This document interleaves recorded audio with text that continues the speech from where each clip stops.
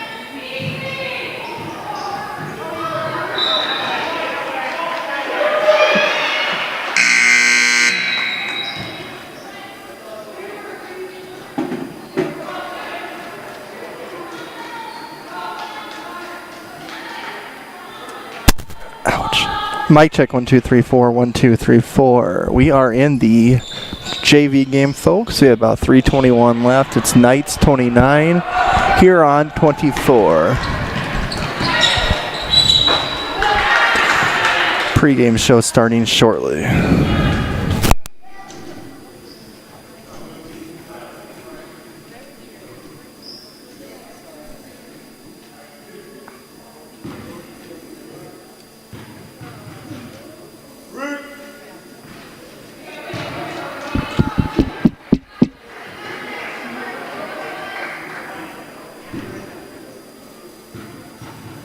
At First Premier Bank and Premier Bank.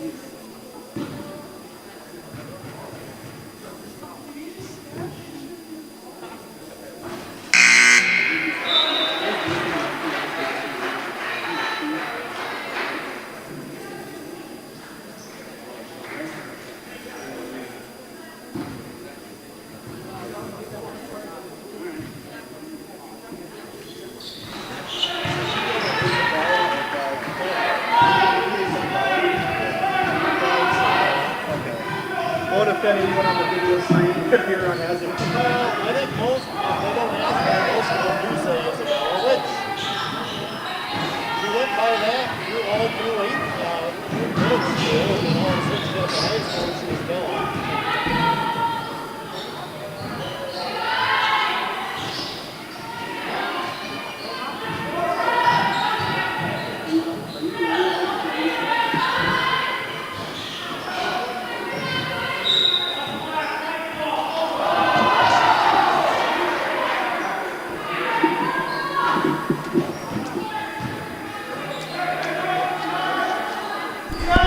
Does that reach you okay? Yep, we're good. Okay, let's move this back right here. All right. Let's see.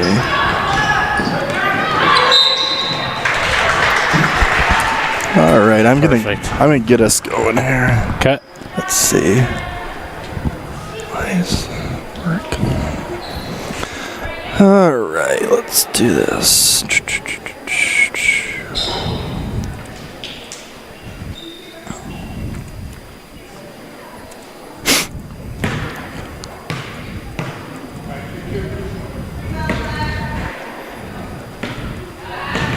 Come on.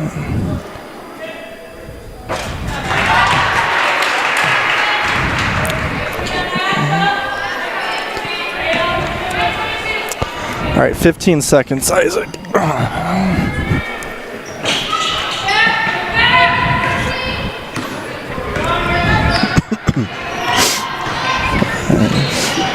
Two, one.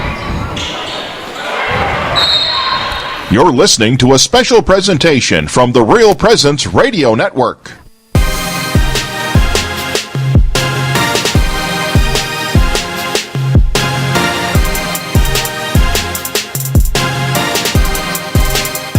On Real Presence Radio, welcome to the Knights Game Day Show, sponsored by First Premier Bank Premier Bank Card and Guarantee Roofing and Sheet Metal. And welcome everyone to Sioux Falls O'Gorman High School in Sioux Falls, South Dakota. I'm Brett Byler with Real Presence Radio, joined today by Isaac Struck for the O'Gorman girls and boys basketball doubleheader here at O'Gorman High School against the Huron Tigers. The Lady Knights will start first, tipping off in about 20 minutes, while the boys game will tip off at 8 p.m. There'll be a JV boys game in between these two girls, in between the varsity games. The Lady Knights entered tonight's game with a 6-1 record. Number 3 team in AA girls basketball, while Huron is 5-4 on the season. Tonight, this will be the O'Gorman girls' first home game since December 22nd, which just seems like ages ago. That was a Yankton game, only their third home game of the season. While tonight also marks Huron's first road game since December 19th. O'Gorman's coming off a 67-38 road win over Watertown at the Civic Arena last Saturday, using a 29-2 run in the middle of the first quarter to the end of the second quarter. I'm now joined in the broadcast booth by Isaac Struck. First off, welcome back, Isaac. And one thing you can kind of look at, I know as coaches, you always look for improvement, even if you're winning games. O'Gorman's 6-1 this season, but they're not shooting the three-pointer very well this year. Only 24% on threes, and it's kind of looking, it's kind of, Izzy's at 20, Hannah's at 26, so some good shooters not really shooting the threes well. They did make a season-high 8 threes in Watertown the other day. How encouraging is that for this offense if you can start seeing the three-pointers go in? Well, it's just going to open up a lot of things inside and out. It's kind of been tough, like you said, for us to hit the three ball earlier on in this season, which then allows them to not necessarily sag off on the three-point line, but it kind of clogs up the paint a little bit. But if we can start to knock down those outside shots, they're going to have to be more aware of the shooters. They're going to have to get their hands up, and then we can possibly beat them off the dribble and find other dishes down low. But it was encouraging to see them start to make a couple more threes in that game against Watertown. But that's something to look out for this year, is if they can continue to get better at that knocking down that three-point shot, they're going to be really tough to defend. Being a former player too, confidence-wise, Isaac, has to be nice to see that ball go in the hoop. Oh yeah, absolutely. It's always frustrating when typically you're a good three-point shooter or just a shooter in general, and when you start to see those things not go in time after time again early on in the season, that's just a confidence thing. And then as soon as you start to see one go in, it seems like they're all going to start falling, and hopefully that's the case with the girls tonight. And the identity of this O'Gorman girls team, I think this season is pretty well known across the state. They love to play fast, they love to trap, they love to press. They're an extremely athletic team. I think in our 7 years covering the Knights for Coach Coulter, this is the most athletic team 1 through 8 as he's had. With that being said, force a lot of turnovers with the press, 15 coming into tonight's game. Obviously that's a big concern for Coach Tim Buddenhagen for Huron. They average about 16 turnovers a game. In your opinion, Isaac, why has those traps and pressure defense so far through 7 games been so effective for Coach Coulter's squad? Well, the thing is that we have such an athletic group, like you were saying, but we also got long arms to get into those passing lanes, and girls like the Riley sisters pretty much lead the category there with the long arms, being able to deflect passes, but it's also the pressure and the quickness that our guard play has, being able to get their feet in front of someone and trap them rather than fouling with our hands. If we're able to move our feet and slide, that just puts a lot of pressure on these girls from these opposing teams to try to give that ball up and move it across the floor. Another one, Hannah Ronsick leads the team, another girl with long arms, almost about 4 steals a game from her as well. O'Gorman tonight, they'll have the size and length advantage against Huron, which most teams facing Huron this season will. Huron's just not extremely tall, top to bottom. Their tallest starter is 5'10", a lot of 5'5", 5'6" girls. Isaac, how can O'Gorman exploit this height and length advantage against Huron tonight? Well, hopefully we can see it being almost forced into the post early and often. Friedman and Mentley are going to have the height advantage, no doubt. But if we can be able to get it inside and make them them try to defend. Maybe they'll try to switch it up defensively, throw in a zone of some sort. I don't know exactly what Huron will try to do with it, but when we've got the height advantage, if we can take advantage of that early and kind of take them out of the rhythm and make them worried about defending that paint area, it can open up those outside shots, and if we're able to start making those like we had just talked about, that'll be huge, and it could provide a lot of success coming in this game. It has to be a huge advantage for, you would think, on the rebounding end of things too, don't you think? Absolutely. We should be able to box out and get a lot of those rebounds, limit their second chance opportunities. Tonight we should win that rebound battle, and hopefully by a good margin. Now, Isaac, can you tell us a little bit about our opponent tonight, the Huron Lady Tigers? Yes, let me get to it here. So Huron comes into the game with that 5-4 record. They returned 4 starters from last year's squad. They do lose their leading scorer, however, in Haven Hines. She graduated last year. She was the senior. Huron started the season red hot offensively. They had 71.5 points per game in their first 4 games, shooting it lights out. And then they eventually started to fall off kind of from that hot start, and they cooled off to about 52-ish points per game in their last 5. And coming into this game, they had a 56-30 home win over Brookings on Tuesday night. So they just came off of a victory with a hot start, kind of a bounce-back game after losing a couple. So we'll see what they're all about tonight as they come off a tough road trip from Huron to Sioux Falls in some blizzard conditions. So we'll see how they do today. Absolutely. And Haven Hines is playing volleyball at Northern State, if you're wondering. Terrific basketball player, also a great libero for volleyball. Long lines of great Hines athletes. So, Isaac, you look at styles of play for both these teams are kind of similar in a way. Both of them want to play fast, kind of almost like a track meet style. Huron's a team, if you remember watching the 2005-2006-ish Phoenix Suns, 10 seconds or less in the shot clock. You're going to see some of that tonight. Huron's going to, at first shot available, they're probably going to shoot it within the first 10 seconds of the shot clock. Coach Buddenhagen told me their goal is to shoot 35 threes, but make 10 of those. So with this being said, Isaac, defensively in that 2-3 zone we play, how important for our girls just to be alert for the quick shots and the long rebounds, because we played Roosevelt about a week ago and they were more of a just slow it down team. So this is a lot different style than you might be used to guarding. Yeah, absolutely. You hit it right on the head there. Huron's a team that will shoot the ball and shoot it a lot from the perimeter, and it's always tough when you're in a 2-3 zone. They'll probably come out and space those 3 shooters along the perimeter, so we're going to have to be active, aware of where the shooters are. Our girls are going to have to be sliding in good position defensively. It kind of looks like a little bit of a nightmare matchup, having a team that shoots a lot of threes, and if you're a consistent zone team, usually the zone is going to give up some 3-point shots. And if this team is a live and die by the 3 philosophy, if they're hot tonight, it's going to be tough. But we just got to focus on being able to see that next pass before it comes and we're too late to get that hand up. Can you tell us about the last meeting, Isaac, between these two squads? Yeah, the last meeting was February 20th of 2020. That was at Huron, and O'Gorman ended up winning that one 69-46. They led 21-5 after the first quarter and had 4 girls in double figures that night, including Emma and Hannah Ronzik, and then Izzy Moore and Carly Kunkel. And then in the series history between these two teams, this is going to be the 20th meeting tonight. O'Gorman leads this series 13-6, and it could make it 14-6 after tonight's game with a good start. So now we're going to head over to our scoreboard update. So Brett, can you provide us some of the other scores and games that will be going around the state this evening? All right, Isaac, there's really not much going on tonight, which is kind of weird for a Friday night in January. So there's no other AA girls games besides ours tonight. Sub-varsity, we just saw on the stream, the JV girls for O'Gorman won 36-30. Sophomores were going on at the rec center over there, not for sure the score on that. And the freshman A's will be at 5 o'clock over at the rec center. AA boys tonight, there is a couple games. Sioux Falls Christians boys, I believe they're number 1 or 2 in Class A, will be at Mitchell tonight. Mitchell is number 5. They're 7. So it's 7-1 versus 7-0. Mitchell has not lost yet at the Corn Palace tonight. At 7 should be a good one. Rapid City Central girls at 6-2 on the season is at Spearfish. That's an 8 o'clock start. And our O'Gorman boys take on Huron, and that will be around an 8 o'clock start as well. Huron boys 2-5. O'Gorman and Coach Roby are 3-4. JV boys is at 6:15 in this main gym after the girls varsity. Sophomores are at the rec center at 6:15. Freshman A is at 8 o'clock at the rec center. Thank you, Brett. So coming up on the other side of the break, Brett Byler sat down with veteran Huron girls coach Tim Buddenhagen to find out what his squad will bring into tonight's matchup. Stay tuned for more after the break. You're listening to Real Presence Radio Network.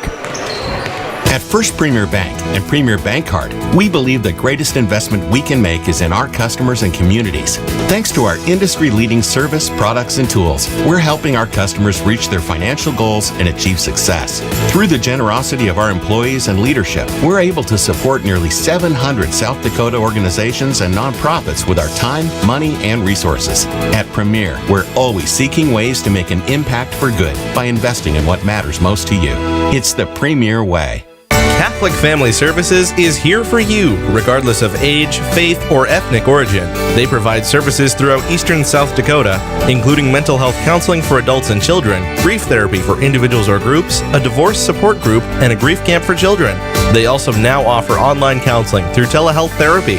For more information or to make an appointment with Catholic Family Services, you can call 800-700-7867 or go to sfcatholic.org/CFS.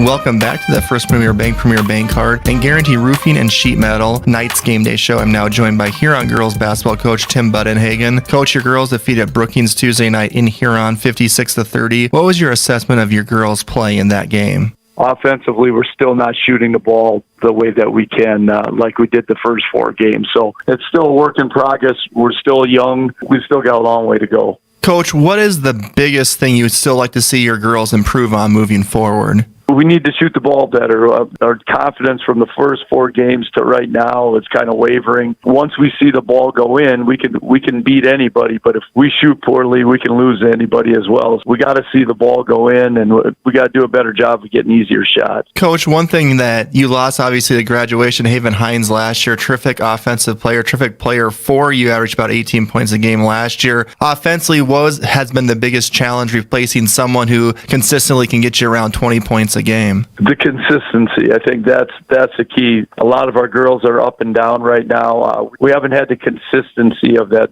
single score, some that we can rely on. The other thing is that we can spread the wealth a little bit. We have a couple more shooters coming off the bench, so we can get 15 to 30 points from our bench as well if we need to. I think the key is that we got to spread the wealth a little bit, spread the floor, get better spacing, get better movement on offense, and then just hit timely shots. Let's move forward, Coach, to tonight's game against Sioux Falls O'Gorman. Does O'Gorman's size and length, is that one of the biggest concerns for you going to the ball game? Their size, their length, the way they trap and turn you over, because if they can turn you over, easy baskets, that's separation. It turns a close game into a blowout. We got to really make sure that we're protecting the ball, that we sprint back on defense because we know they're awfully explosive. Once they get a rebound, they're attacking the basket, and then they spread the floor so well, and they got a lot of great players. Coach, on your offensive end against O'Gorman, what will be some keys for your girls to have success against the Knights defense? The 35 threes that we usually shoot, we're going to have to make about 10 of them. So if we can make 10 threes and stay in the game that way, if we can trade twos for threes, we're still ahead of the game. So we got to make sure that we take the threes that we usually get. We're going to have to make about 10 of them, which is our goal every game. And finally, Coach, obviously you're going to be a little bit undersized going against Sioux Falls O'Gorman. What does your girls need to do to try to stay with them in regards to the rebounding tonight? Well, what we got to do is we got to force long shots. If we can force long shots, then it's a long rebound, and then we got to be quicker to the ball than what they are. We got to bring tremendous amount of energy and intensity and know that we have to execute because we're playing a great team. Thank you so much, Coach, for your time, and good luck tonight against Sioux Falls O'Gorman. You bet. All right, I want to thank Coach Budenhagen for his time. We'll take a quick break. When we come back, we'll have O'Gorman head coach Kent Colsard, and that interview is next on the Knights Game Day Show. Don't go away, folks. Hello, this is Mark Konzemius, president of the Catholic Community Foundation for Eastern South Dakota. Preparing for the end of life can be overwhelming, even scary. Yet as disciples of Christ, we live in great hope and the reality of God's promise that death is not the end, but a new beginning. The End of Life Planning Workbook for Catholics is now available. I encourage you to reach out to one of our Catholic Community Foundation offices or ccfesd.org. May God bless each of us on our journey to heaven. At Guarantee Roofing and Sheet Metal, we are guided by one simple principle. We do what we say we're going to do. We believe in ensuring our customers are happy with the work we deliver. Guarantee Roofing and Sheet Metal was established in Sioux Falls in 1981 and has been involved with installing more than 100 million square feet of commercial roofing across the Midwest. They have worked on businesses including schools, universities, hospitals, churches, and factories. For more information, you can call 605-331-5121 or online at guaranteeroofingsd.com.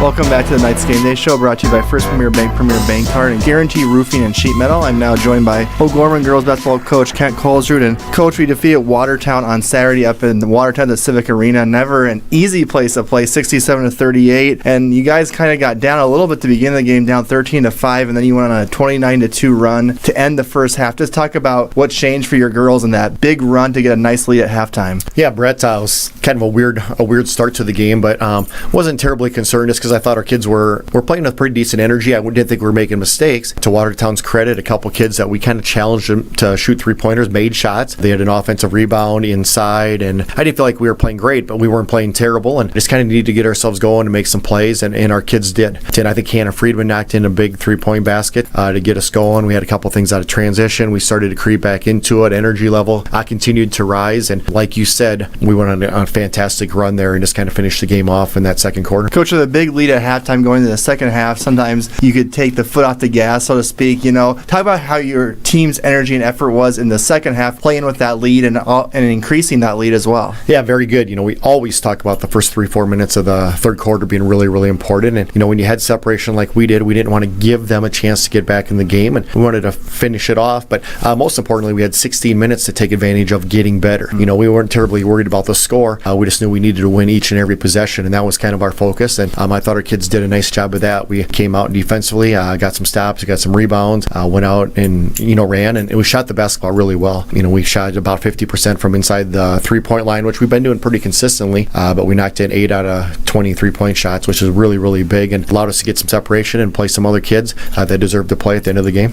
Coach, we play the Huron Tigers tonight. They're 5-4 in the season, a team that you saw a lot of those girls last year when we played up in Huron. They did lose Haven Hines, a terrific player. One thing I did notice just looking at them and their stats is they can score the ball, averaging about 60 points a game. Kind of what challenges does their offense bring to us tonight? Yeah, they're a good basketball squad, Brett. Not a lot of size, but they have a lot of kids that can shoot the basketball. And if you average 60 points at AA level, that's a lot of points. So a team that shoots the perimeter shot a lot. They shoot a lot of three-point shots. Not terribly patient. They're going to shoot the basketball out of transition, or they're going to shoot their first open look. And I got some good shooters out there. It's worked well for them. Play really good defense. Kind of in and out of zone, and man, do a little bit of trapping. That's kind of where they hang their hat on as well. Coach Budenhagen really stresses defense, and they play really hard down at that end. So, it's going to be a great challenge, but we're really excited to play. Coach, what do we need to do offensively to attack their defense? We're going to get out in transition like we always do. See if we can get some easy baskets. Otherwise we need to do a really nice job of executing our man offense if they're playing man defense, and if they are in some of their zone looks, we got to really move the basketball. We got to dribble, penetrate, and we got to score in the paint, and we got to knock in some perimeter jump shots. Thanks so much, Coach. Good luck today. Thank you, Brett. I'd like to thank Coach Colesrud for his time as always.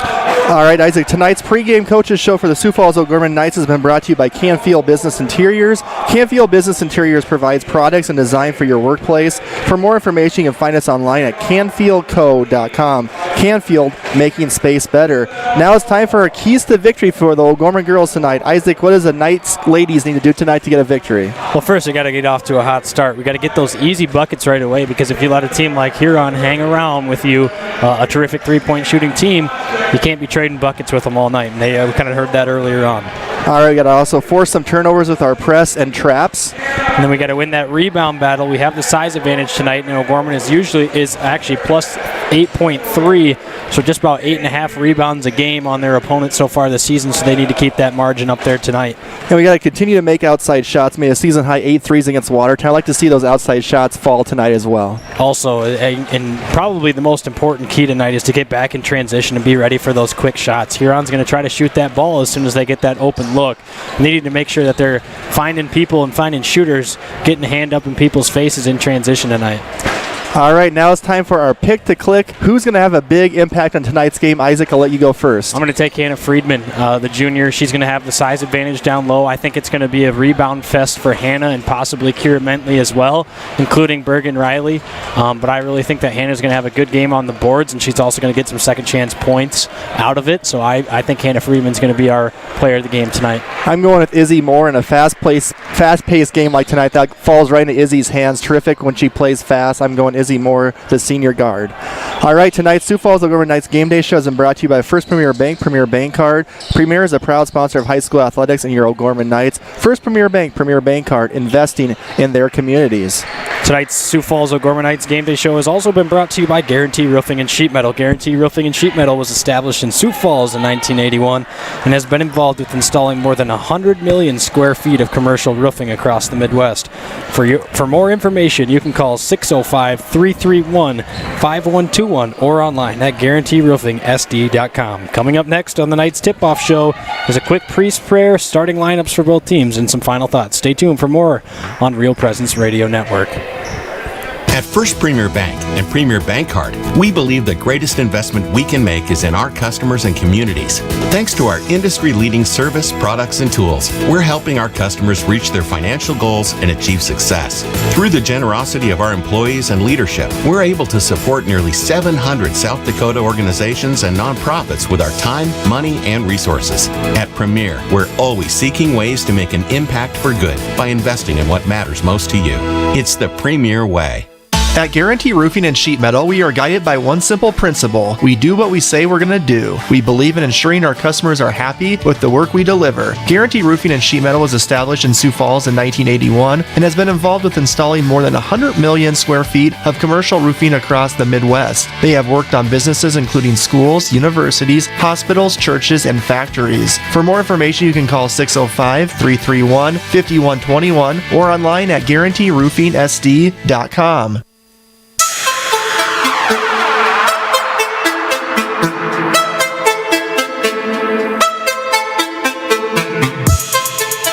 On the Real Presence Radio Network, O'Gorman Knights Basketball is on the air.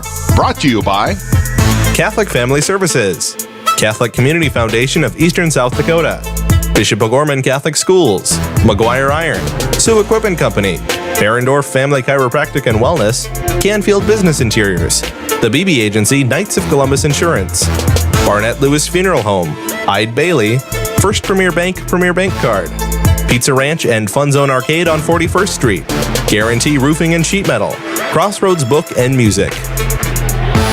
Tip-off to tonight's game is just moments away. With all the exciting action of O'Gorman Knights basketball, let's go to the gym. All right, now it's time for our prayer. Father, take it away. Hello, this is Father Chuck Simple, pastor of Holy Spirit Parish in Sioux Falls. In the name of the Father, Son, and Holy Spirit, amen. Lord, as these athletes get ready for this competition, we give you thanks that you have created us with bodies and souls. We thank you for the example these athletes give us to help us keep our bodies fit and strong so that we can use the gifts and talents you have given us to the best of our abilities. May their training and their discipline also remind us to be consistent and strong in our spiritual lives. We pray, O Lord, that win or lose, these athletes and coaches will play fair. If they win, keep them from boasting. If they lose, keep them from making excuses. And Lord, during this time in our history when COVID-19 has affected so many people and our bodies, keep our bodies healthy, and may our athletes, coaches, and all of us be kept safe. We ask this through Christ our Lord. Amen. Welcome to O'Gorman High School. The interesting tactic at the opening tip-off there. Huron just put all their players back ready to play defense and then ended up winning the tip-off. There was no one else in the area, and Bergen Riley won it and then tipped it right out of bounds. So Huron gets the possession. And right away off the bat, Gainey hits a three for Huron. Heaven Gainey, the first basket of the game, is a three-pointer for the Tigers, and it's 3-0 Huron. That has to be a good sign for Coach Budenhagen. You know, she's going to shoot a lot of threes tonight. They made their first one. Riley from the corner, her three-pointer off the mark, no good. Rebound by Hannah Ronzik, and they'll slow things down up top. Hannah will go off the dribble, Lost it once, maybe twice, and now up top to Izzy Moore. Fresh 35 is on the clock with the rebound. Moore kicks it over to Ronzik in the corner. Her quick fire three is good. That's a good sign for Hannah, who's kind of struggled at 26% for threes on the season. Drills that one. And now a quick steal for O'Gorman, poked away by Moore, stolen then by Ronzik, and then stolen right back by Huron. They'll come across in transition. Sets her feet and fires a three. That one off the mark, no good. That was Gainey again. Huron once again, quick fire three. Not afraid to shoot that three-point shot, especially in transition. Expect that a lot tonight. Huron's in a 1-2-2 zone right now. Riley dumps it inside to Hannah Friedman at the top of the key, tosses it over to Ronzik. Her corner three is an air ball well over the entire rim, and now rebounded by Izzy Moore. Back over to Ronzik. She'll take another quick three, and that one is good. So Ronzik airballs and gets it right back a couple of seconds later and buries it from the left wing, and it's 6-3 O'Gorman. Huron trying to break the press here, kicks it off to the corner. Gainey off the dribble, slows things down, and will kick it up top. It's going to be Budenhagen down inside to Schiltz. Then a nice pass inside to Shreve, who finishes off the glass for two. Shreve is only the 5'5" junior. Nice finish inside in the paint there, through some traffic for two. Usually the middle in that zone is your open spot, and that's where she found that nice cut by Shreve. Reagan Riley off the dribble, kicks it to the corner. It's Moore. Standstill three is good. So we talked about it in the pregame show. O'Gorman's got to start hitting their three-pointers, and they're 3 of 4 out of the gates. It's 9-5 O'Gorman on top. Nice pass by Budenhagen. Nice pass there is going to result in a 2-point basket from Schiltz. It's 9-7, and then right away in transition, Ronzik up off the window, and they call a charge. Taken by Gainey. A nice job by Gainey to get her feet set. The Huron bench erupts, and they get a nice change of possession there on the defensive play by Heaven Gainey.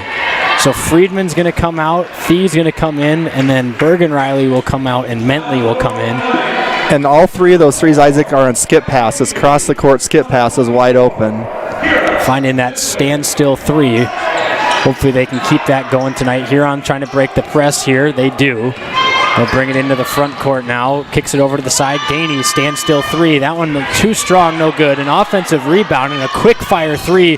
That one way off the mark, no good. O'Gorman in transition. It'll be more a full skip pass over to Hannah Ronzik, and that three is good. 3 threes for Hannah already. Nice shot there by Ronzik as Moore tossed that thing like a quarterback. Just put it right in the right hand and threw it all the way across baseline to baseline. It's 12-7, O'Gorman on top. Huron will slow things down. It's going to be Feenstra now over to Gainey. Gainey looks up top. Pass inside, stolen away by Hannah Ronzik. Shreve was trying to hit the high-low pass to Schiltz. Hannah got her paws on it and forces the turnover. That's a good idea, Isaac, but that's that length of O'Gorman right there. Ooh, that pass is thrown out of bounds from Mentley. It was intended for Moore in the corner, out of bounds. So Moore and Riley will take a quick seat.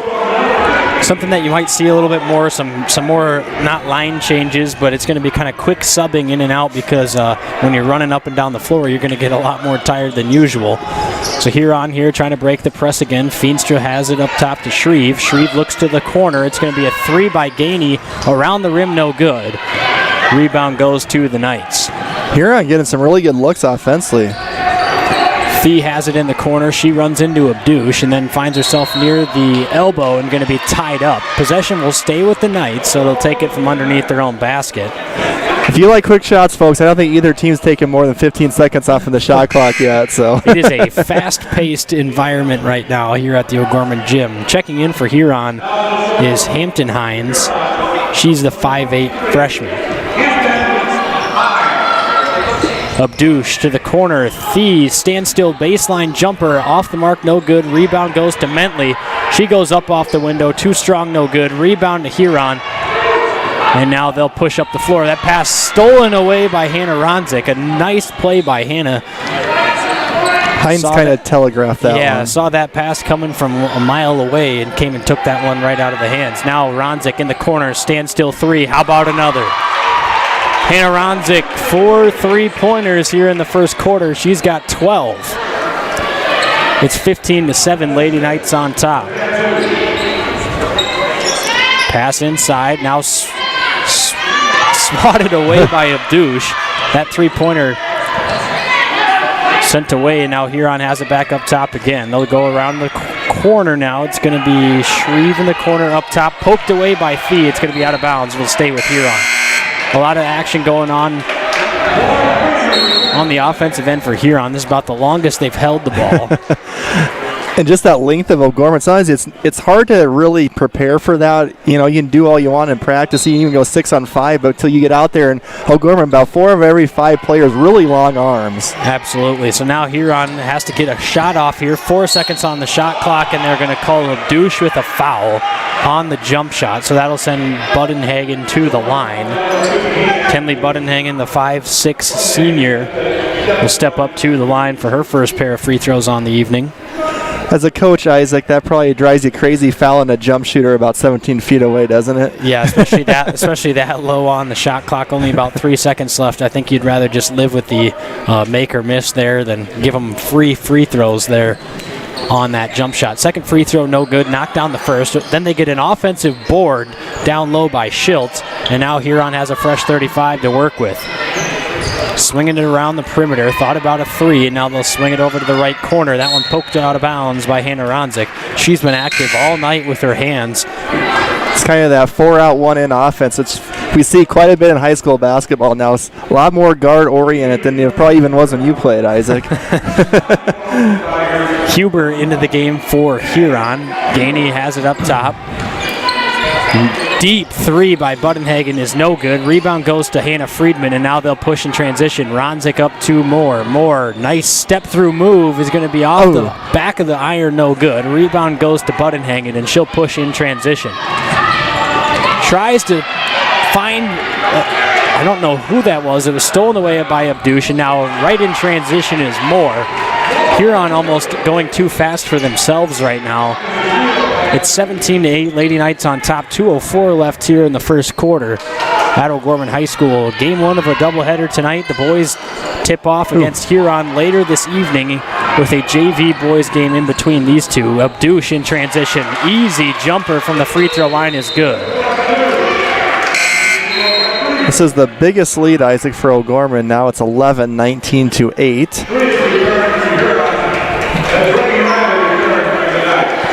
I think Coach Budenhagen's just telling him just slow down just a little bit.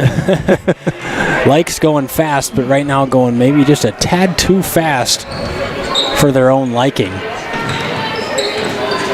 So Huron working it through the dangerous press. Pass that time. Going to be a foul, and that one was thrown right into about 4 Knights. That was like if you're a quarterback leading receiver right into the safety that time. That had collision written all over it.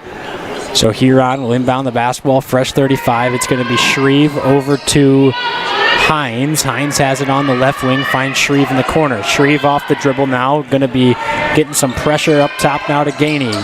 Gainey over to Hines, and Hines will hold it on the right wing. Tosses it up top to Shreve, and she'll hold it near the top of the key. 15 seconds on the shot clock. Good defense so far by the Lady Knights.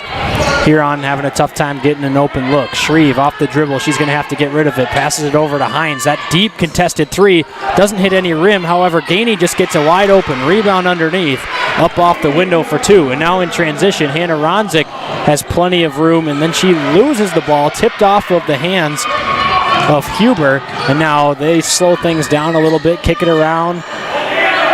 Isn't it funny how some really bad possession is going to end with a wild shot, but then an offensive rebound layup like Huron just Absolutely. Shreve off the window, no good. That thing hit the backboard and rolled around, no good. Now in transition, Moore to Ronzik, finishes with the left hand. That was pretty. Nice give and go by Ronzik to Moore, back to Ronzik. It's 21-10. The lead's at 11. 30 seconds left here in the quarter. Pass is going to be thrown away, then a jump ball will stay with Huron, so they'll have the last possession of the quarter. And about a 0.1 second difference between shot and game clock right now. 14 points, Isaac, for Hannah Ronzik on 4 threes in the quarter and a layup. So good start for Hannah Ronzik. Dan Johnson, if you're listening, we know that would have been your pick to click for tonight, so we'll give you the credit there. So true, so true. Pass over inside now, kicked it back out. Hines has it on the left wing. Now up top to Gainey, over to Shreve in the corner. She's going to be facing a little bit of pressure here. Dumps a pass inside, now kicks it out to the corner. Hines has it. Now Gainey, her three-pointer way off the mark, no good. Rebound goes to Reagan Riley. 3 seconds left, 2 seconds left, 1 second. Reagan at the buzzer. Nearly got it to go. A wild, chaotic shot at the buzzer. And that'll do it for the first quarter. So here at O'Gorman High School, the O'Gorman Lady Knights lead the Huron Tigers 21-10. Stay tuned for the rest of this ball game here on Real Presence Radio Network.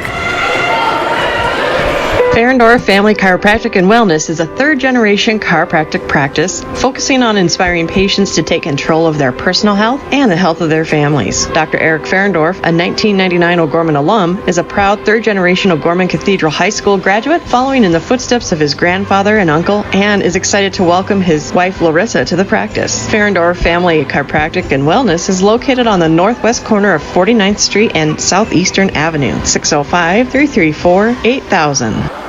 Hi, I'm Larry Canfield with Canfield Business Interiors. I've often been asked what differentiates Canfield Business Interiors from other companies. It's our knowledge, expertise, and over 100 years of combined experience. It's how we use our in-house design capabilities to enhance your workspace. To us, it's not just a transaction. It's about our satisfaction guaranteed philosophy that seeks a positive outcome for all. The reason we are in business is to make your space better. We get results just like those Knights. Go Knights! All right, here we're back at O'Gorman High School. Brett Byler, Isaac Struck with you, Real Presence Radio. The video stream is on YouTube at Real Presence Radio Sioux Falls. I want to shout out all the Huron folks that are watching the stream tonight, as well as the O'Gorman faithful. Will be the Knights ball to start the second quarter, up 21-10. For the play-by-play, here is Isaac Struck. Knights have it on the offensive end. Mentley has it near the elbow. She'll kick it out to Bergen Riley, and now 20 on the shot clock. Hannah Ronzik over to Moore. Moore thought about dribbling down the baseline. Almost drug that pivot foot. Yeah, tosses it back up top to Bergen Riley, and she has it with 10 seconds left. Swings it over to Moore. Off the dribble, full court, cross court pass to Hannah Ronzik. Now over to Reagan Riley. Over to Ronzik. Deep contested three. Off the front of the rim, no good. Rebound goes to Reagan Riley. She can't get it to go. Then rebounded by Mentley. She tosses it back out to Hannah Ronzik. Now over to Moore. Moore off the dribble. Slows things down, holds the ball, tosses it out to Ronzik. Nice inside-out pass to Riley, and that three is good. The Lady Knights are pouring it in from the perimeter. 6 threes, Isaac. Season high is 8, so we're getting close. And they must have been listening to our keys to victory because they have done everything we've mentioned. That was close to an over and back. And a timeout goes to Budenhagen here. That was really close to an over and back. Must have not had control of it by the time that she had actually gotten over the line. It's just a 30-second timeout, so we'll just keep it right here. But yeah, just like we were talking about earlier on in the pregame, it was important for O'Gorman to start knocking down those three balls because they've kind of struggled with those so far this season. And right away in the first half, they've got 6 made threes already. Their season high is 8. That was last game against Watertown, and it looks almost effortless, which is something that we had kind of seen last year, a really good three-point shooting team, and some of those key three-point shooters kind of struggling in the early going. Now it's nice to see them starting to knock down those perimeter jumpers. I think when you had a girl like Emma Ronzik on the team, she takes so much pressure off the rest of the girls because she drew so much attention. There are so many easy open looks, and now some of these players maybe aren't getting those as open looks this year. Yeah, a lot more contested looks as that bucket is good by Feenstra. Pass was knocked around inside. It was actually off the hands of Ronzik right into Feenstra's hands. It looked like a pass from Ronzik to Feenstra as that one's stolen away by Budenhagen. Nice up and under. Can't get it to go. Rebound by Hines. She goes up off the window and is going to be fouled by Reagan Riley. That's the thing about Huron, too. They're very quick, so those long passes against them might not work as well just because of the quickness, especially at the top part of that zone. Girl in the game for the first time tonight for Huron is number 33, is Isabel Elwine, a 5'8 sophomore. That shot no good. First free throw attempt by Hamilton Hines. And now checking into the game is Ellie Thee and Friedman back in for the Knights. Interesting box out style by the Knights, where you're facing the. I've seen it. Nothing that I ever did before. But if it works for you, I guess it works for you. Nothing more chaotic in the free throw box out than the Washington Warriors boys team. That is one of the more interesting. We'll end up probably seeing it later on in the season. But sorry, I got the hiccups for some reason. I can't. Now I'm interested. So what's so interesting? So they put the bottom guy on. So they got the two guys on the bottom block, and this is only when they're on the or the two guys in the middle when they're on the offensive end. They'll run one guy straight across and screen as Moore's three-pointer banks in off the window. They'll take one guy from the middle, and he'll run over and actually screen the guy on the other block, just trying to free up the other rebounder. So they basically set a screen on the rebound. It's really interesting, kind of tough to explain right now, but they're going to call it travel, so it'll stay with Huron here. But it is a very interesting way of doing it. It's successful about 2 or 3 times a game. But, yeah, definitely interesting. So now kind of a platoon swap here for Huron. Into the game is Lexi Gilbert, Schiltz, Gainey, Elwine, and Budenhagen, who, speaking of Budenhagen, launches a three-pointer from about 4 feet behind the three-point line, just short off the front of the rim. Rebound goes to the Lady Knights. Now Moore in transition here will slow things down, kick it up to Reagan Riley. That's just going to be an over and back. My goodness. Was it tipped, Isaac? Is that? I think they're discussing if it was tipped or not. I don't think it was. It's going to stay with Huron. Lexi Gilbert came screaming in from the other end, nearly tipped it out of bounds off of Huron. Does Huron know they had the ball? They're all like going back like they're on defense. Or it's a weird out of bounds play where you all start at the half court line. It looked like it was. That was definitely interesting. Almost looked like they were trying to confuse O'Gorman. That three-pointer well off the mark, no good. Rebound's going to be tipped out of bounds off of Huron, and it'll go with the Knights. Well, this is the 34th year coaching for Coach Tim Budenhagen, so he has probably quite a few tricks up his sleeve, so to speak. He started at Huron in 1989 as the girls coach to, I believe, 2001, and then he coached the Huron boys. So he's won a state title for both boys and girls for Huron in AA. Ooh, blocked that time by Gainey. Nice job by Gainey to recover there and swat that one away. The layup attempt was by Thee. So the Knights will have it underneath their own basket here. They lead 27-12 in the second quarter. 5:08 left to be exact. And 7 3-pointers, so 21 points tonight of the 27, Isaac, have been from the three-point stripe for O'Gorman. Friedman at the free throw line tosses it over to Ronzik. Ronzik trying to work it around the perimeter. She'll find Abdush on the left wing. Now into Riley. Missed a high-low opportunity. Now Thee tries to force it inside. Finally got it. Now to Friedman. Up off the window. Doesn't get it to go as the shot clock went off. Rebound goes to Huron. Missed a couple looks inside to Friedman and then one on to Bergen Riley on the other side. So an unsuccessful offensive possession there for the Lady Knights. Now Huron has possession. They'll work it around the perimeter as they have been all game. It's going to be Gilbert on the right wing. Over to Budenhagen. Budenhagen up top, kicks it over to Gainey. She looks inside. Now tosses it back up top. Budenhagen, deep three-pointer, good. That one, nothing but net. That one about 3 feet beyond the line. She's not afraid to shoot it from anywhere. It was NBA range that time. There's not a shot in the gym that she doesn't like. Bergen Riley. I think that rang true for you when you played, Isaac. it might have. It might have. We can ask Coach Roby about that later. So Izzy back in, Ellie Thee out. Huron hanging in there, 27-15, so it's a 12-point game, and as a opposing team, as an underdog, you kind of just want to hang in there, keep in that 8 to 10 range, give yourself a chance in the second half, and so far they've done that. Absolutely. So Huron has it on the offensive end, and something that's just kind of deflating for the Huron perspective of things is that they're not necessarily missing that many of their looks. It's just O'Gorman's piled in more threes than they've made. Almost as many threes as they've made in a full game. Their season high is 8. They've got 7. Yep, 7 tonight.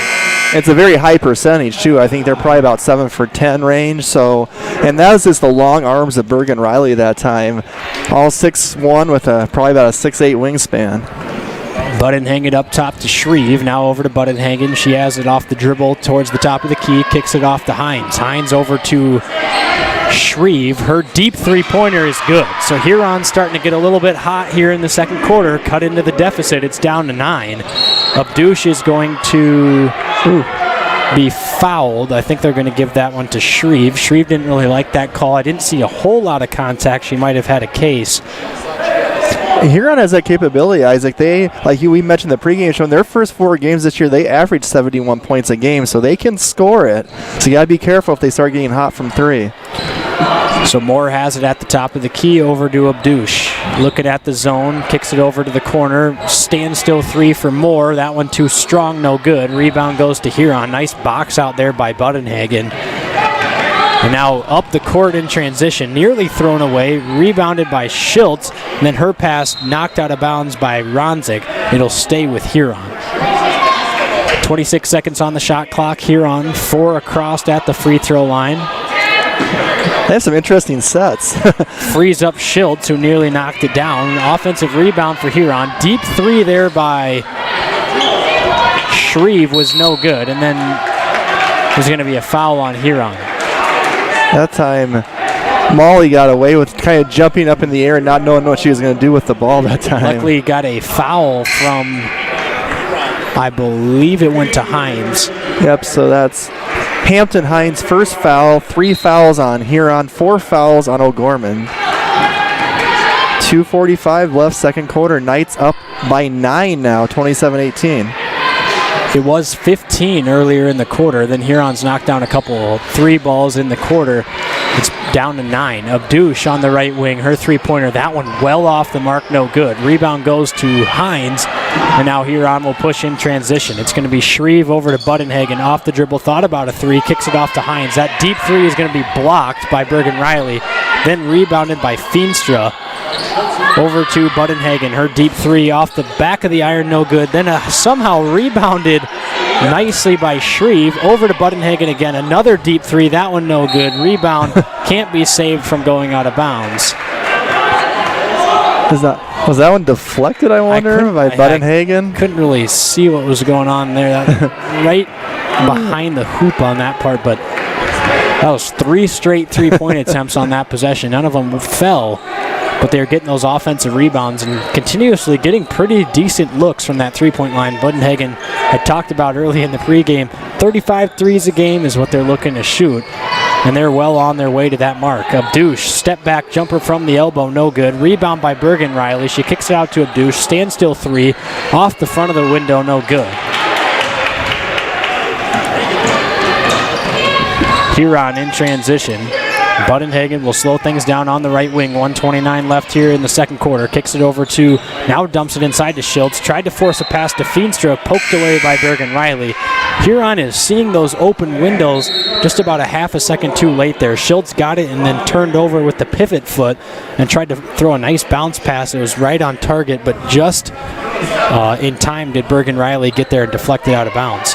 Off the back of Friedman, no good. So they throw the inbound pass. Budenhagen throws it off the back of Friedman, tries the reverse layup, and it was just short. Izzy overshot that layup. Friedman off the window for 2. An offensive rebound by Friedman, and then went up off the window for 2.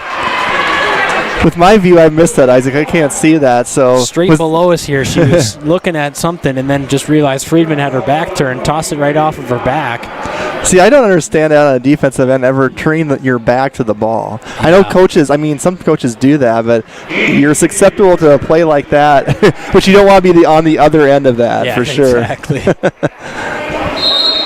So here I'm going to sneak another sub in here before the free throw attempt. It's going to be Elwine checking in for Hines. Hines picked up her second foul on that foul there for Friedman. Neither team's been at the free throw line much here in the first half. Too many 3-point attempts to be at the free throw line. That free throw attempt was no good. So now Huron in transition. Why not a 3? It's no good. Rebound poked away by Feenstra off of her hand last. It'll go to O'Gorman. Exactly a minute left here in the second quarter. 29-18. Lady Knights on top. Fee has it on the right wing. Dribbling around, kicks it off to Friedman, now over to Moore. In the corner, Moore off of a screen from Fee. Surveying her option, kicks it off to Hannah Friedman. She'll drive baseline. Quick baseline jumper by Friedman is good. A nice shot there by Hannah Friedman. It's 31-18, Lady Knights on top. They're starting to expand on that lead again. Three from the wing, doesn't hit anything, and it's going to be rebounded by Bergen Riley. Now Ronzik in transition. She'll go dribble drive, kick it off to Fee. Fee tried to throw a pass to Friedman, who wasn't looking for it. Now over to Moore. Her three-pointer, strong, no good. Rebound goes to Budenhagen. She's going to have a one-on-one with Moore. She goes up for two, and she's fouled by Moore. So Budenhagen will go to the line. Nice job by Moore to get back in transition and try to contest the shot. She just got a little bit too much arm there. Surprised O'Gorman didn't hold for the final shot that time. Usually Colger will do that. That was a pretty quick shot by Izzy with about, 12 seconds left? Yeah, that... which if you make it, great, but if you don't, there was a fast break on the other end. So Budenhagen knocks down the first free throw. Now Gilbert will come in for Shreve, and Huber comes in for Elwine, and why not? Schultz in for Feenstra. So a quick three girls checking in here for Huron. They got a chance to get 20 on the board with a made free throw here. Budenhagen's second free throw. That one around the rim, no good. Rebound by Friedman. Kicks it up to Bergen Riley. Tries to toss it up to Hannah Ronzik. Now Gainey, half-court shot at the buzzer. No good. All right, well, went right up to you, Isaac. So at the end of the first half, the Lady Knights lead the Huron Tigers 31-19 here at O'Gorman High School. Stick around for the Knights halftime show on Real Presence Radio Network after the break. Pre-planning a funeral is a wonderful gift for families. I'm David Lewis of Barnett Lewis Funeral Home, a family-owned and operated service to the community. Our goal is to make arrangements with families comfortable when they decide what their wishes are for funeral services. I will listen to all needs and offer choices for funeral arrangements and make sure all questions are answered. Barnett Lewis Funeral Home can be contacted at 336-0707 or by going to barnettlewis.com.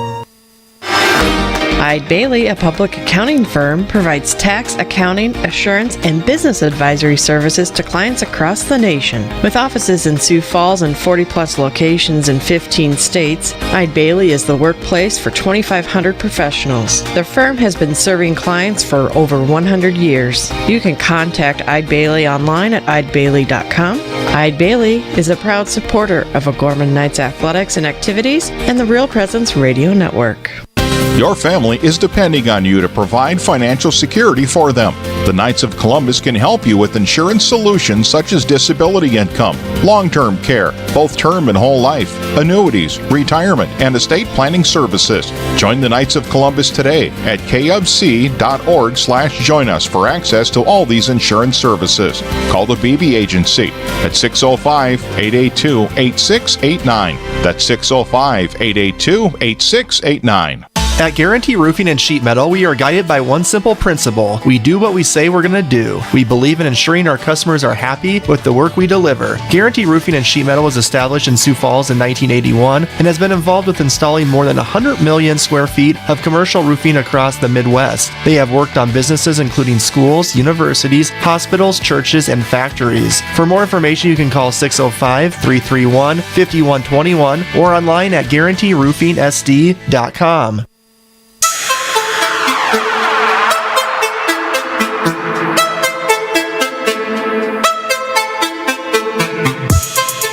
From the Real Presence Radio Network, welcome to the O'Gorman Knights Halftime Show, brought to you by your Knights of Columbus field agents for the Sioux Falls area, Jeff Gillen, Carl Libby, David Cook, and Phil Carlson. Welcome back to O'Gorman High School. The Lady Knights lead the Huron Tigers here at halftime at O'Gorman High School, 31-19. In a pretty, to put it to put it simply, in a fast-paced game. That thing was zipping throughout those 2 quarters. I couldn't tell you how many three-pointers were attempted from both teams, but it was definitely more threes I've seen attempted in this first half than I've seen in a typical Lady Knights basketball game all season. I felt like I need to get my track shoes out and pull them out of the closet. I'm going to have to put on some chapstick or something to get my lips from being so cracked. I've been talking so fast and so frequently about Huron shooting 3-point attempts. They like to shoot them, but I would say they at least took almost 20 in that first half there.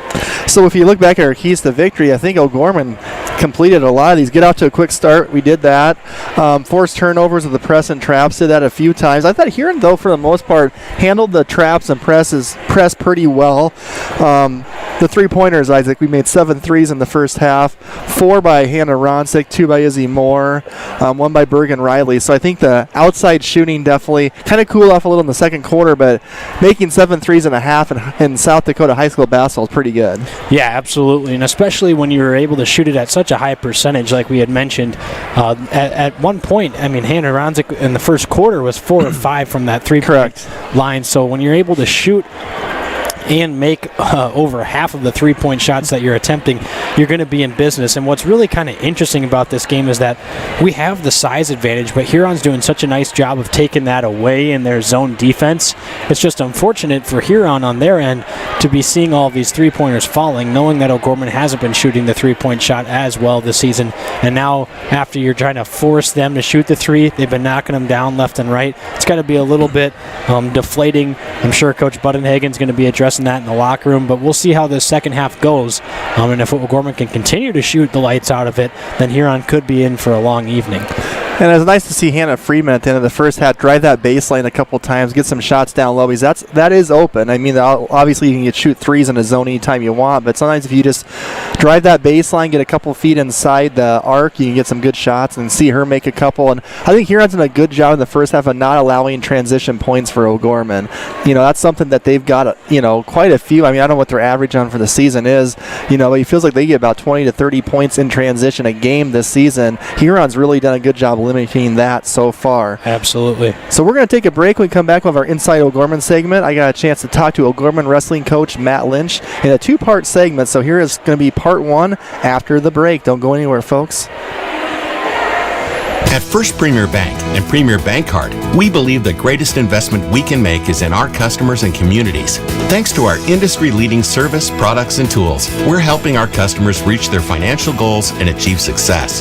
Through the generosity of our employees and leadership, we're able to support nearly 700 South Dakota organizations and nonprofits with our time, money, and resources. At Premier, we're always seeking ways to make an impact for good by investing in what matters most to you. It's the Premier way.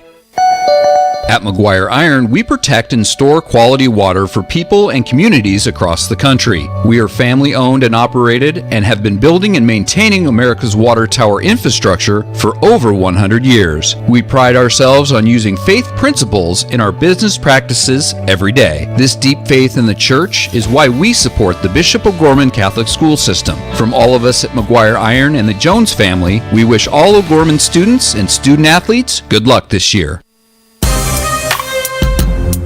I'm now joined by O'Gorman wrestling coach Matt Lynch. Coach, it's good talking to you again about wrestling. Can you just describe the first part of the season so far? I know you boys, had your first meet in December, and now we're kind of like in the middle of January. You just talk about, also had a couple home meets and for your kids in front of their family and friends. Just talk about this first stretch of meets so far. I'm sure you've heard from a lot of coaches that it's odd, it's strange with the COVID restrictions, and it's certainly affecting wrestling as well. We didn't know if we were going to be able to have the season or not, and with wrestling being the way it is, and there's really no way to avoid close contact in wrestling, we were a little bit concerned that they were going to dump it for the year. As we started, we were just glad to get the opportunity to compete whatever way that the state deemed was okay. We were trying to be grateful for that, with along with that some normal frustrations when you're going from your normal season to this season. And then also I think develop some camaraderie. Wrestling's an individual sport like tennis or golf and things like that, but the team component comes into play when you're hurting, your teammates hurting out there, he's having a tough time, and whether it's shape or he's got to kind of score another set of points to stay in the match or whatever it is, that's oftentimes where your team comes in. You're looking over at your drilling partner and your teammates, and they're screaming, and so we wanted to develop that and stay on our normal path that way for certain.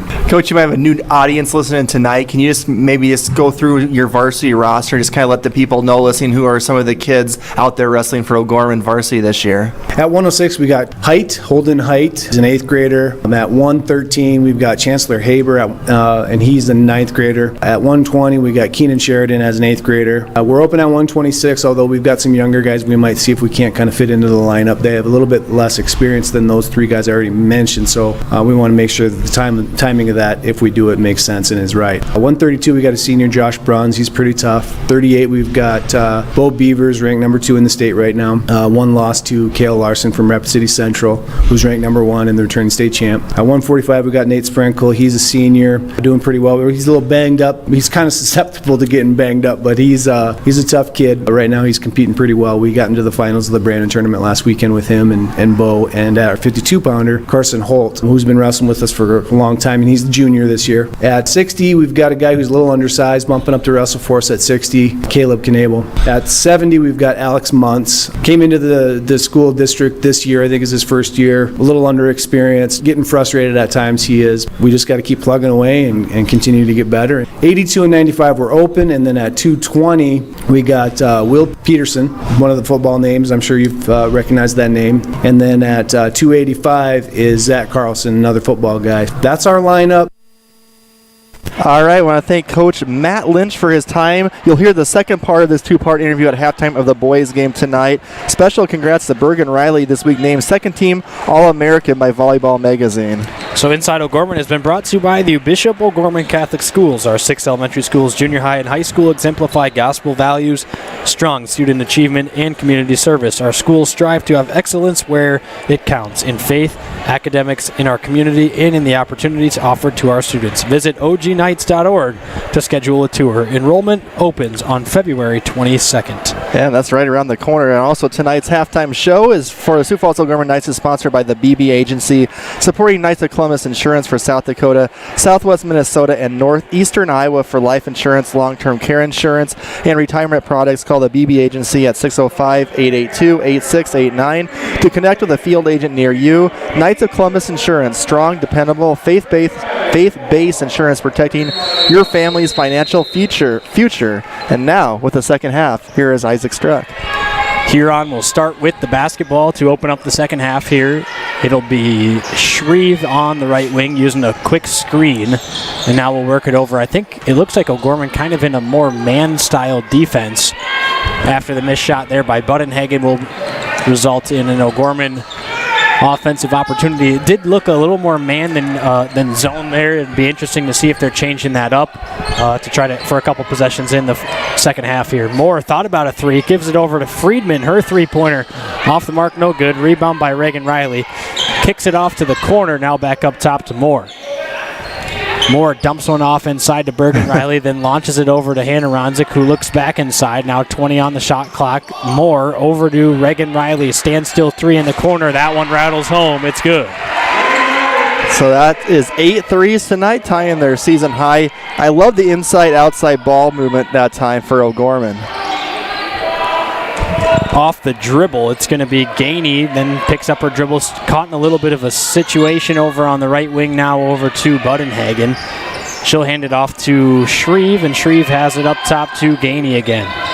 34-19, 12 on the shot clock. Gainey off the dribble, her right-handed scoop shot, no good. That's about as long as we have a possession for Huron tonight with 9 on the shot clock now. Up top to Shreve, her three-pointer off the mark, no good. Rebound to Budenhagen, throws it in behind her back, over to Schultz. I think that was Schultz. She's going to be fouled, and she'll head to the line for 2 free throws. Huron, they play hard. I mean, Brooke Schultz plays really hard. It's kind of fun watching them hustle out there. So Schultz will head to the line for 2 free throws. Her first is too strong, off the back of the rim, no good. And again, this is game 1 of our doubleheader tonight. So after this game, there'll be the JV boys, and then the varsity boys will start around 8 o'clock, O'Gorman and Huron. Second free throw there by Schultz was good, so it's 34-20. Lady Knights on top. Moore has it on the offensive end. She'll toss it over to Reagan Riley, back over to Moore. Moore off the dribble. Looks inside to Bergen Riley. She's at the elbow now, looking into Friedman. Friedman off of her hand. She got pushed from behind by Feenstra. Foul on the ground. O'Gorman will have it underneath their own basket. Now O'Gorman going to do like a 4 out of bounds play. I haven't seen this one too much for O'Gorman. A quick dive, and now over to the corner to Riley, inside to Bergen. Bergen cross-court pass over to Hannah Ronzik. Nice catch off the tip there. Over to Moore. Quick shot 3 by Moore. Too strong, no good. Rebound bounces around into the hands of Feenstra. Gainey has it on the left wing. She tosses cross-court pass to... That one was good. That was Shreve on the three-pointer. That was a really high-arcing 3 that fell. Rainbow shot that time. Hannah Friedman at the free throw line, tosses a tough pass over to Riley, controls it. Now it's going to be poked away by Budenhagen. Budenhagen's going to have a layup in transition right off the window, around and in for 2. And Huron has cut the deficit to 9, 34-25 here in the third quarter. A quick 5 points by Huron, and it's down to 9. So Reagan Riley has it up top, passes it over to Moore. Moore off the dribble between the legs, gets caught in the corner, tosses it up to Hannah Ronzik. Quick fire 3 by Hannah. That one no good. Rebound by Hannah Friedman. Her second chance shot no good. Rebound bounces around off of the hands of Bergen Riley and out of bounds. Looked like there maybe been a little contact down there on that Hannah Friedman second chance shot. It was a nice rebound by Friedman and a good job at that second chance opportunity. However, they say that ball bounced off the hands of Riley and out of bounds. So now Huron has a chance to cut into the deficit even more. And you don't want to pick up your dribble like Shreve did that time. Gainey's helped her out that time. Huron working it around the perimeter now. Budenhagen at the top of the key. She goes off the dribble. Man-to-man defense for O'Gorman, Isaac, this possession. Shreve with a deep 3. Bounces off the rim, no good.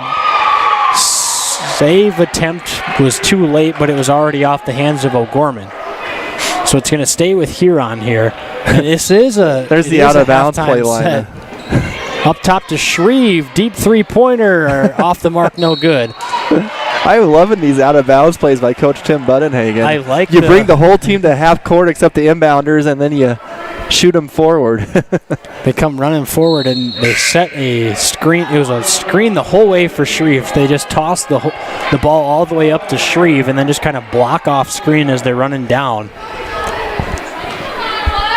Shreve has had some good looks here in the third quarter. Got one of them to fall, the other 2 just a little bit off the front of the rim. And boy, Isaac, if she made that, it'd been a 6.2 possession game too. Huron hanging in there. Moore has it at the top of the key. Huron in that 3-2 zone right now is what it looks like, kind of falling into a 2-3. Mentley off the back of the rim, no good. Huron's defense is interesting how they choose to slide that backside wing player. Kind of a flexible zone that they're playing. There's going to be a push there on Ellie Fee. So Gainey draws the foul on Fee. But they're pretty active right now. They weren't as active in that first half on kind of taking away the corner. Now we see them kind of shifting around from the wing, but also trying to cover that corner space. So definitely a halftime adjustment there by Budenhagen. So Isabel Elwine checks in, and Isabel's 3 is no good. Hampton Hines also in. Budenhagen got the offensive rebound. Now she's going to go to the free throw line after she got fouled on her second chance opportunity. And Tenley's only 5'6", but she does a really good job getting position down low for rebounds. Kind of like, Charles Barkley back in the day. He was probably only about 6'5", but if you get yourself in the right position, you can get a lot of rebounds. And she is going to Jamestown, North Dakota for volleyball. She makes the first free throw. Her mom, Shelly, is the volleyball coach at Huron. Budenhagen's second free throw is good. So both your parents are coaches, so you got that in your blood. And your sister's the assistant coach, so. So some family ties there in Huron. Moore off the dribble up to the top of the key. Tosses it over to Abdush. Abdush over to Hannah Ronzik now. So shot clock down to 9, Isaac. Three-pointer from Ronzik, no good. Rebound goes to Shreve. Behind the back dribble creates some space, and Huron's got a chance to cut this thing down inside of 5 here. A three-pointer by Hines is good. A big three-pointer by Hines, and it's 34-30, and now Colesgood's going to get a timeout here. Budenhagen and the girls are fired up over there from Huron. It's going to be a full timeout. So with 3:24 left in the third quarter, Huron starting to make some noise. It's 34-30 at O'Gorman High School. Stay tuned for the finish of this one here after the break. When you look to the future, is the road there inevitable? It's not. That's why O'Gorman education matters. It's where you'll grow in your faith, be challenged, celebrate, and become part of a community. These are the moments that will shape your life. This is where your path will unfold. What are you waiting for? You belong in blue. Your family is depending on you to provide financial security for them. The Knights of Columbus can help you with insurance solutions such as disability income, long-term care, both term and whole life, annuities, retirement, and estate planning services. Join the Knights of Columbus today at kfc.org/join us for access to all these insurance services. Call the BB Agency at 605-882-8689. That's 605-882-8689.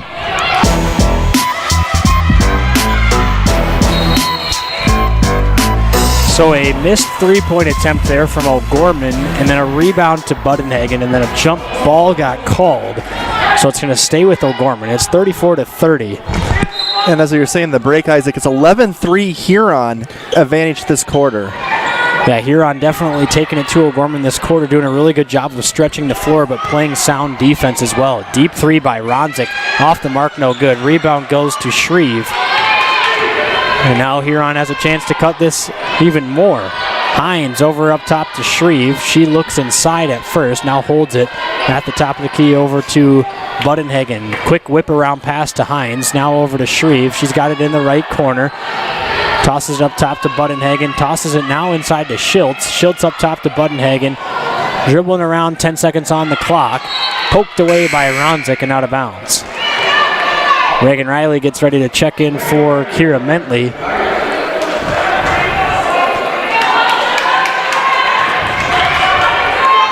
And one thing you kind of see too with Huron is when shots start falling for you, it gives you a little bit more energy when you're playing too. And it seems like they have a little bit of pep in their step, and Budenhagen drills a long three. What a shot by Budenhagen. Is that one once again about 3 feet behind the three-point line, and now Huron's bench is into it. They got about 20 girls on that bench over there. Sub-varsity and all, and they're all into this one right now. Moore over to Abdush. She thinks about a three, takes it, and makes it. A huge response from the freshman in Abdush on the three-point attempt there. It's back to a 4-point lead. Hines off the dribble, kicks it off to Budenhagen, over to Shreve. Shreve working it around the perimeter.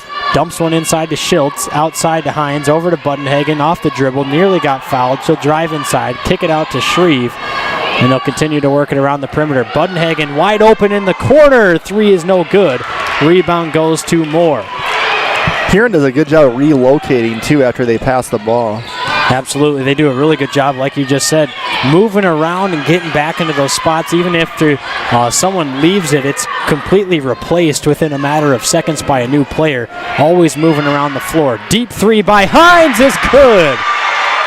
My goodness. Huron knocking down the three ball in the quarter. It's a 1-point lead for the Lady Knights. And that's the second three in the quarter by Hampton Hines. Moore over to Bergen Riley. She takes a three from the corner, no good. Rebounded by Reagan Riley, and she'll toss it up top to Ronzik. Tries to force a pass inside. They're going to call a foul on Huron. That's a good idea by O'Gorman, because you got to try to get the ball sometimes down lower than just around the perimeter.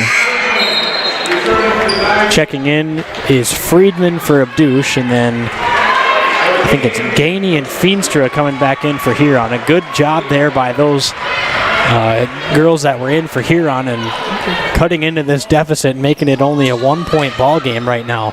Moore has it in the corner. Quick three from Izzy off the back of the iron, no good. Rebound goes to Ronzik, and Ronzik will control it. Riley over to Moore. Moore looks inside. Had an opportunity to pass it. Now she'll just take a deep three off the back of the iron, no good. Rebound goes to Gainey. Little bit of your turn, my turn, 3-point shots for the Knights right now, and none of them are falling. And now a wide open three is good. Shreve buries a three, and it's a 2-point lead for the Huron Tigers. And another timeout from Kent Colesgrud and the Lady Knights. It's going to be another full timeout. So 19.3 seconds left here in the third quarter. Huron comes all the way back, and they lead by 2. Stay tuned for more after the break. You're listening to Real Presence Radio Network. Hi, I'm Larry Canfield with Canfield Business Interiors. I've often been asked what differentiates Canfield Business Interiors from other companies. It's our knowledge, expertise, and over 100 years of combined experience. It's how we use our in-house design capabilities to enhance your workspace. To us, it's not just a transaction. It's about our satisfaction guaranteed philosophy that seeks a positive outcome for all. The reason we are in business is to make your space better. We get results, just like those Knights. Go Knights!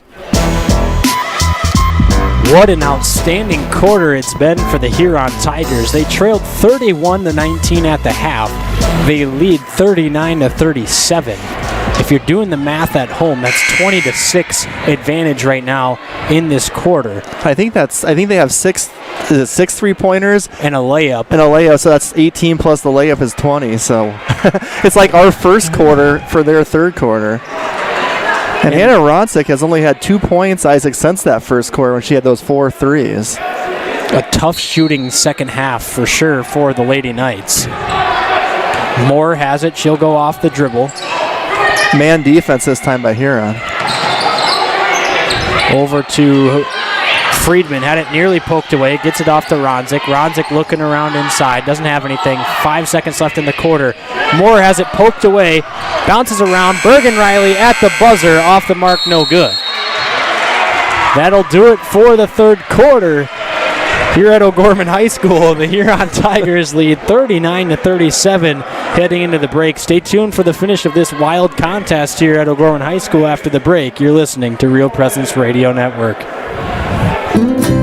Crossroads Book and Music is a local source for Catholic gifts and supplies. From rosaries and medals to books and Bibles, Crossroads is here with materials to help individuals in their walk with Christ. Crossroads also features a large line of personalized gifts that are great for weddings, anniversaries, birthdays, or any special occasion. Crossroads is located at 41st and Grange next to Camille's. Crossroads, books, gifts, music.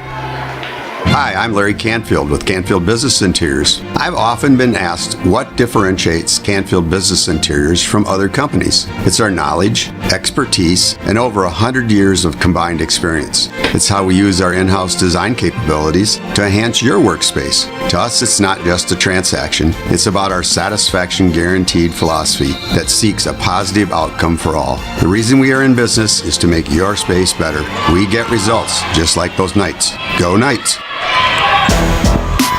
Welcome back to O'Gorman High School. Huron with possession here to open up the quarter, and now they're going to call a hand check foul on Hannah Ronzik. The Huron faithful that made the trip down from Huron down to the old O'Gorman High School gym is on their feet and getting loud, including that Huron bench. A fantastic third quarter, outscoring the Knights 20-6 in the quarter, taking back a lead that they hadn't had since the opening going of the first quarter. I think by playing man defense to start this quarter, it might be a message by Coach Colger to try and wake his girls up just a little bit by playing man defense. That might do it. Or plus, the 3-pointers have been killing. 6 threes in that third quarter will get you out of a zone pretty quick, too. Absolutely. Almost looked like a travel. Budenhagen over to Feenstra. Her 3 around the rim, no good. That thing nearly fell as well. Rebound goes to Bergen Riley.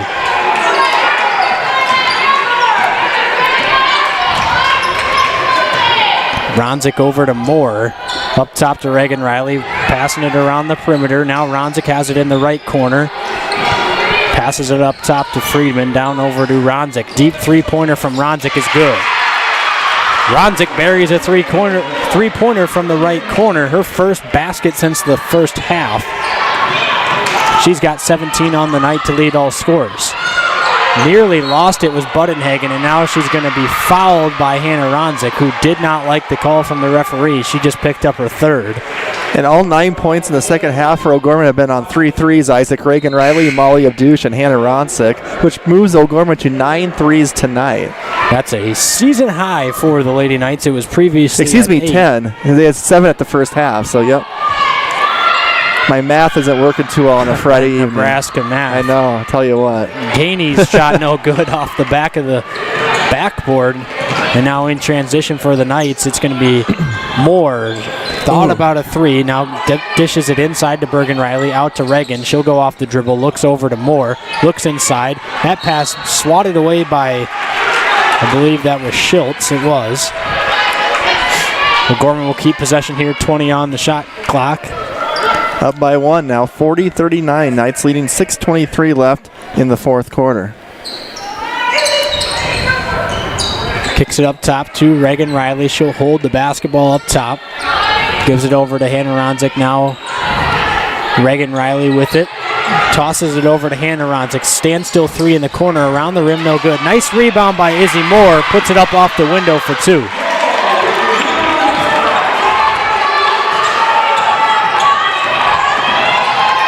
Knights still in that man defense. Shreve has it at the top of the key, passes it over to Gainey. Gainey's going to use a screen from Schultz, goes off the right side, tosses one up top to Hines. Someone lost their man, and Hines makes him pay for it. Standstill three without a defender within. That was good social distancing there on the Knights defense. Not a defender within 10 feet as Hines knocked down a wide open three-pointer to tie it up at 42. That's 9 points for Hampton Hines on 3 3-pointers. Hannah Ronzik has it, tosses it up top to Moore. 15 on the shot clock. Moore dribbling it out, tosses it up to Reagan-Riley. Reagan-Riley over to Hannah Ronzik. She's got to do something with it here. Free throw line jumper, good. Nice shot by Hannah. A rhythmic jump shot there gives the Knights back the 2-point lead. That's kind of a discombobulated possession to that basket, too. Gainey has it at the top of the key. He's going to dribble inside, creates some separation, kicks it up top to Budenhagen. Budenhagen over to Shreve. Shreve, she'll dribble around, kicks it over to Gainey. Gainey has it now over to Hines. Hines in the left corner. She just knocked down the 3 previous possession. Kicks it up to Shreve. 6 on the shot clock. She'll go off the dribble. Wild shot, nearly fell. Rolled around the rim, no good. Rebound goes to the Lady Knights. Hannah Ronzik moving it in transition here. She'll slow things down, toss it up top.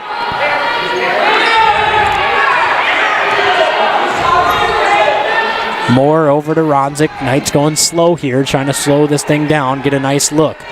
Inside to Bergen-Riley. She's going to be fouled. Foul is going to go to Schultz. I believe that'll be her second foul. So Bergen will head to the line for 2 free throws.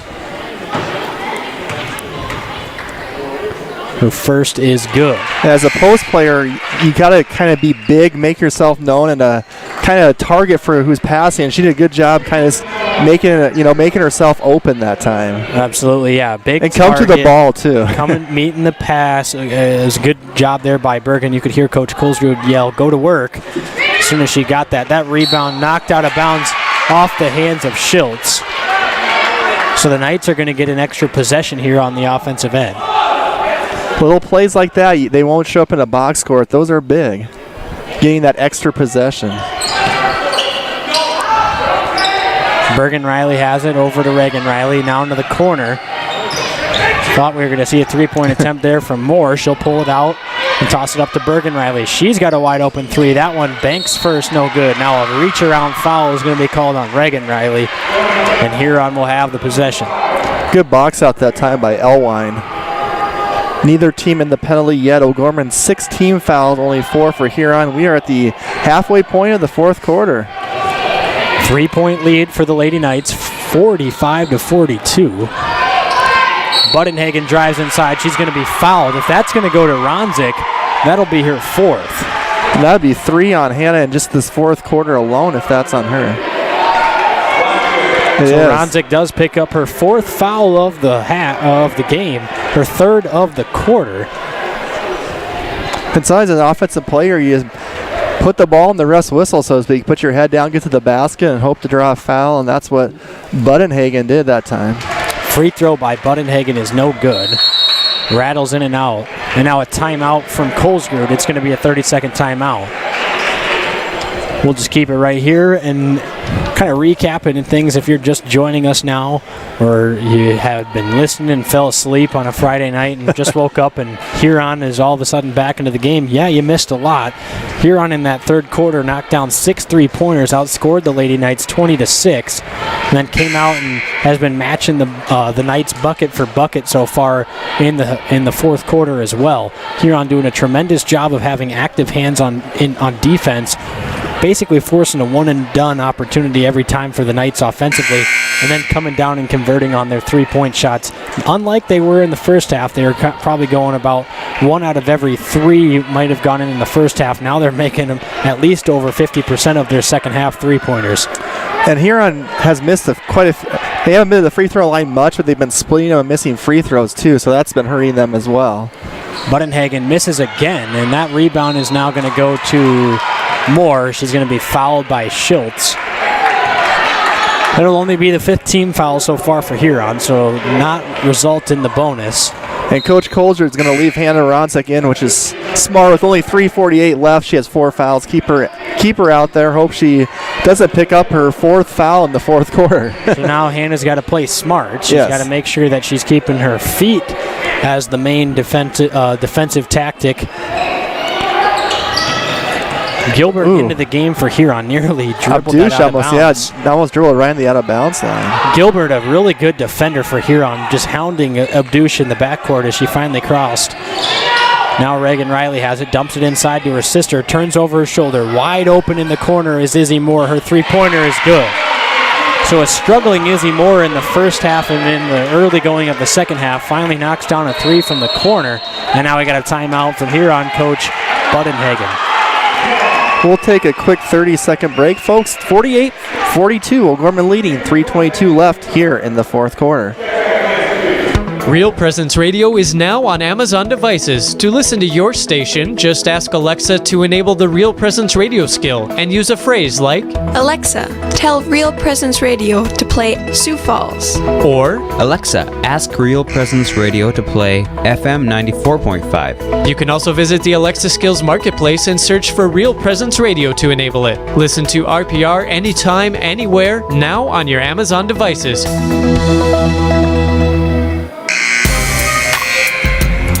Welcome back to O'Gorman High School. The Lady Knights lead the Huron Tigers 48-42 with 3:22 left here in the 4th quarter.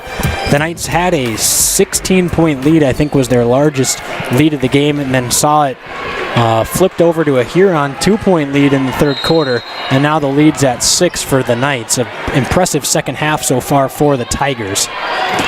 And 11 3-pointers tonight for Sioux Falls O'Gorman, so that's what's kind of got them the lead. Is that a travel? Yeah. Travel is going to be called on Budenhagen, who slid her foot just a little bit too much. So the Knights survive there. That was a good look. That fell short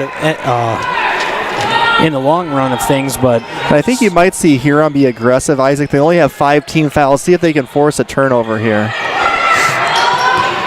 Moore has it, dribbling around on the right wing, kicks it over to Reagan Riley, looks inside. She'll dump it over to Abdush, finds Moore in the corner. Thought about a 3, she just traveled. Wow, that's 2 really good players. Budenhagen first and Moore second. Traveled in similar plays on back-to-back possessions. And what do we got going on? Do we have here, Isaac? We got a whistle. Huron took the ball out of balance, and then the far ref stopped play for some reason. I think what I saw was that someone was on the floor when they were trying to check in. They were trying to run up to the scorer's table, was on the floor, and he just tried to pause the action quick. Oh, wow. All the way non-contested layup by Shreve. Nice take there by Shreve. Abdush up top over to Moore now. She looks inside to Bergen Riley. Bergen has it, turns over her shoulder, passes it off to Ronzik. Ronzik up top to Moore. Moore off the dribble. There's 20 seconds on the shot clock. Wide open in the corner is Hannah Ronzik. Her three-pointer too strong, no good. Rebound by Bergen Riley. Her second chance shot, no good. Shreve will have it for Huron. She'll push the tempo. That could have been a dagger three that time by Hannah. She would have made it. Budenhagen has it. She'll go off the dribble. She's going to be fouled by Abdush. That'll be the 8th team foul for the night, so it's going to send Huron to the line for a 1-and-1 opportunity. And 4 for sure of those fouls have been in the fourth quarter. 3 from Hannah, now 1 from Molly. That's another one as a coach, too. You hate to see that reach that far out to give them free throw opportunities. And they convert on the first of 2 now, so Budenhagen at the line knocks down the first. Her second free throw is good as well, and she'll check out of the game. Excuse me, it'll be Elwine checking out of the game as Gainey comes back in. So 2-point game, 48-46 O'Gorman, 2 minutes left. Moore has it at the top of the key. She's going to dribble things out, try to get a one-look possession here for the Lady Knights. O'Gorman's really only had one close game this year, and that was their loss to Brandon Valley. The rest have been blowouts. Ronzik over to Moore. Moore has it, looks inside. Reagan Riley off the dribble. Pulls it back out, tosses it to Moore. Deep three, rattles in and out, no good. Rebound into the hands of Budenhagen. Huron's going to have an opportunity to tie or take the lead. 1:24 left, and it's going to be Shreve off the dribble, kicks it off to Gainey. Gainey's going to use a screen from Schultz here. She'll dribble all around with her left hand, give it to Budenhagen. Budenhagen over to Shreve. 20 on the shot clock. Huron has it. They're going to use another screen. It's going to be Shreve dribbling around the perimeter, and a timeout by Coach Budenhagen as they're going to try to set up a play here. With 1:07 on the clock, it's just a 30-second timeout, so we'll keep it right here. 1:07 left, 48-46. Lady Knights on top. And this possession too for Huron, if you can, if you can either tie it or take the lead, that put a lot of pressure on Sioux Falls O'Gorman. Like I said, Isaac, looking at their schedule this year, O'Gorman isn't used to really playing in close games. They had the Brandon Valley loss, and the rest have been blowouts. Well, Huron has played in quite a few close games. I think they played in 4 games when it's been decided by 10 points or less too. So a little bit of experience for them on their side. But what do you think Coach Colesrude's telling his girls right now in the huddle? I think the biggest thing is that you cannot lose track of a shooter here. I know that they're going to run a set, but you have to be mindful of, if they're running a set here, that the screener is just as important as the person that's getting the screen. I mean, you got to pay attention if they're running a set here and someone's setting a back screen, that they could have a screen coming for them. I know a lot of the times when someone goes to set a screen, you're more worried about the person coming off the screen, but you got to be mindful of that action from that secondary screen that sometimes will catch people by surprise. They're going to call an offensive foul on the screen for Huron. So that's an unfortunate sequence of events right off of the design play. They call a foul on Hines. That's her 3rd foul, 6th team foul. Huron can still play this possession out defensively. If they get a stop, they are more than in good hands, only trailing by 2. However, if O'Gorman can make this a 4 or 5 point game, then a little bit of a sense of urgency from the Huron Tigers. Reagan Riley has it, looks it down low to Abdush, tries to force a pass inside to Bergen Riley, tipped out of bounds by Gainey. I think we're going to get a timeout, Isaac, by Coach Colesrude. It'll be a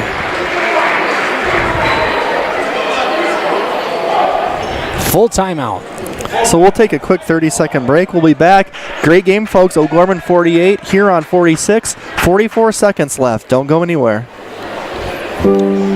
Hello, this is Mark Konzemius, president of the Catholic Community Foundation for Eastern South Dakota. Preparing for the end of life can be overwhelming, even scary.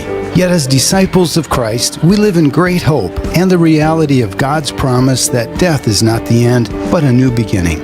The End-of-Life Planning Workbook for Catholics is now available. I encourage you to reach out to one of our Catholic Community Foundation offices or ccfesd.org. May God bless each of us on our journey to heaven.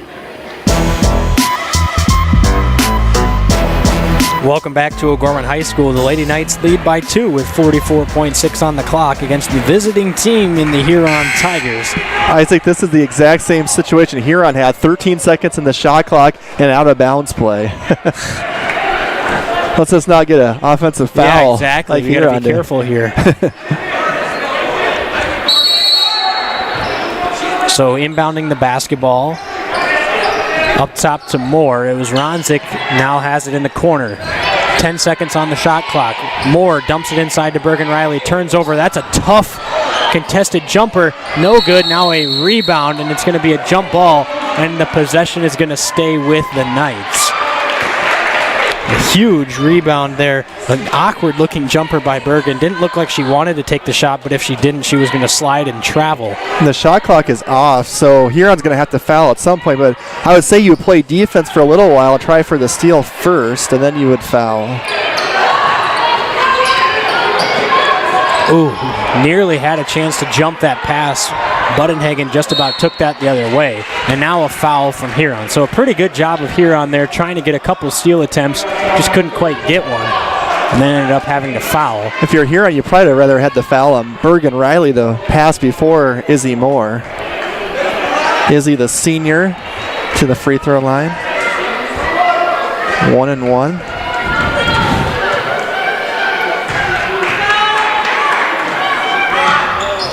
Free throw rattles around and is good there from Izzy Moore.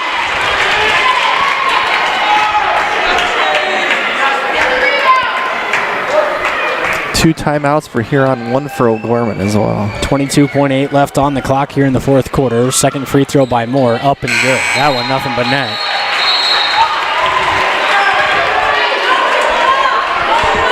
So Shreve and Elwine come in, Gainey goes out, and Schultz goes out. So more shooting here, Isaac. Down 4. Buddenhagen going to dribble across half court. She's going to try to take it the whole way. Up off the window, no good. Rebound goes to Reagan Riley, and she's going to be fouled from behind. A pretty solid possession there if you're Huron. You're trying to drive the whole length of the floor and get a layup because you don't need a 3, even though you've been knocking down 3s left and right in the second half. And you could get an and 1, possibly 2 in a play like that.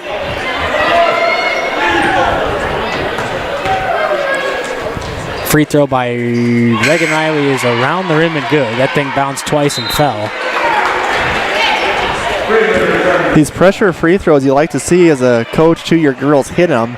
You know, these are big moments to come through like that. Second free throw, no good. So a 5-point game with 13 seconds left. That's a tough pass, and that's thrown away out of bounds. And that might just about do it.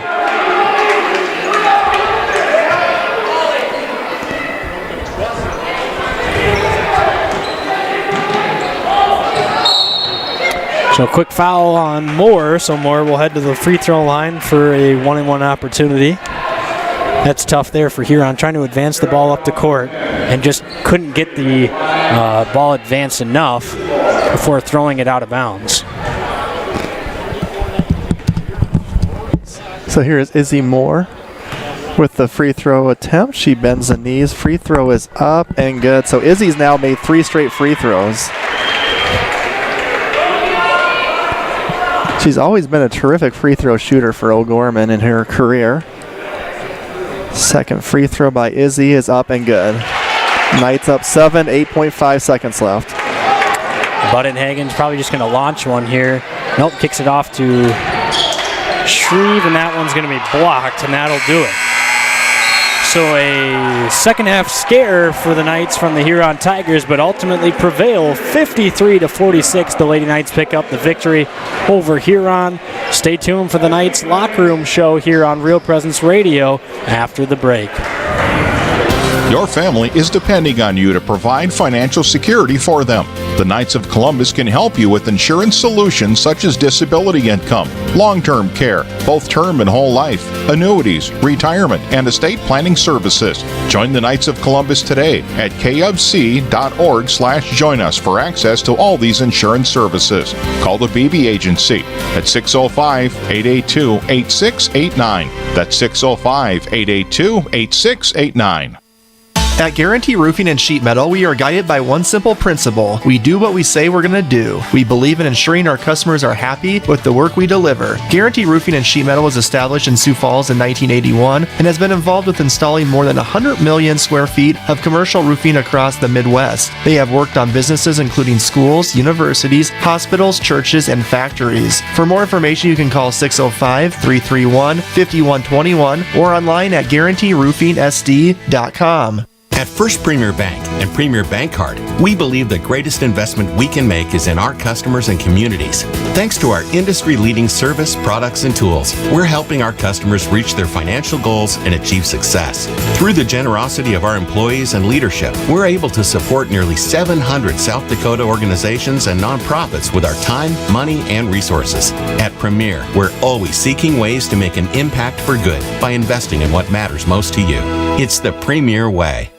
Hi, this is Brett Byler, Area Account Executive with Real Presence Radio. Did you know the signal of Real Presence Radio reaches an audience of over 2.4 million people across North Dakota, Minnesota, South Dakota, Wisconsin, and Wyoming? Have you ever thought about running radio spots on the RPR network? We want to partner with you to help gain exposure for your business in front of a very faithful customer base. To find out more about the options, please call me, Brett Byler, at 605-670-8333.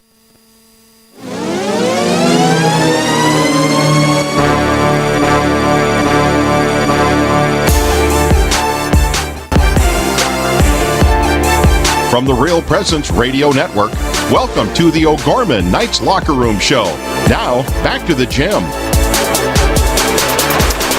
Welcome back to O'Gorman High School. The Lady Knights just picked up a 53-46 victory over the Huron Tigers in a very fast-paced, hard-fought battle throughout. Even though O'Gorman got up to about a 16-point lead in the first half, at one point, it came down to a 2-point lead for Huron approaching the end of the third quarter. O'Gorman ended up regaining that lead and never surrendered it for the rest of the fourth. But a very, very impressive game from the Huron Tigers in the second half, but also a very impressive game for O'Gorman, being able to respond to getting almost punched in the mouth, if you will, in that second half. Yeah, you like the response, especially for a team like O'Gorman. This is their 8th game of the season. They've only really played one game that's gone down to the stretch, and they lost that one kind of in that Brandon Valley game where they blew that big lead. To see how is your players perform in these clutch situations, because you know when you get to the state tournament or whatnot, games are going to be close. You're playing better teams, and you know Huron, yeah, like you said, hit us in the mouth. 20-6 run in that third quarter, made 6 threes, and our big-time players responded. Hannah Ronsick had 5 in the fourth quarter. Izzy Moore had 8 points. Izzy had 4 for 4 on free throws. That was big. And Huron had a couple opportunities where they missed 2 free throws. They had about 2 or 3 turnovers, too, where they had possessions in the fourth quarter, Isaac, where they even get shots up at the basket, and that, I think, was killer for them. Yeah, absolutely. And it came down to... eventually it came down to O'Gorman's defense that was kind of lacking in that third quarter and fourth quarter stretch, but once they switched to that man-to-man principal defense, they were able to kind of contain it a little bit better, slow things down. Still going to be interesting, though, to see how O'Gorman defends teams that are similar to Huron. We're not going to get another Huron-style team that will put up about 43s a game. Where basically 70% of your shots are threes, yeah, pretty much. Yeah. You know? But we're going to see definitely some more teams down the stretch that will be more perimeter-oriented like Huron was. So it'll just be interesting to see how we defend if we choose in those games to kind of match up more man-to-man, because that's kind of what worked late in the second half for the Knights. It was a little bit scary, though, for a while when Huron was getting hot and we just couldn't stop the bleeding, taking a little too many hero ball offensive possessions where it was kind of your turn, my turn, trying to match 3 for 3, and that's not what you need to do when you have a lead or it's a close game. You don't need to match another team's three-pointers. You just need to be able to consistently have good looks on the offensive end. Is that Derek Roby talking? Your turn, my turn? I think I've heard that in an interview before. Isaac's been around Coach Roby too much. What I was going to say, jokes aside, is you like that flexibility as a coach. On defense, if you're mainly a 2-3 team, which is what Coach Colzer's pretty much always has been, if you need to switch out of that, can you do it? And we saw them go to man the fourth quarter, which they needed to, because Huron, they were just, they had multiple girls hitting threes. They were really feeling confident. And then all of a sudden you do the man defense and you're right up in the girl's face where you're not used to that for 3 quarters. I think that really affects you as a player because you're kind of used to standing out there, not having anyone around you, and all of a sudden you have someone right up in your face. That can really affect you. And plus, with our length and size, that's hard to deal with. Yeah, absolutely. It totally is. And like we've said, it'll just be interesting to kind of see how this team continues to grow throughout the rest of the year. There's obviously learning experiences in each game that you got to take things, some good, some negative, and just grow with it. And it'll be interesting to see how these girls continue to bounce back throughout the season. But my, oh my, this Huron team, catch them on a hot night from them, and you're in a lot of trouble. And especially, that's one of those teams that, looking back in my past experiences, there's always those teams that get hot come the right time. And if Huron gets hot heading into a state tournament environment and can shoot well, those are those teams that are tough to beat. The teams that are shooting exceptionally well from the perimeter come tournament time. That's going to be interesting to see how they are. And they're so well coached, too. Coach Budenhagen has won state titles for both girls and boys, so the sets that they run, they're always going to be prepared as well. We're going to take a quick break, folks. We'll continue the locker room show. When we come back, we'll find out who the O'Gorman Knights player of the game is, sponsored by Pizza Ranch, and that is coming up after the break. You're listening to Real Presence Radio, O'Gorman Girls Basketball. Sioux Equipment Company can fix, sell, and repair gas pumps, tanks, and air compressors. They offer sales and services for lifts, signs, decals, and tank truck equipment in Sioux Falls and the surrounding areas. Sioux Equipment Company is located at 1310 East 39th Street in Sioux Falls, just off of East Benson Road. They can be reached by calling 605-334-1653. Again, that number is 605-334-1653. Did you know you can listen to the RPR network when you're on the go? Just search for Real Presence Radio in your app store. Listen live to any station across the network at any time, so you can stay connected to your local community from wherever you are. Plus, if you miss a program, the Real Presence Radio app is your one-stop shop for local and national podcasts, including our signature show, Real Presence Live. The Real Presence Radio app, with you every step of your faith journey.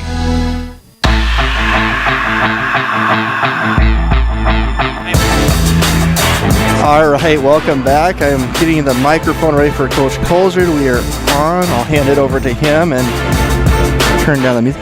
Coach, we had a ball game where, boy, we came out shooting the three-point shot well. Hannah Ronsick hit 4 in the first quarter, and that was one of our keys. You hit 8 threes against Watertown. You made 7 in the first half, and then all of a sudden the third quarter is almost like the opposite end. They hit 6 threes. They tie it up going to the fourth quarter. What was your strategy changing defenses from that zone to the man defenses? I think that was really effective for your girls in the fourth quarter. Yeah, I agree completely, Brett, on our start. Our kids were ready to play. They were fired up. I thought we executed really, really good. Knocked in some big perimeter shots. Hannah Ronsick made some big baskets. I thought all our kids did a nice job of moving the basketball. And, I thought we played a really good first half and, talked about coming out in the second half, winning the first 4 minutes, winning a possession at a time. And, their run, I thought, was a combination of, one, girls making big plays. They were deep on some of those, and some good three-point shooters making plays. And also, we didn't always do a good job, whether we were in zone or man, of identifying and finding shooters. So it was kind of a combination of both, but we tipped their hat to them to make a run back at us. But really proud of the way our kids handled the adversity. They kept their heads, they kept their composure, made some big plays down the stretch. Yeah, absolutely. And we were kind of touching on that in the fourth quarter. Izzy Moore had 4 free throws at the end that she went 4 for 4 on. It was just those big moments that you kind of saw some good veteran leadership in that fourth quarter, even though that big third quarter for them, they kept their composure. They stuck to the game plan. They kind of just talk about some of those girls leading by example for some of those younger players. I mean, we saw Molly Abdouche playing some fourth quarter minutes, and how important that'll be for later on in the season. Yeah, no, that's very important. Great question, Isaac. And we've really got 4 returning veterans this year. And those kids have done a great job of leading us and made some huge plays there in the fourth quarter. And all those other kids are really coming along good. I thought Hannah Friedman had a huge basket down there. A basket and a putback down there gave us good minutes. Kira Medley in there battling. Molly getting some experience there at the end, and Ellie Thee always goes on there and battles. So those kids are really important. And it does. It all starts with the leadership of our older kids, and we feed off of that energy. All right, Coach, and we have a quick turnaround against a very good team tomorrow in Sioux Falls, Washington. Just kind of talk about what was your message to the girls after the game, as we're going to go to bed, we're going to wake up, and then we're going to play the number 1 team in state tomorrow. It's just an exciting opportunity, This was a battle for us. This was good for us to be battle tested, you love winning by 20, 25 points, that type of thing. But, for us to have to handle that adversity, make big plays at the end. I just said within this last week that somebody here in the real near future is going to have to step up and make some pressure free throws for us. And Izzy Moore hit 4 huge ones there. Reagan Riley hit a big one, certainly, and you're just going to have to make plays. So we're going to enjoy this for just a little bit, cheer the boys on, but we're going to have to be really ready to go tomorrow against a really good Washington team in our gym. So should be a lot of fun. Thank you so much, Coach. Congrats on another win tonight. Yeah, thank you, guys. And that was O'Gorman girls basketball coach Kent Colgert. His girls were victorious tonight over Huron.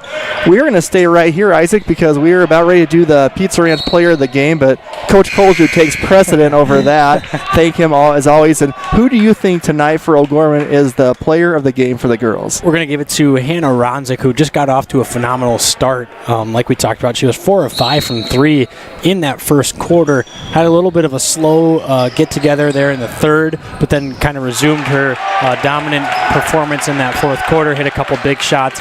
But she was also really active on the defensive end, getting a lot of steals, playing good defense, had some key rebounds as well. So tonight's Pizza Ranch player of the game is going to be Hannah Ronzik.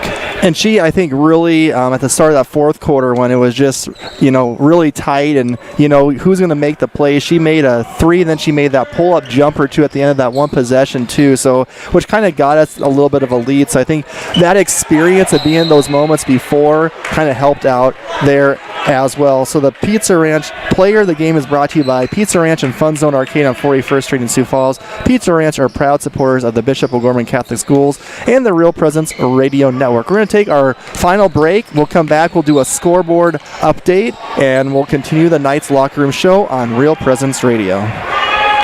Real Presence Radio is now on Google Assistant devices, including Google Home, phones, tablets, and smart displays. To start this action, say something like, "Okay, Google, talk to Real Presence Radio." It will then ask what station you want to play, to which you can respond, "Play Sioux Falls," or "Play AM 970," or "Play WWEN." From there, you can use words like play, pause, and stop. Listen to RPR anytime, anywhere, now on Google Assistant devices.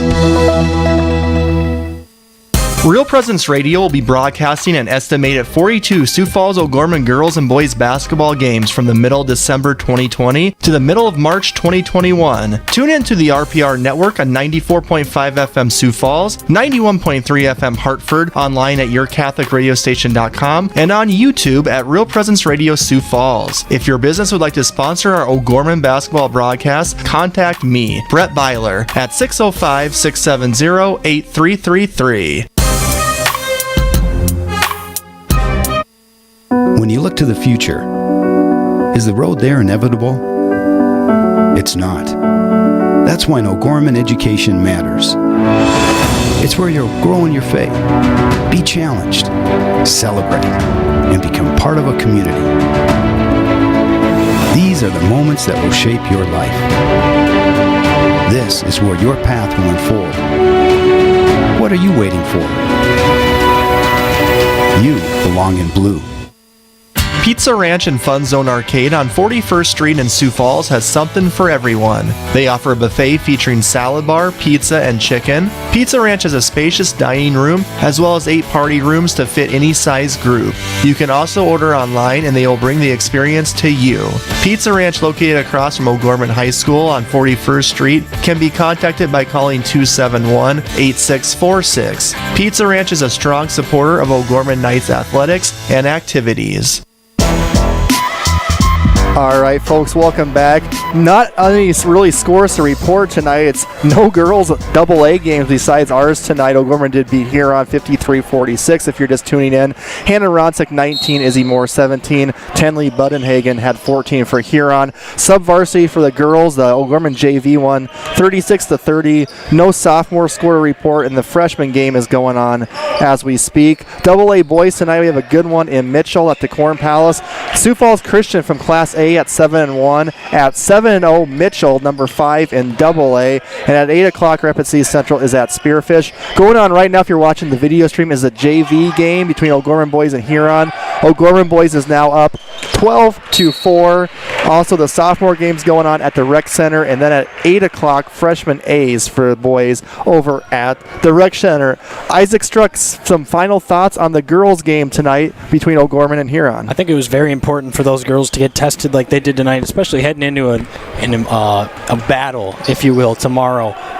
It's going to be a tough game tomorrow, but being able to be battle tested tonight, play a tough game where they had to respond to a lot of adversity, was really important for these girls. That, like Coach Colsrud said, you'd love to win every game by 20, but it's really important for that when you have these experience games where it's closer than you would like.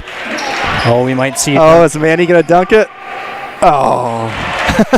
Better pass might have led to one, but we'll see. Let down. But what I was going to say before we almost had Isaac's brother Duncan in the JV game is you can't simulate the pressure of those free throws that Izzy Moore shoots, Reagan Riley shoots. When it's 1 minute left in the varsity game, the gym is kind of packed. Not as packed as before, but still packed. It's loud. Can you make a play up 2 or down 2? And I think, for the first time in 8 games, we've seen O'Gorman face something like that and come through. The Brandon Valley game, they didn't come through. So it's absolutely right. I think then as a player, Isaac, I'm guessing it gives you confidence if you do come through in those situations. So the next time it happens, you're going up to the free throw line saying, okay, I've done that before, no big deal type of a thing. Yeah, absolutely. And that's what's crucially important about all these games. And I think that tomorrow in a game against Washington that you're going to see probably a lot of back and forth turnovers almost. I mean, both these teams are going to want to run. Washington's really skilled, but there's kind of some bad blood between some of the girls on those two teams. So we'll see. It would have been really interesting to see them play Washington and then Huron first, like it was supposed to be, because it might have been a little bit of an emotional, a little bit of emotional letdown, because I just know I was at practice yesterday because I interviewed Coach Colsrud for the Huron game, and I heard everyone was really looking forward to playing that Washington game for O'Gorman, and then you don't play it, and all of a sudden you don't know if you're going to play till probably about 10 o'clock this morning. So it's just kind of a weird situation with the weather, but we're in South Dakota, but but a good win for the O'Gorman girls. So what we're going to do now, folks, is we're going to go back to our network programming. We have the End of Catholic Answers live on our EWTN station. And then probably in about 45 minutes or so, our pregame show for the O'Gorman boys versus Huron will start. And around 8 o'clock tonight, the tip-off between the O'Gorman boys and the Huron boys. So we're going to go to network programming now. You can keep watching the stream if you want on YouTube, Real Presence Radio Sioux Falls. And we will see you in about an hour.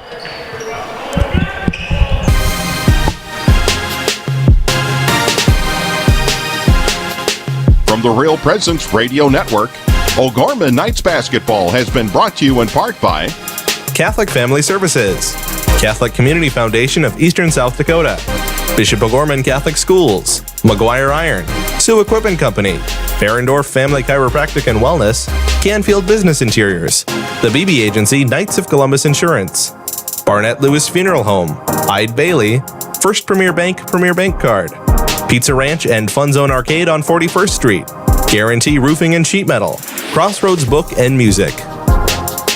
The preceding O'Gorman Knights activity has been a special presentation of the Real Presence Radio Network.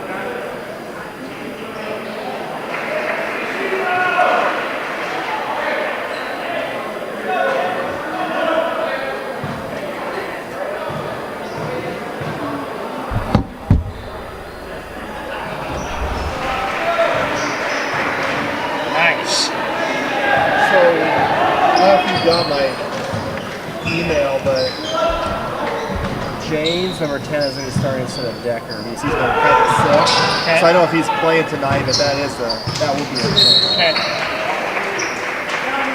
I think I circled a few things on, not the player, but some of the teams. A lot of turnovers. Kind of low percentage. Yeah, classic. But somehow they beat Roosevelt. Yeah. I don't know what's going on with Roosevelt. I need to get technical in every game. Honestly, I was watching the Washington games whenever that was, and Large had a technical at the end of the game that cost them. It was like 4 free throws in that possession, too, and he got the foul, and he got a technical. It was like a 3-4 point game, you can't have an 8 point game. Yeah, that's tough. You can't have that. He one of those one he stole and they call a foul, and he was doing one of those high walking. Yeah. I'm playing this going around pretty soon. These Roby's like 5 minutes until it scouts. Okay. So.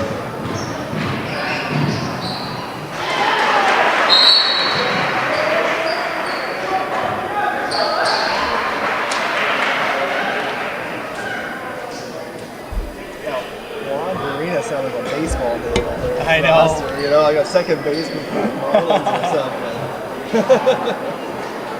something. That's so true. That's so true. That's the first thing I thought I saw that name. Is that a baseball name?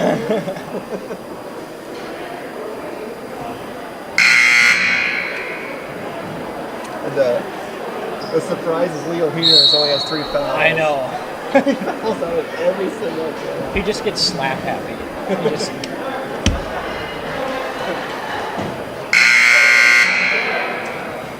Is this one? Is this kid gonna play it? Save ski? Rylan. Save ski?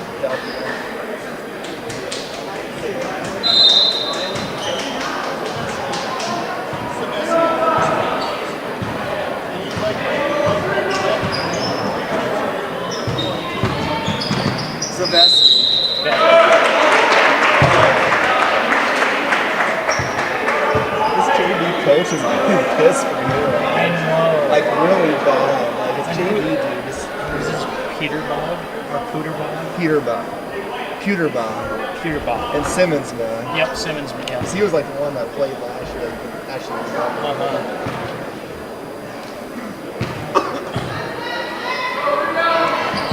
actually Mic check 1 2 3 4 1 2 3 4. Mic check 1 2 3. Kim, are you listening? Kim. Sounding good, Isaac. Dan Johnson, shout out if you're listening right now. Oh, taking one right off the shin. That is one of the most painful places to get hit. Yep. All right, folks, we're about ready to go on the air. JV game, it's O'Gorman 57, Huron 48. If you're wondering what's going on in the video stream right now. Isaac's truck could do some play-by-play for the JV game. That turnover there by Landry. Oh. Jeez, this thing's been kind of sloppy.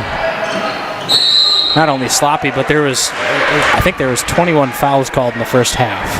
That's a lot for a JV. Reminds us of the Huron O'Gorman varsity game last year when there was 48 fouls called and 2 technicals. I'm not going to get too technical here, but I think some of these referees need to start worrying about watching from the stands and not so much running with the boys anymore. But hey, who am I to judge the ability to make a foul call?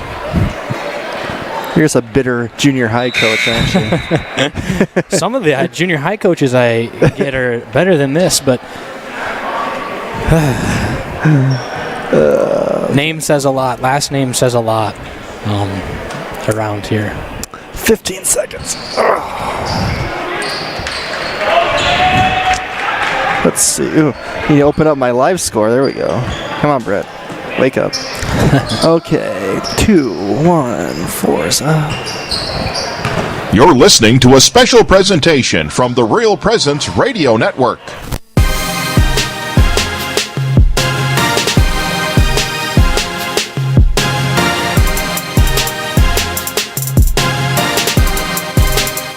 On Real Presence Radio, welcome to the Knights Game Day Show, sponsored by First Premier Bank Card and Guarantee Roofing and Sheet Metal.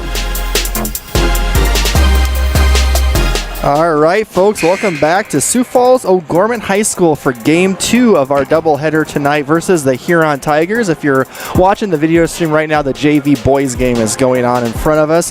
I'm Brett Byler with Real Presence Radio, joined by the great Isaac Struck shortly.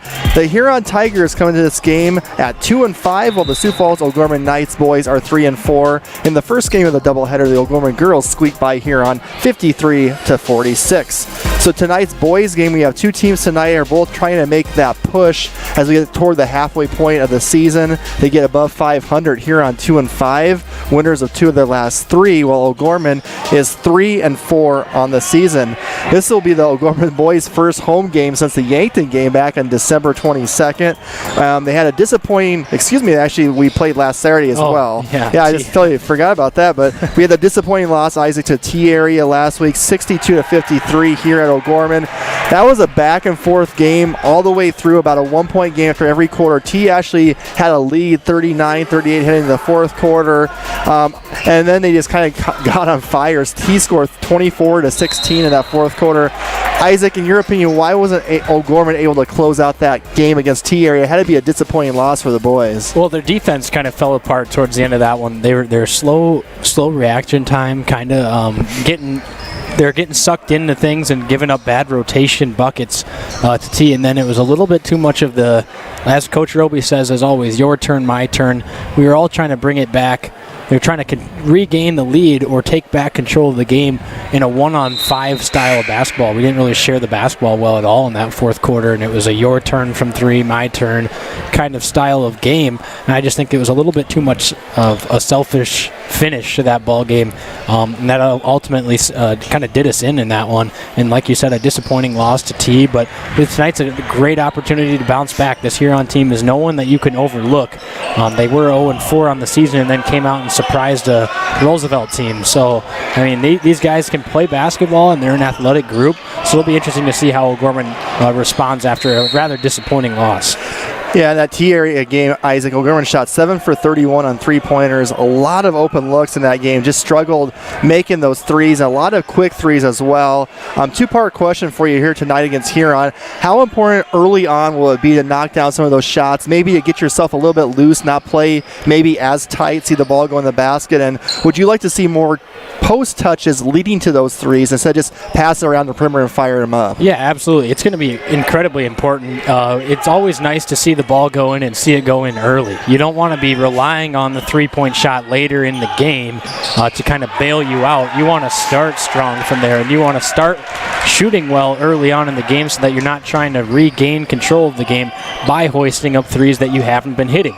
But it's also important that if you want to open up that three-point game, that you have to get it inside and kick it back out. You need to work the ball around, and it can't necessarily be that you dribble it across half court, you make one pass, and it's a three-point shot. That's a one-and-done possession, and we aren't doing the greatest of jobs rebounding those long shots as of late, and it's kind of been making our possessions a one-and-done opportunity. And we have post players to throw the ball to, too. It's not like a Huron girls where you really don't have anyone to do that. We have Eddie Myler, who had the great Roosevelt game, Alpers. I mean, we have guys you can throw it to down low. Yeah, absolutely, and it's just going to be important to make sure that we get those guys some touches and let the game kind of work itself out. It doesn't have to be you don't have to go out and score 20 points a game if you're a certain player. You don't have to feel like you have to create your own shot. Basketball is a great sport where people can create a shot for you, and you have to be able to be ready to knock down that shot when it's your opportunity.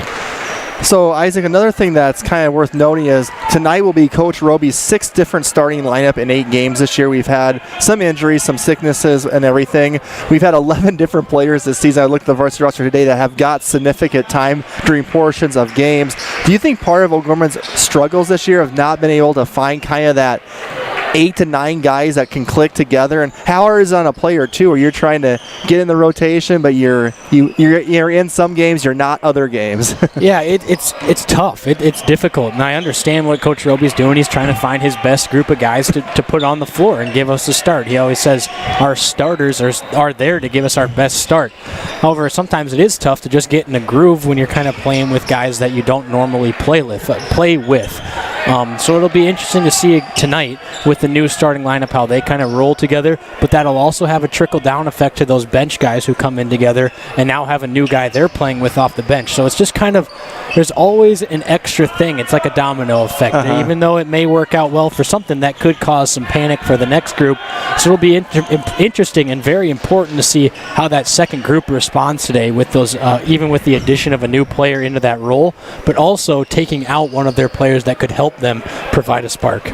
Absolutely. Now, Isaac, can you let us know a little bit more about our opponent tonight, the Huron Tigers? So Huron actually is a pretty solid ball club. They're winners of 2 of their last 3 games, including a 64-58 road win against Sioux Falls Roosevelt that I kind of just mentioned on January 2nd after starting out the season 0-4. They lost all 5 starters last year to graduation and 8 senior rotation players from the team last year when they were that number 2 seed heading into the state tournament. They were a fantastic ball club last year and then lost a lot of that firepower heading into this year. But it's not a team that you can overlook because they still have a lot of firepower. They lost Kobe Bush, who is now at Northern State playing basketball. Tegan Evers is at Dakota Wesleyan playing. And they're a very perimeter-oriented team who run a 5-out kind of motion offense, and they're switching everything on defense. It's a very quick-paced team. Kind of similar if you watch that girls game to that they're going to be wanting to stay more perimeter-centric tonight, but it's still going to be interesting to see how that develops.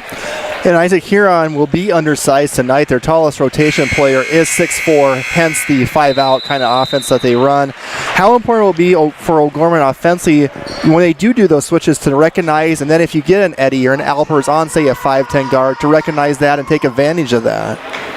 Yeah, and it's going to be very important for us. We got to make sure that when we are on the offensive end, we're getting those post touches inside, but also recognize that the defense, they're going to be switching multiple different times, and then you're going to be able to look at those key matchups that you might get. You might happen to get an Alpers or a Myler on one of their smaller guards just based off of switching principles, and when you see something like that, you got to take advantage of it. But also on the defensive end, you have to be wary of the ability of them to be able to shoot, even if they're technically the center position on the floor. If they're able to stretch that floor and you're not used to guarding someone that can stretch the floor as much, you just have to be on your toes and be ready for all different aspects of the game. Isaac, can you tell us about the contest last year in Huron between our boys and Huron? That was quite the doozy. Yeah, that game last year took place on February 20th at Huron. It was in the Huron Arena, and Huron defeated O'Gorman 67-53. Huron outscored O'Gorman 24-11 in that fourth quarter, and O'Gorman shot 27% from the three-point line and had 16 turnovers. Now, here's the big catch. The game had 48 total fouls, 2 technical fouls, and Huron was 21 of 25 on free throws in the second half. Now, I'm not here to be a conspiracy theorist, but there was just a lot of stuff going on in last year's game that seemed out of the players' control for both teams. The refs were just kind of taking the ball out of the players' hands and not necessarily making it a show about themselves, but they're taking away the experience from the players on the court because there was a whistle about every 15 seconds, and it was tough to get in a groove.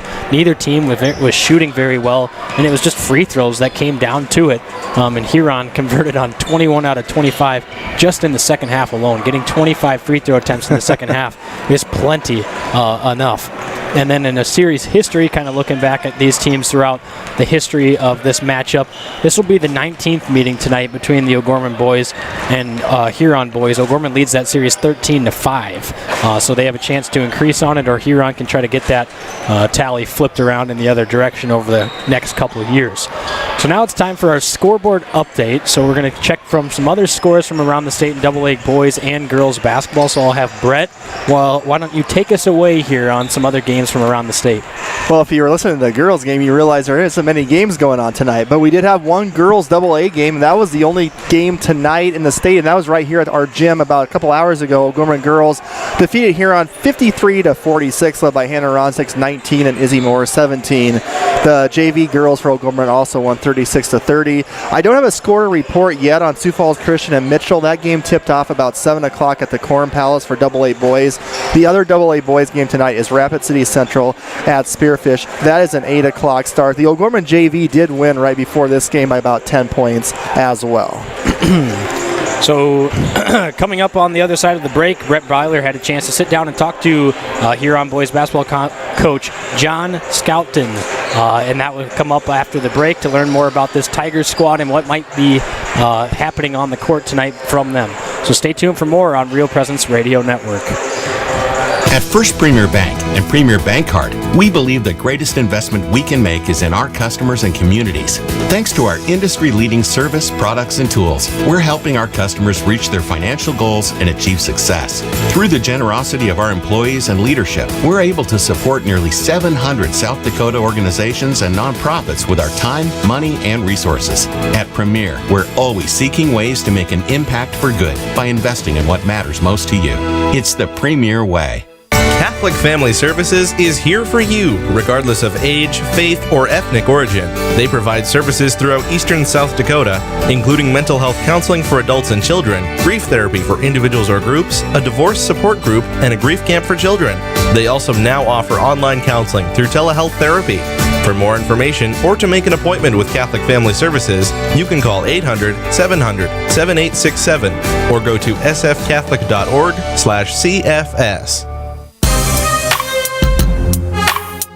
Welcome back to the First Premier Bank Card, and Guarantee Roofing and Sheet Metal Nights Game Day Show. I'm now joined by Huron boys coach John Scouten. Coach, your boys won at Brookings Tuesday night 51-46, a game your team started off really hot from three-point line, making 7 out of 8 threes in the first quarter to take a 22-9 lead. How important was that start to your team's victory the other night? Anytime, any stretch of a game where you can go 7 of 8 from the three-point line, I think a coach is going to take it. For our guys, it was really important to get off to a good start, more from a mental side of it, I think, than anything just from a Saturday night against Mitchell. We had a bad taste in our mouth after that one, and so again, to get on the floor and compete and get off to such a good start was really helpful for our kids. I think as the game wore on and Brookings made the runs and those shots maybe weren't going as much for us, that at least had gotten us off to a good start and kind of gotten us going and in the right mindset for the rest of the game. Your team last year was very senior-heavy, coach, starting 5 seniors, also some key players off your bench. What has been the biggest challenge for you at the start of this season, replacing all those kids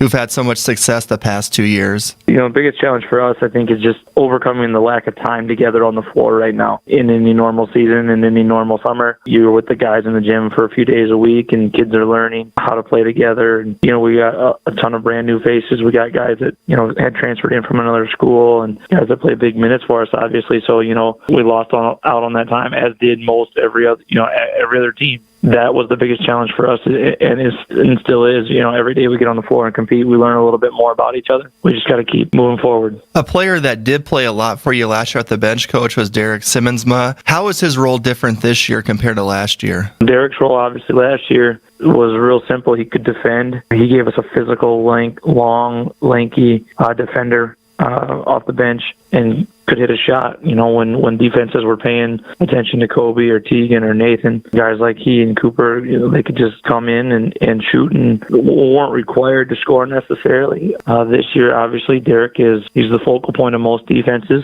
night in and night out, simply because of the fact that he's the guy that we have that has the most time and most experience. Even after last night's game, he struggled to shoot the ball, but our conversations after the game, he's learning more about what his role can be, how he can be impactful on the game. The shots aren't falling and things like that.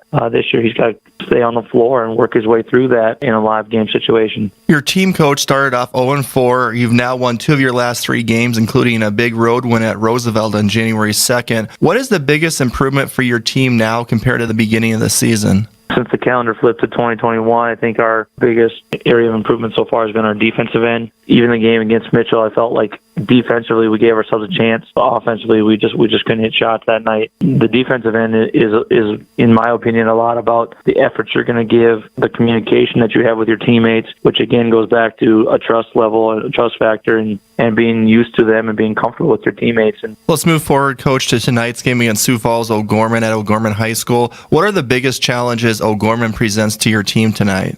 Looking at O'Gorman, you look at the roster, you watch them on film, they've got a lot of length. They got a lot of kids in that 6'5" to 6'6", 6'7" range, 6'4". They got just O'Gorman is always known for their defense and how physical they are and their physical presence on the floor. So the biggest challenge is for us, we got to make sure that we go in expecting a physical game, expecting a lot of pressure defensively. We got to be able to handle that and combat that throughout the night. And if we can do that, we'll be able to compete and be able to hang in there with a really good team. What will be some keys, finally, Coach, for your offense to have success against O'Gorman's defense tonight? Ball movement is things we talk about a lot, share the ball. We don't have guys, like in the past we've had a Tegan or a Kobe who could kind of break defenses down, and we just don't have that necessarily this year. We got to do it by committee, and so we got to get the defense to move and shift. When we come down the floor and the ball stays on one side of the floor, we're pretty easy to guard, and then we end up usually taking bad shots. And so, for us, if we can get the ball swung side to side, maybe we can get inside a little bit with a post-up every now and then, or dribble penetration. If we can do those kinds of things, and the ball's got to move quickly, and maybe our shooters get chances to get open and get some shots that way. Thank you so much, Coach, for your time, and good luck tonight against Sioux Falls O'Gorman. Thanks, Brett. All right, I want to thank Coach Skoughton for his time, as always. Coming up after the break, you're going to hear from O'Gorman boys coach Derek Roby. See what the Knights need to do to defeat Huron tonight, and that interview is next on the Knights Game Day Show. Hello, this is Mark Konzemius, president of the Catholic Community Foundation for Eastern South Dakota. Preparing for the end of life can be overwhelming, even scary. Yet as disciples of Christ, we live in great hope and the reality of God's promise that death is not the end, but a new beginning. The End of Life Planning Workbook for Catholics is now available. I encourage you to reach out to one of our Catholic Community Foundation offices or ccfesd.org. May God bless each of us on our journey to heaven. At Guarantee Roofing and Sheet Metal, we are guided by one simple principle. We do what we say we're going to do. We believe in ensuring our customers are happy with the work we deliver. Guarantee Roofing and Sheet Metal was established in Sioux Falls in 1981 and has been involved with installing more than 100 million square feet of commercial roofing across the Midwest. They have worked on businesses including schools, universities, hospitals, churches, and factories. For more information, you can call 605-331-5121 or online at guaranteeroofingsd.com. Welcome back to the first Premier Bank Card, and Guarantee Roofing and Sheet Metal Knights Game Day Show. I'm now joined by O'Gorman boys coach Derek Roby. Coach, your boys fell to T area last Saturday, 63-52. Run I thought was really important in the ball game was that last 40 seconds of the third quarter. They had a 5-6-0 run on us and got that 1-point lead going to the fourth quarter. Felt like it changed all the momentum in the ball game. Can you just talk about that stretch? Instead of going into the fourth quarter up by 7 or whatever it could have been at the time, I think we were up 1 or even down 1. I can't remember. And we just couldn't, get the momentum back. I thought we played kind of scared. You have to compliment T and them hitting some big shots. And we didn't shoot the ball very well. You look at them standing in that 2-3 zone. They gave us any shot we wanted. We just have to make plays. We shot 7 of 31 from 3-point land, and we showed our guys not only are we shooting 7 of 31, we made 0 adjustments, and that just can't happen. And you mentioned, Coach, you got a lot of great looks in the zone, just didn't shoot the ball very well. Was 31 threes, is that too many to your liking, or it just kind of depends on how you're shooting that game, or do you think we got enough post touches down low to Eddie and David that game? Well, we always like to get an inside look and then a kick out to the threes. You know what? With our new offensive structure, we're going to cast up and let it fly a little bit more than what we've done in the past. That should be a strength to us. That's why we put in the offense we did. And we knew that we were going to, have to kind of hold our breath a little bit, and there's going to be some shots that normally I just cringe about the nature of this offense, and we're trying to work through it. But you still have to adjust when you're missing and try to correct some things and get a little closer push. If you do that, it should take care of itself. But we certainly, to get back to your initial question, getting the ball inside, our best looks on the 3 range is getting an inside touch and or an inside kick into the paint and then a kick out. So we have to just do better. Coach, we're 3-4 right now through 7 ball games. Not quite at the halfway point. We're inching closer to that. I know in the first 5 games a lot was due to injuries. We had 5 different starting lineups. I know you've been kind of trying different rotations. Has that been a little bit of a challenge for you, trying to find kind of what 5 guys click the best together? I think so. Right now we're starting, because of injuries, we're starting 4 guards. When you really look at it, we're giving all our seniors an opportunity. I don't know if that's the best scenario for this basketball team. We're still going to try it a little bit. And whether our guys start or not, they'll still all play, and hopefully their minutes don't diminish. All right, want to thank Coach Derek Roby for his time tonight. Tonight's pregame coaches show for the Sioux Falls O'Gorman Knights has been brought to you by Canfield Business Interiors. Canfield Business Interiors provides products and design for your workplace. For more information, you can find us online at canfieldco.com. Canfield, making space better. Isaac, what are some keys to victory for Sioux Falls O'Gorman to end that 2-game losing streak tonight? Well, we got to get off to a good start and take advantage of our home crowd. When we play at home, we need to make sure that we're taking advantage of this environment and make sure that we get off to a good start here. Big guys have to step up and play big, pun intended. Eddie Myler, David Alpers, Ambrose, Costello, play big. We'll have the size advantage tonight. And then we also got to force turnovers. Huron's averaging about 16 turnovers per game this season. So if we can be able to make them turn the ball over and get some transition opportunities, that'd be huge for the Knights tonight. Team ball, move the ball offensively, inside out. Players touch the ball, take some time off the shot clock. So share the ball offensively. And then finally, we got to just do the little things. We got to take the charges, set some good screens, communicate, and most importantly, as Coach Roby always says, we got to have fun. All right, Isaac, now it's time for our pick-to-click player to have a big impact on tonight's ball game. Who do you got? I got Eddie Myler tonight, the big old Eddie, Cousin Eddie, as Dan Johnson always says. I think he's going to have a size advantage, but he's also going to be a menace on the boards, corralling a bunch of rebounds and second chance points. Look for Eddie to have a lot of opportunities inside tonight. I'm going to go with Cade Moffitt. I think he'll have a big game tonight. The guard, senior guard for O'Gorman, Cade Moffitt is my pick to click. Tonight's Sioux Falls O'Gorman Knights Game Day Show has been brought to you by First Premier Bank, Premier Bank Card. Premier is a proud sponsor of high school athletics. Your O'Gorman and your O'Gorman Knights. First Premier Bank, Premier Bank Card, investing in their communities. Tonight's pregame coaches show has also been brought to you by Guarantee Roofing. Oh, my goodness. I'm choking on my own. I'll take it, Isaac. Guarantee Roofing and Sheet Metal. Guarantee Roofing and Sheet Metal was established in Sioux Falls in 1981. They have been involved with installing more than 100 million square feet of commercial roofing across the Midwest. For more information, you can call 331-5121 or online at guaranteeroofingsd.com. Coming up next on the Knights Tip-Off Show, we have a priest prayer, starting lineups for both teams, and final thoughts. Stay tuned for more on the Knights Game Day Show here on Real Presence Radio Network. At First Premier Bank and Premier Bank Card, we believe the greatest investment we can make is in our customers and communities. Thanks to our industry-leading service, products, and tools, we're helping our customers reach their financial goals and achieve success. Through the generosity of our employees and leadership, we're able to support nearly 700 South Dakota organizations and nonprofits with our time, money, and resources. At Premier, we're always seeking ways to make an impact for good by investing in what matters most to you. It's the Premier way. At Guarantee Roofing and Sheet Metal, we are guided by one simple principle. We do what we say we're going to do. We believe in ensuring our customers are happy with the work we deliver. Guarantee Roofing and Sheet Metal was established in Sioux Falls in 1981 and has been involved with installing more than 100 million square feet of commercial roofing across the Midwest. They have worked on businesses including schools, universities, hospitals, churches, and factories. For more information, you can call 605-331-5121 or online at guaranteeroofingsd.com.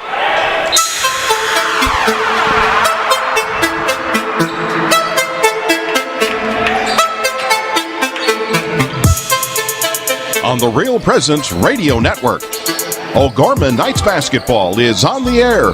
Brought to you by Catholic Family Services, Catholic Community Foundation of Eastern South Dakota, Bishop O'Gorman Catholic Schools, McGuire Iron, Sioux Equipment Company, Ferendorf Family Chiropractic and Wellness, Canfield Business Interiors, the BB Agency Knights of Columbus Insurance, Barnett Lewis Funeral Home, Ide Bailey, First Premier Bank Card, Pizza Ranch and Fun Zone Arcade on 41st Street, Guarantee Roofing and Sheet Metal, Crossroads Book and Music.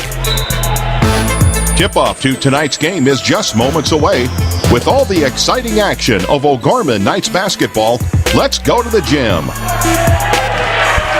Welcome to O'Gorman High School. We're just about a minute into action here as David Alpers just got onto the board. And it's 2-0 O'Gorman on top of Huron. Huron in the road black jerseys with orange numbers and white trim. O'Gorman in the home whites, white jerseys, blue numbers with yellow trim. Huron has possession of the basketball. It's Hay now over to Simmonsma. A deep three, no good. Rebound goes to Alpers. The Knights will push in transition. The Knights start Arbogast, Moffitt, Myler, Renshaw, and then they have Alpers coming into the spot where Shea played this season so far. Moffitt underneath the basket. Tough wild circus shot, no good. Rebound, Eddie Myler up for 2. It's 4-0 OG.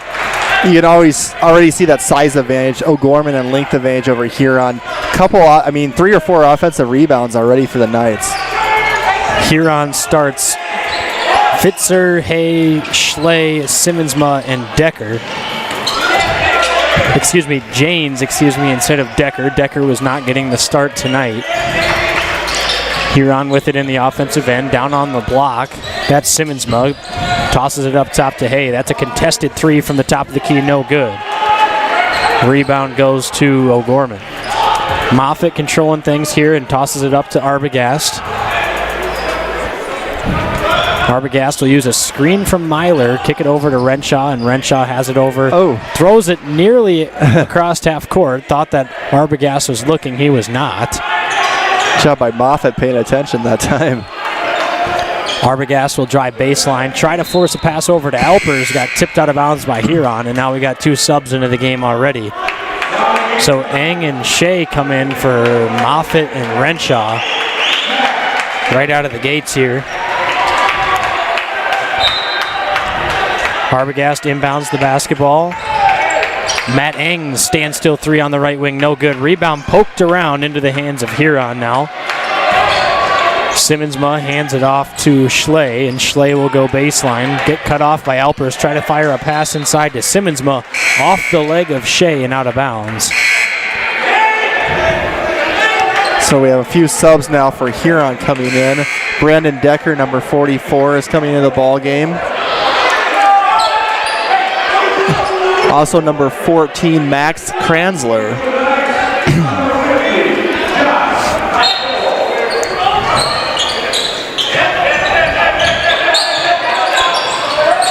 So it'll be Kranzler with it. Now over to Fitzer, who knocks down the 3.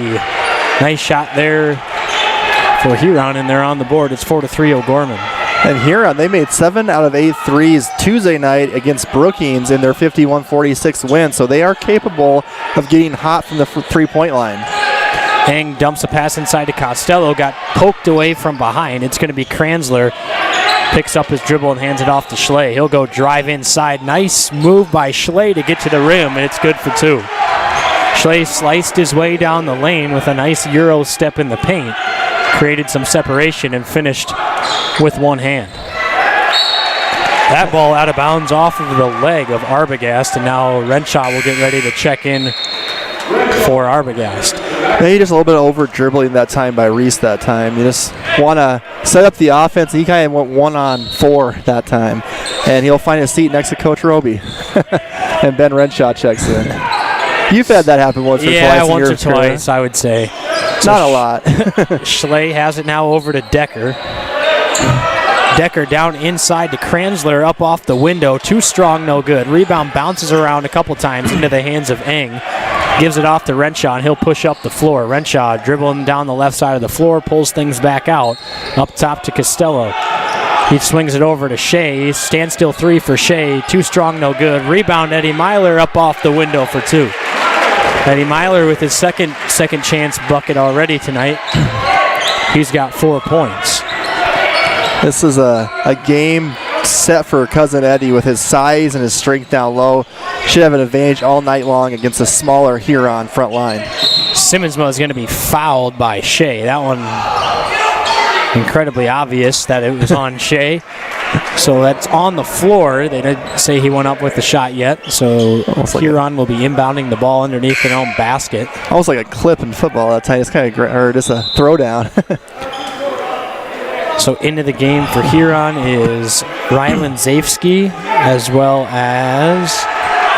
Let's see, Huron has about 6 They had about 7 players at one point trying to check in, and now they got 5. Okay, so now they're saying that he was shooting. Okay, so they originally said it was under the basket. Now they're going to say he's shooting. Now they got to check in. So Zafsky and Hay are back in for Huron, and then coming into the game for O'Gorman is Alpers. Second free throw attempt from Simmonsma is good. Hay comes in for Simmonsma, and it's 6-6 with 3:32 left here in the first quarter at O'Gorman High School. Game 2 of our doubleheader between the boys and the girls. The girls' game ended with a O'Gorman victory over the Huron Tigers, 53-46. Yeah, that was an intense ball game. Came down to the final minutes and some big Izzy Moore free throws at the end. Shea up top to Renshaw. He'll use... Looks like Huron's in a little bit of a zone here. Oh, now my. Renshaw throws it away to Shea, who slides right into the scorer's table. Coach Roby is a look on his face and not very happy right now with that. So a turnover there by the Knights, and now Huron will have the ball. It's going to be Jaron Schley at the top of the key, hands it off to Kranzler. Now they'll just work it around the perimeter, a couple back and forth handoffs. That three-pointer is good. That was a deep three by Brandon Decker. And he's a transfer from Iroquois. And Coach Roby mentioned to me in the pregame interview he can really shoot it. So Alpers isn't probably used to guarding someone that deep, but with him you got to get out there. Hang over to Shea. Shea down to Costello. Nice pass inside out. Three-pointer by Renshaw, no good. Rebound goes to John. Costello up off the glass for two. Give Alpers credit. He was the one who actually kept it alive. And Coach Skoughton is not happy. He's going to call a quick 30-second timeout. Isaac, we'll just keep it right here. 9-8, Huron leading. 2:30 in the first quarter. What's your initial thoughts, first 5 minutes or so of the game? We got to take care of the basketball a little better. Too many just costly. Even the ball that was thrown to where we thought Arbogast was looking nearly was a turnover, and we've had 2 times already where we've just carelessly thrown it away. One time we dribbled it off our foot. We just got to value the basketball, essentially. We just got to value the basketball more than we are right now. That's a big coach slogan. I interview all the opposing coaches plus our coaches all year long, and that's a term Matt Daly from Lincoln always used with me. Value the basketball, for sure. So Huron with possession of the basketball. It's going to be Hay at the top of the key. He'll hand it off to Schley. I think the good play by Alpers. So I say the offensive. Oh, what a nice little pass. David Alpers with a nice steal and assist to Moffitt, who leaked out in transition. Alpers basically read that play the whole way. Got his big old mitts in there and deflected it. Is that Steve Nash out there playing or David Alpers? I don't know. Well, I was going to say, Isaac, before the nice play by Alpers, is the offensive rebounds have been the key for O'Gorman in the early going, giving us a nice little 1-point lead right now. Alpers has it. He'll drive baseline, toss it off to Myler up off the window for 2. David Alpers off to an energetic start. It's 12-9 for O'Gorman here at O'Gorman High School. 1:35 left in the first quarter. They lead. Decker thought about taking another deep three. Now a nice backdoor pass to Kranzler up off the glass for 2. Kranzler with a nice backdoor cut, and Decker found him in stride. It's almost a one-upmanship on a pass, terrific pass after terrific pass, and Matt Ing drills the 3. What O'Gorman's doing well right now is passing it from inside to out to open up those three-point shots and working the ball to that high post and then making Huron kind of suck down inside in order to hit the three-pointer on the wings and in the corners right now. That three-pointer by Hay is around the rim, no good. Rebound goes to Ing. He'll push in transition here. 50 seconds on the clock. They lead by 4. Pull up 2 by Ing is good. Matt Ing, nice transition bucket. Fearless pull-up jumper.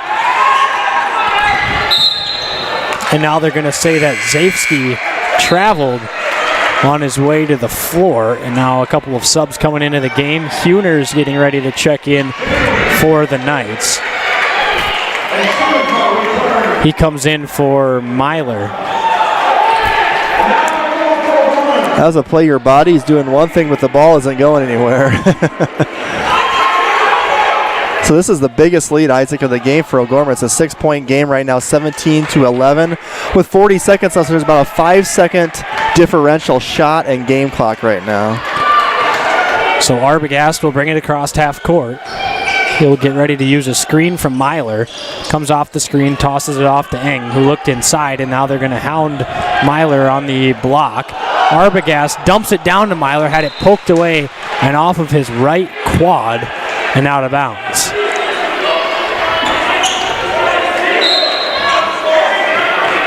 Huron coach a little upset there.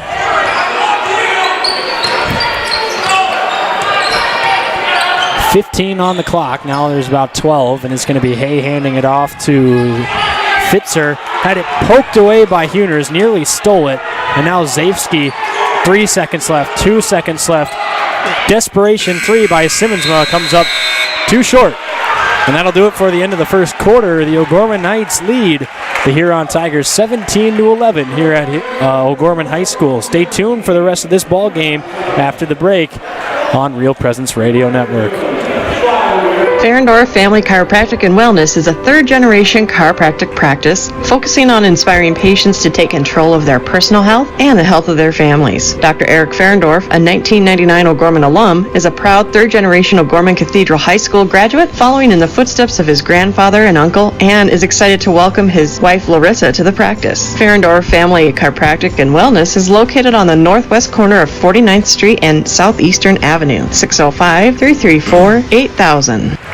Hi, I'm Larry Canfield with Canfield Business Interiors. I've often been asked what differentiates Canfield Business Interiors from other companies. It's our knowledge, expertise, and over 100 years of combined experience. It's how we use our in-house design capabilities to enhance your workspace. To us, it's not just a transaction. It's about our satisfaction guaranteed philosophy that seeks a positive outcome for all. The reason we are in business is to make your space better. We get results, just like those Knights. Go Knights!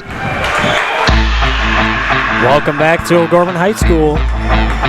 The Knights lead the Huron Tigers 17-11 here, getting ready to start the second quarter of action. It's going to be Schley bringing the ball across the half-court line here. Tosses it off to James. Fires a pass over to Simmonsma. Simmonsma spin move, cuts to the block. They're going to say he was fouled by Myler on the shot attempt. So Simmonsma will get ready to head to the line for the Tigers.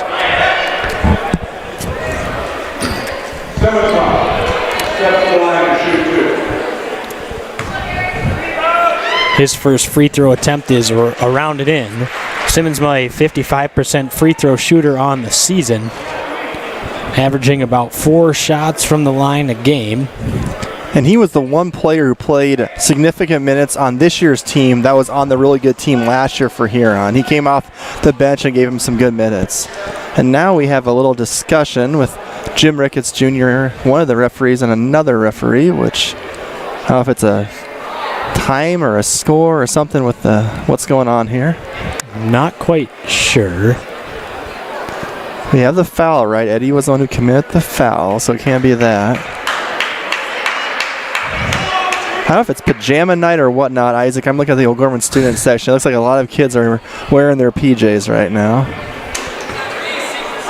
So, I don't know if maybe they took a foul off of one of the team. I'm not quite sure what happened there, but second free throw on its way. It's good. I wonder if they charged that foul. I mean, they had Eddie, but they put it on the Huron side. Because I don't know if it was 1-1. Now it's 2-0 on fouls for O'Gorman. I don't know. Well, let's figure it out anyway. Renshaw has it up top, passes it over to Moffitt, drives baseline. He's going to get called for a charge. Oh, it's an and one. Wow, thought that the feet were set there from Simmonsma. Instead, must have shuffled his feet at the last second. And Cade did kind of try to avoid him a little bit that time, but Simmonsma was set, it looked like. Those are so hard, too. Those charge blocks are almost, so a lot of times are 50-50. Isaiah Decker gets ready to check in for the Tigers, as well as Brandon Decker.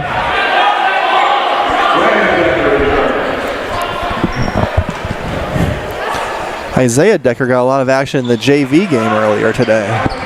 Isaiah, the biggest player on the roster, 6'4" junior, has got some size to him down low. Like you said, played an aggressive JV game earlier for the Tigers. Decker off the dribble, tosses it to Schley. Thought about a quick fire three. Instead dumps it inside to Isaiah Decker. He goes up off the window, around the rim, no good. Rebound goes to Myler. They'll push in transition. Oh, that shot attempt was just about there, and said it was hit the backboard and rim about the same time, fell directly down, and the rebound goes to Huron. So Schley will be with the basketball on the left wing.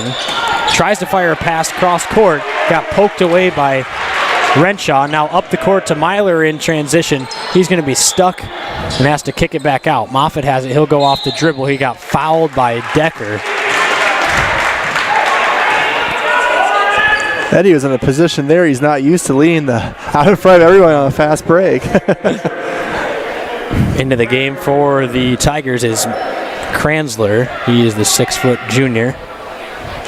Arbogast inbounding the basketball. Flips it off to Myler. Finds his way into the lane, and they're going to call a charge this time on Eddie. So that means Costello's going to have to come in for Myler. I will say I think the Moffitt one was more of a charge than that one, but you just never know, I guess. Eddie's at the bad end of a few whistles this year, I think, on a few fouls. So Huron will bring it across half court. It's Decker. He hands it off to Schley, and Schley will have it up top. Guarded well by Matt Eng. 20 on the shot clock. Kranzler has it now. He kicks it off to Schley. Cuts his way inside the lane. Gets his shot swatted away by David Alpers. And now Moffitt will come in transition. Careful with the extension of the hand there for Moffitt. Arbogast inside. Kicks it out to Moffitt, and the Knights will slow things down offensively. Moffitt uses a screen from Costello. Man, step back jumper is no good. Rebound goes to Simmons. Looked like Moffitt just threw his defender down with that right arm that time. Right in front of Coach Skoughton. Schley kicks it over to Kranzler. Kranzler dumps one inside. Decker, nice left-handed hook shot, no good, too short. The rebound goes to the Knights. David Alpers is playing a really good game right now for Sioux Falls O'Gorman, I think. Moffitt looking around, tosses it to Alpers. Now he'll get a back screen. They'll free up Eng at the top of the key. Standstill three. That one off the mark, no good. A little bit to the right, and it bounces out of bounds, and Huron will take over on the possession. Renshaw gets ready to check in for Arbogast, and Shea in for Moffitt, and it'll be a full timeout for Huron. So with 5:17 left here in the second quarter, the Knights lead 20-13 here at O'Gorman High School. Stay tuned for the rest of the second quarter here on Real Presence Radio Network. Need repairs on gas pumps, tanks, and air compressors? Sioux Equipment Company can help. They serve Sioux Falls and the surrounding areas. Sioux Equipment Company also offers services for lifts, signs, decals, and tank truck equipment. Sioux Equipment Company at 605-334-1653 is a supporter of O'Gorman Knights athletics and activities.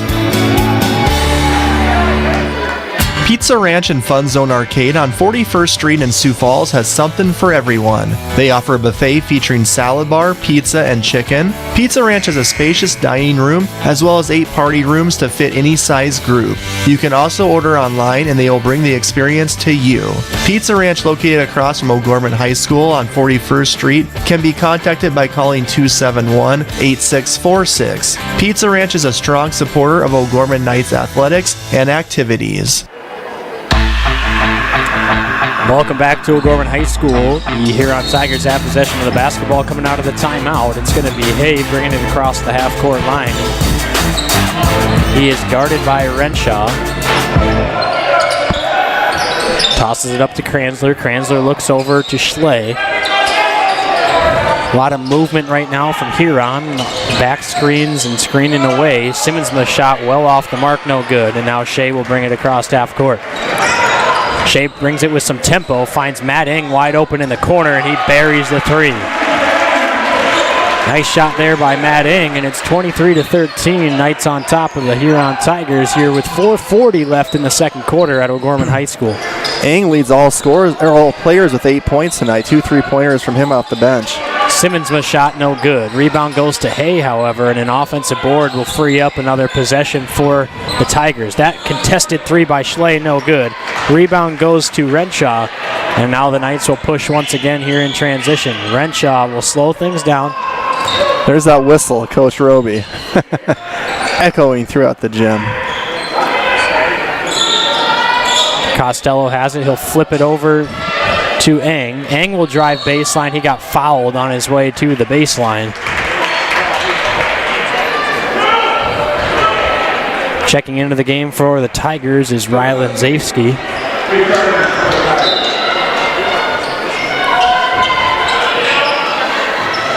Shea gets the inbound pass, flips one over to Alpers. Nice turnaround layup by David Alpers. He is having a game tonight. That was an example of helping out the passer. It was an okay pass by Shea, but Alpers came right to it and basically took it from the Huron defender.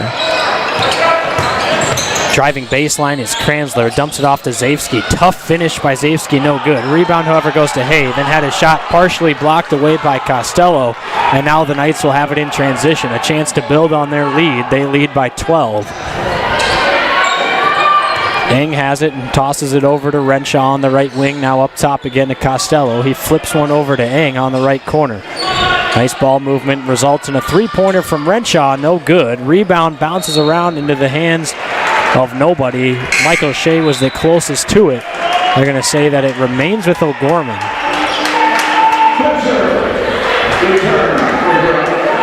Fitzer comes back in for the Tigers. Only 2 points, Isaac, for Huron so far through about 5 minutes of the second quarter.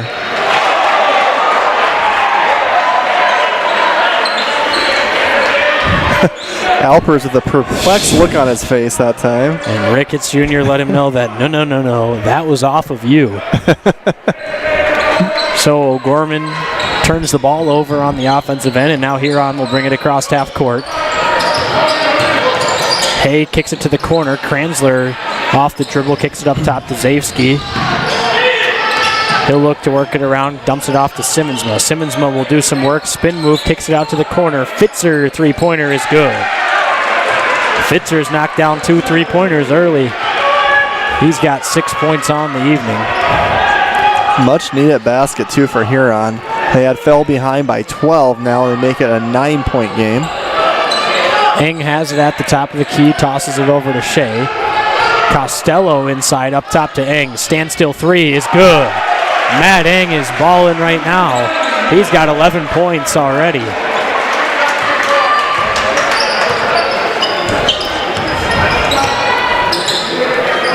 Fitzer has it at the top of the key for Huron. Off the dribble, hands it off to Simmonsma. He'll do some work down low and kick it up top to Zafsky. Zafsky dribbling around the perimeter, dumps off a pass to Fitzer. Tough contested three, off the mark, no good. Rebound Alpers, throws a behind the back pass right off of the head of Costello.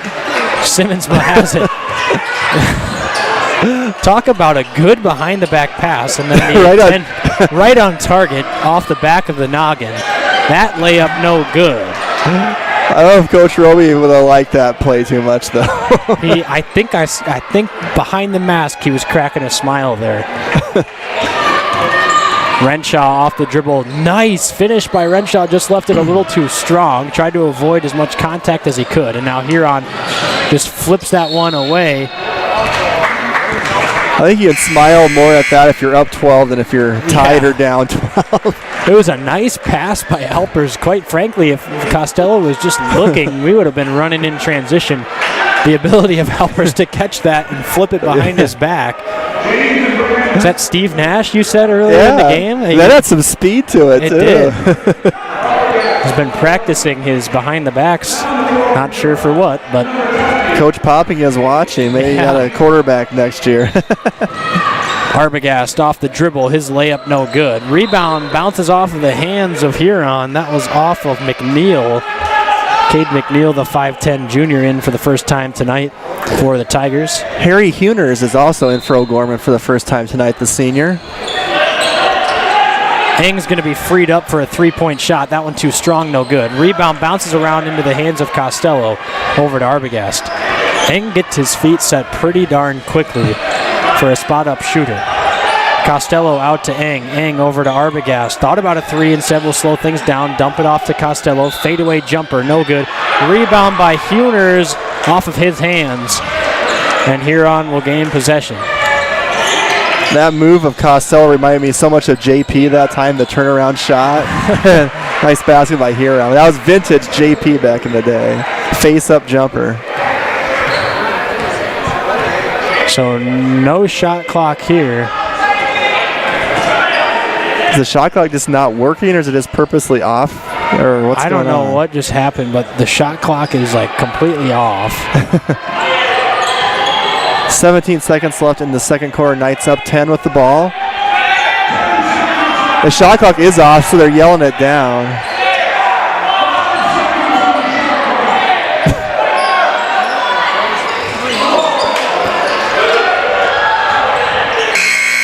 That three-pointer, no good. And that'll be it for the first half. They were yelling on the court. The shot clock must have come disconnected or something. They were trying to yell out the shot clock. But that'll do it for the first half. O'Gorman Knights on top of the Huron Tigers, 28-18 here at O'Gorman High School. Stay tuned for the Knights halftime show after the break. You're listening to Real Presence Radio Network. Pre-planning a funeral is a wonderful gift for families. I'm David Lewis of Barnett Lewis Funeral Home, a family-owned and operated service to the community. Our goal is to make arrangements with families comfortable when they decide what their wishes are for funeral services. I will listen to all needs and offer choices for funeral arrangements and make sure all questions are answered. Barnett Lewis Funeral Home can be contacted at 336-0707 or by going to barnettlewis.com. Eide Bailey, a public accounting firm, provides tax, accounting, assurance, and business advisory services to clients across the nation. With offices in Sioux Falls and 40-plus locations in 15 states, Eide Bailey is the workplace for 2,500 professionals. Their firm has been serving clients for over 100 years. You can contact Eide Bailey online at eidebailey.com. Eide Bailey is a proud supporter of O'Gorman Knights athletics and activities and the Real Presence Radio Network. Your family is depending on you to provide financial security for them. The Knights of Columbus can help you with insurance solutions such as disability income, long-term care, both term and whole life, annuities, retirement, and estate planning services. Join the Knights of Columbus today at kfc.org/join us for access to all these insurance services. Call the BB Agency at 605-882-8689. That's 605-882-8689. At Guarantee Roofing and Sheet Metal, we are guided by one simple principle. We do what we say we're going to do. We believe in ensuring our customers are happy with the work we deliver. Guarantee Roofing and Sheet Metal was established in Sioux Falls in 1981 and has been involved with installing more than 100 million square feet of commercial roofing across the Midwest. They have worked on businesses including schools, universities, hospitals, churches, and factories. For more information, you can call 605-331-5121 or online at guaranteeroofingsd.com.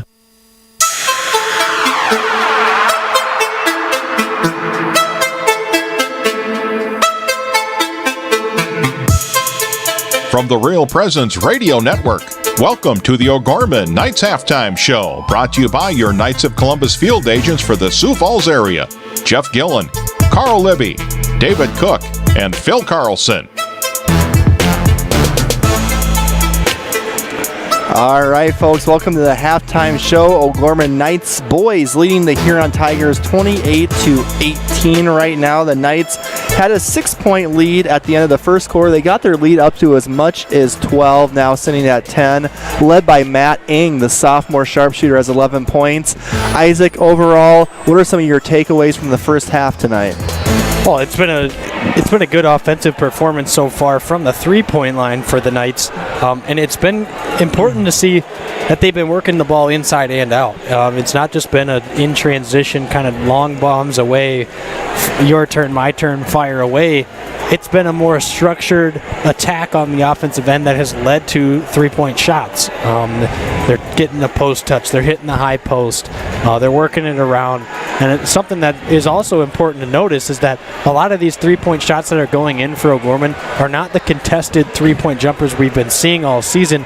It's just stand still, wide open threes, which if you could put anybody on the floor and have a good chance of making a standstill where you're going to set your feet and have no defender even contesting the shot. What do you think of David Alper's first half, Isaac? David has been playing a tremendous first half. He's been aggressive on the defensive side of the ball, but also on the offensive side of the ball. He's been grabbing a lot of rebounds. He's been making some key plays, poking the ball away. He's had a couple of blocks already and some fancy passing behind the back.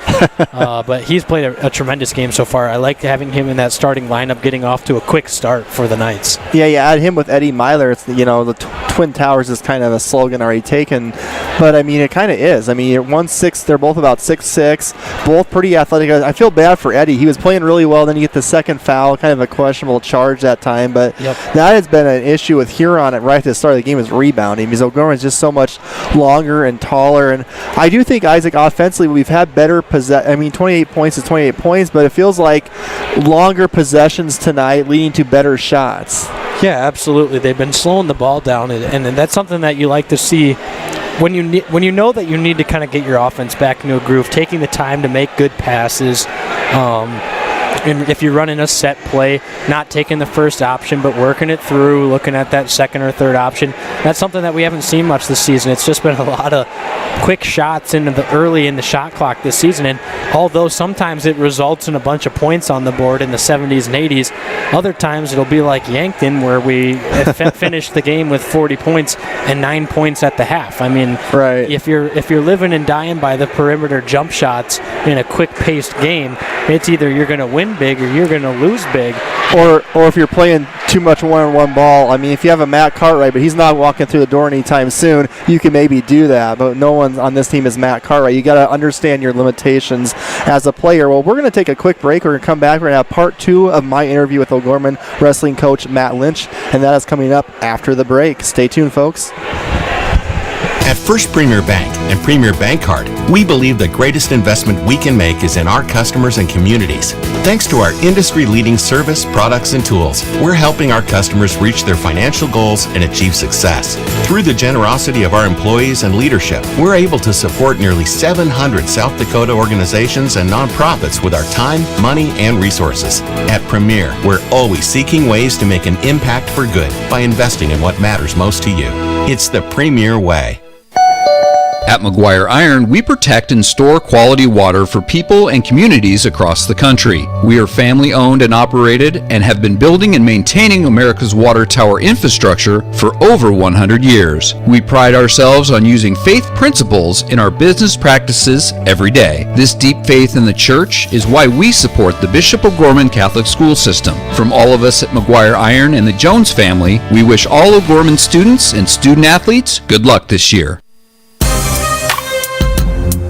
Bo Beaver is at 138, a senior for you. He was the outstanding wrestler at the Madison meet. He won first at the Brandon Valley meet on January 9th. Can you talk about Bo's season he's had so far and what has stood out to you about his performance so far? Most of the time that you spend with your kids as a coach is in the practice room, and so competition is kind of like icing on the cake. That's when you get to go out and see where we're at in our little small part of South Dakota here to see how we are competitive against other teams and other competitors. What was really kind of nice about the Madison tournament is we knew we were the best guy over there. I think everybody knew that, but the way the seeding criteria is and the beginning of the season, we came in as the 3rd seed. So going from the 3rd seed to the champion, was I think one of the reasons why he got OW that day, and that was pretty nice, and nice to give him that plaque. That was an honor. He's wrestling well, he's practicing well, he's in good spirits. Besides Bo, Coach, who are some of the other wrestlers that have stood out to you in the first about month and a half of the season? Well, I think the seniors right now, this is their last season with us. Nate Sprinkle at 145, Josh Bruns at 132. They're wrestling really well right now. Josh is a little dinged up. We got a knee thing we're working with, and we want to make sure that we're healthy by the end of the year. The thing about Josh is he's quite a bit better than I think he even realizes. He can move from side to side so fast that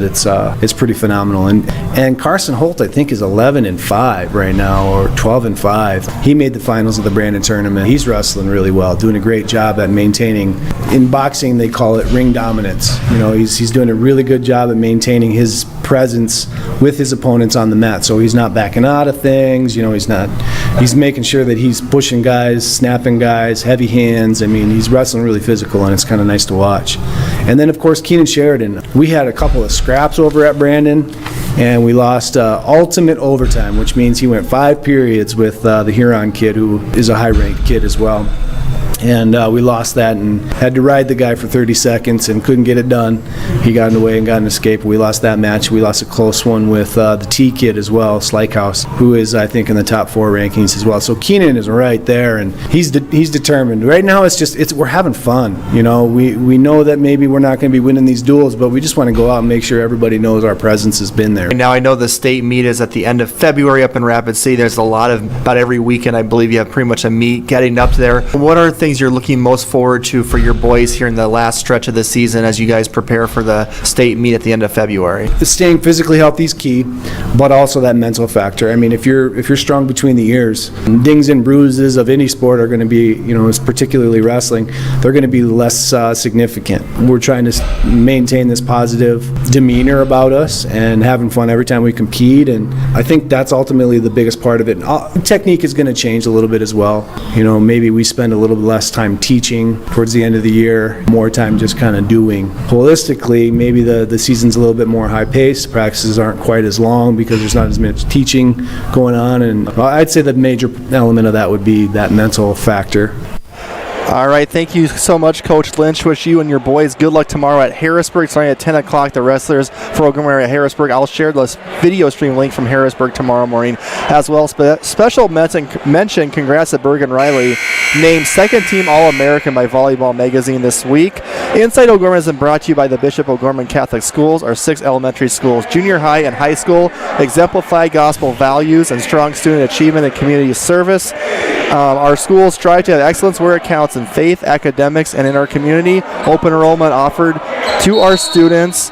Visit ognights.org to schedule a tour. Enrollment opens on February 22nd. With the second half, here is Isaac Struck. Reese Arbogast tosses it over to Renshaw, back up to Arbogast. Knights have possession here. The shot clock, if you can't see at home, is malfunctioning to say the least. The shot clock is disconnected and they can't get it to turn back on, so some difficulties with the shot clock. It may come back, it may not, we are not sure. The great IT staff for O'Gorman will be on that, trying to fix that tomorrow morning. Nice baseline move by Simmonsma, and then the shot sailed incredibly high. Fitzer for 3, no good. Alpers with a one-handed rebound and then a wild pass to Myler off the window for 2. Alpers is just basically running the fast breaks here for O'Gorman with the passes, the one-handed sling down the court. He has a unique style to him, that's for sure. That one poked away by Moffitt. Do a quick read here, Isaac. Tonight's halftime show for Sioux Falls O'Gorman is brought to you by the BB Agency, supporting Knights of Columbus Insurance for South Dakota, Southwest Minnesota, and Northeastern Iowa. For life insurance, long-term care insurance, and retirement products, call the BB Agency at 605-882-8689 to connect with a field agent near you. Knights of Columbus Insurance, strong, dependable, faith-based insurance protecting your family's financial future. Fitzer goes up for 2, a whole lot of contact for a whole lot of nothing. You'd think there would be something called there, but there was absolutely nothing called. Could have been a block, could have been a charge, it was just nothing. He could have blinked and missed it for all we know. Arbogast will bring it across half court for the Knights. So which one of Roby's assistants is in charge of the shot clock now? I'm not sure what the plan is. If we get a Rick Lynch yelling the count out every time it gets down to 10, I might lose it. Arbogast off the dribble, tries to force a pass inside. Can't fit it in. Hay over to Fitzer, standstill baseline jumper, no good. Rebound goes to Alpers, who just launches one up the floor again into the hands of Moffitt. Moffitt tries to go off the window. He got fouled, and he'll head to the line for 2. Is that David Mahomes?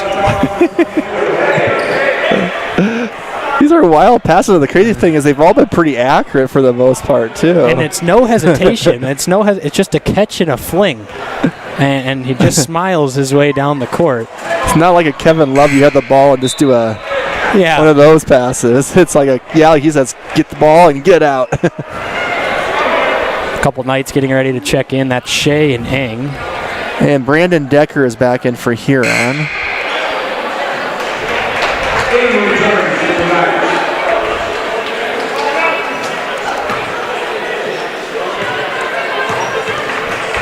Knights boys, we're going to be off for a while. We won't play again until next Friday night at Rapid City Central.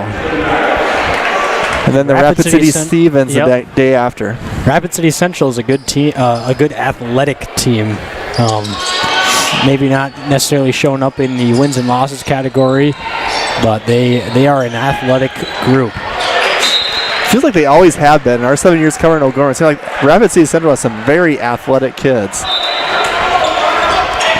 So O'Gorman has possession of it here. Thinking of Caleb Walton Blandon from a few years ago. Extremely athletic.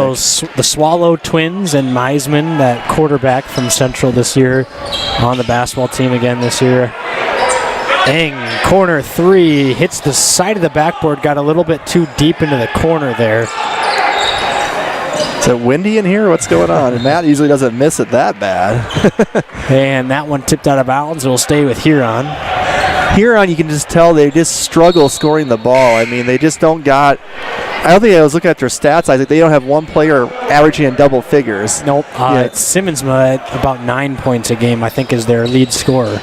That ball tipped by Alpers, nearly corralled by Shea. Instead, Schley will take a contested three. That doesn't go in. And Eng will push it in transition, dumps it off to Shea. Fake pass over to to Alpers. Standstill three for Eng. The rebound is going to be corralled by Alpers, who got fouled from behind. So the Knights will get possession of the basketball underneath the hoop. I wonder if that's something O'Gorman saw in film or something, Isaac, because it feels like they're really pushing the tempo tonight more than a lot of other games I can remember. Costello fakes the lob to Alpers, tosses it to Renshaw, frees himself up in the corner, fadeaway three, no good, stays with it, gets his own rebound up, no good, rebound to Alpers, tries to flip it over to Renshaw, and now the Knights will slow things down. Costello at the top of the key to Alpers, throws it baseline, now they're just working it around, not sure how much time's on the shot clock. Shea has it, dribbling around, spin move, tough contested jumper by Shea, falls. Nice move by Shea. That's probably as many passes in that possession as O'Gorman's had all year. Renshaw with it in transition now. It's 33-18, 4:20 left here in the third quarter. And Costello's about to head to the line. He just got fouled hard by Schley. Huron has yet to score here in the third quarter. 4:25 left. Knights 5, Huron 0 in this third quarter. Not an offensive masterpiece so far tonight by either team. Costello's free throw is up and good. Quite a few faces back in for the Knights. It's going to be Moffitt, Arbogast, and Myler. And in for Huron is Zafsky. To do a shout out to Father Chuck Simple, who said our prayer today. He is in the crowd today from Holy Spirit, so there's a Holy Spirit shout out. There's a church that usually gets shout outs since Dan's not here tonight that hasn't got one yet. They're probably wondering what's going on. Yeah, where's Shane Lambert at? We usually get 2 by halftime. There's a 3-point shot missed by Kranzler. Arbogast up top to Moffitt. Moffitt, Euro step off the window is good for 2. He got fouled on the way out. He'll head to the line for the and one. We've seen him do that move twice tonight, and I think both times they've got the defensive foul. And Coach Scout and Isaac, I think he has seen enough. He's going to call a timeout. Do we got a full or a 20? It'll be a full timeout. Okay. So we're going to take a quick 30-second break, folks. We'll be back for more Knights boys basketball in the third quarter. O'Gorman leading here on 36-18. At McGuire Iron, we protect and store quality water for people and communities across the country. We are family owned and operated and have been building and maintaining America's water tower infrastructure for over 100 years. We pride ourselves on using faith principles in our business practices every day. This deep faith in the church is why we support the Bishop O'Gorman Catholic School System. From all of us at McGuire Iron and the Jones family, we wish all O'Gorman students and student athletes good luck this year. Welcome back to O'Gorman High School. The Knights lead the Tigers 36-18 with 4:03 left here in the third quarter. Quick score update from around the state. The Sioux Falls Christian Chargers defeated the Mitchell Colonels in Mitchell 69-59, so a 10-point victory for the Chargers over the Colonels. And then out in Spearfish, the Rapid City Central Cobblers lead Spearfish 18-16. That's one gym, Isaac, I've never been into yet, is the Spearfish gym. We were there a few years ago, but I didn't make that trip. So that's one of the few in South Dakota. That's kind of the neat part of this job is you get to, go to a lot of different gyms. Last year I made my appearance for the first time at the Huron Arena and also at the Aberdeen Central gym. Yeah, the Spearfish gym, a small gym, but the bleachers go up quite a ways. It's nice move by Decker to finish off the window. It's like deceivingly large. I would say it's almost a smaller court. I don't know exactly what it was, but we played there, and the home side is smaller bleachers, probably kind of similar to this, but not as long. But then the away side goes up kind of similar to Lincoln. Like it's longer, it's a lot more rows, not as wide, but a lot more rows of seating. And it's all wooden. And you're going to get this comparison. Isaiah Decker reminds me a little bit of Big Baby Davis out there. Glenn. I was going to say tractor trailer, but I don't know if that was before, if you're too young for that comparison. But Big Baby Davis would ring more bells with you as a Celtics fan. Absolutely. Hey, we're off to a hot start this year. Dump inside to Alpers. He's just losing a little bit of his footing down low. Gets it. Tosses it to Moffitt. Three-pointer around the rim, no good. Rebound by Costello up off the glass. No good for two. Rebound to Dave. Alpers doing a nice job on the offensive glass. And a timeout, 30-second timeout by Coach Roby. That's an interesting timeout. He was a little fired up for really no reason there. I guess not no reason, but I couldn't tell what the reason was. Alpers, he must have some big hands on him. He can really, snag a rebound one-handed like that's pretty impressive. I don't know what is going on in the O'Gorman student section. Sam Stukel lost a shoe, it looks like. Lost a shoe, hit the deck, nearly face planted. So 37-20, 3:12 left in the third quarter. My Lakers, they're playing pretty well too, Isaac. Just Oh, don't even. You know what's great about the Celtics is that Tatum and Brown, before the whole COVID thing blew up, were both in the top 10 in the league in scoring. So a dynamic duo developing there in Boston. Arbogast with it. He'll bring it across half court. Toss it over to Costello, back over to Moffitt. Moffitt dumps it inside to Alpers. Alpers got kind of bumped and had to force a pass that got picked off by Schley. 2:52 left here in the third quarter.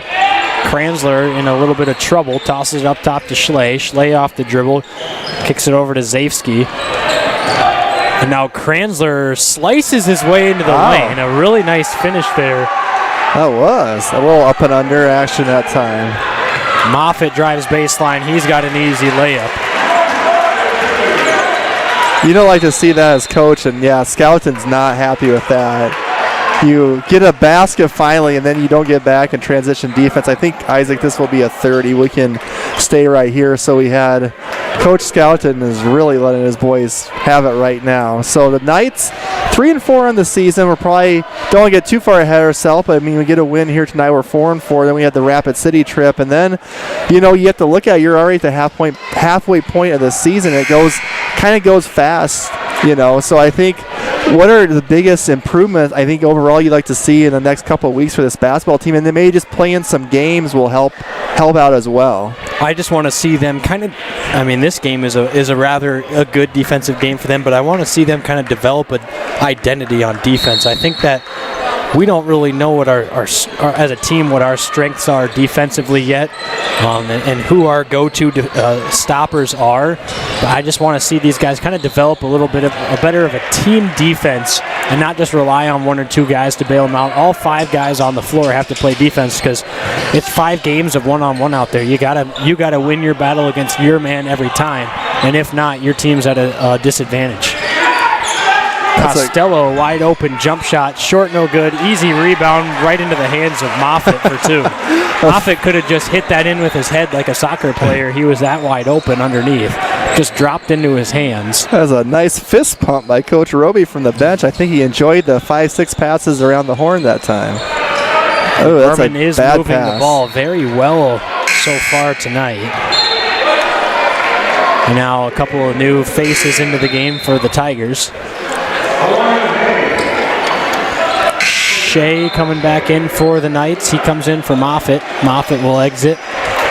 13 points for Moffitt tonight. I believe he leads the Knights. Eng had 11 at halftime. I don't know, has Matt scored here in the third? I'm not for sure. I don't know if we've seen him play all that much of the third, but he has not scored. Shea, an easy interception. He can go coast to coast here, up off the window, and 1.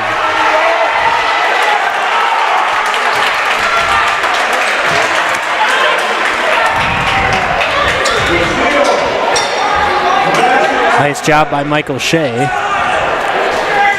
Knights have now almost doubled up Huron at 43-22. Shea's second basket of the game.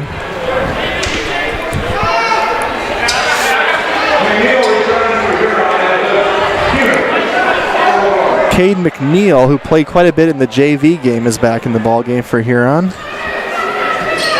McNeil with a nice chin strap beard. You're jealous, aren't you, Isaac? Huron will bring it across half court. It's Hay over to Fitzer, and Fitzer over to Schley. Harry Huners, him and his long arms are checked into the ball game. That three-pointer is no good. Rebound goes to Alpers, and they'll slow things down. Arbogast brings it across half court. He pushes some tempo here, tries to flip it off to Alpers, instead just a little bit short. They flip it over to Huners in the corner, up top to Shea. Alpers to Costello, too strong for the hands of Costello. And now in transition, ball bounces around, and now we just throwing it away. Oh boy. This isn't what you put on a highlight package if you're either one of these teams right now, the last 20 seconds of action. And Reese will get a reach and foul.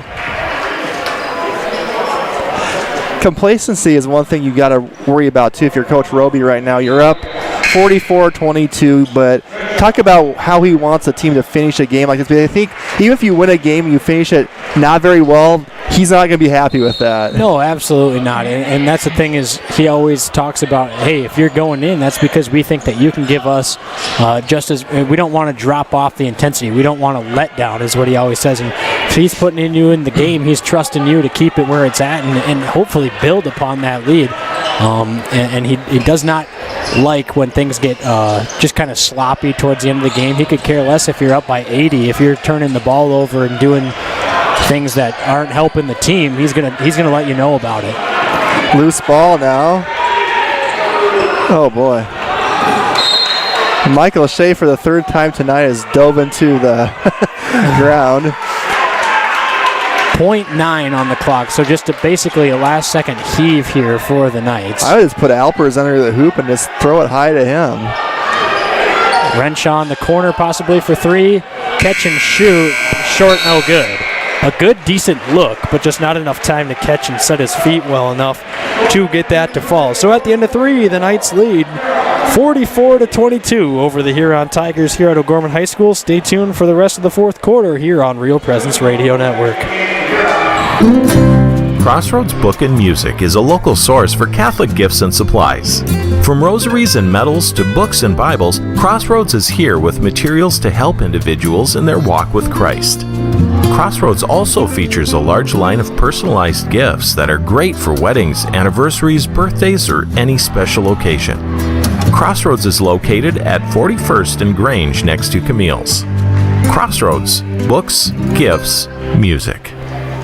Hi, I'm Larry Canfield with Canfield Business Interiors. I've often been asked what differentiates Canfield Business Interiors from other companies. It's our knowledge, expertise, and over 100 years of combined experience. It's how we use our in-house design capabilities to enhance your workspace. To us, it's not just a transaction. It's about our satisfaction guaranteed philosophy that seeks a positive outcome for all. The reason we are in business is to make your space better. We get results, just like those Knights. Go Knights!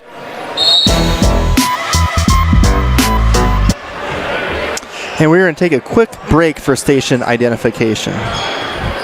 You're listening to Real Presence Radio, FM 94.5 KGWD Sioux Falls, FM 91.3 KSTJ Hartford, and FM 104.3 KSTJ LP Sioux Falls, an affiliate of the RPR Network.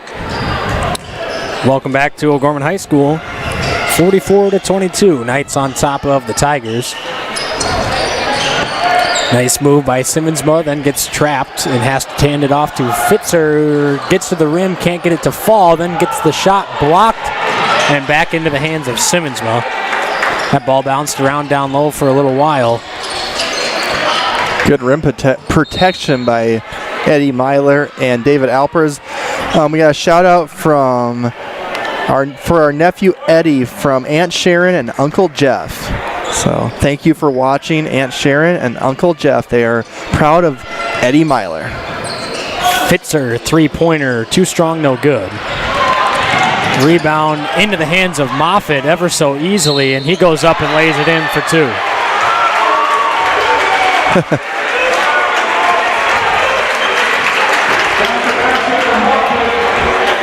Moffitt looks a little extra quick tonight. He looks like little booster jets in those shoes or something. There's a loose ball. This morning. Loose ball, and he's getting it tonight. Free throw by Moffitt is good, around the rim and in. It is 47-22 here, just about a minute into the fourth quarter.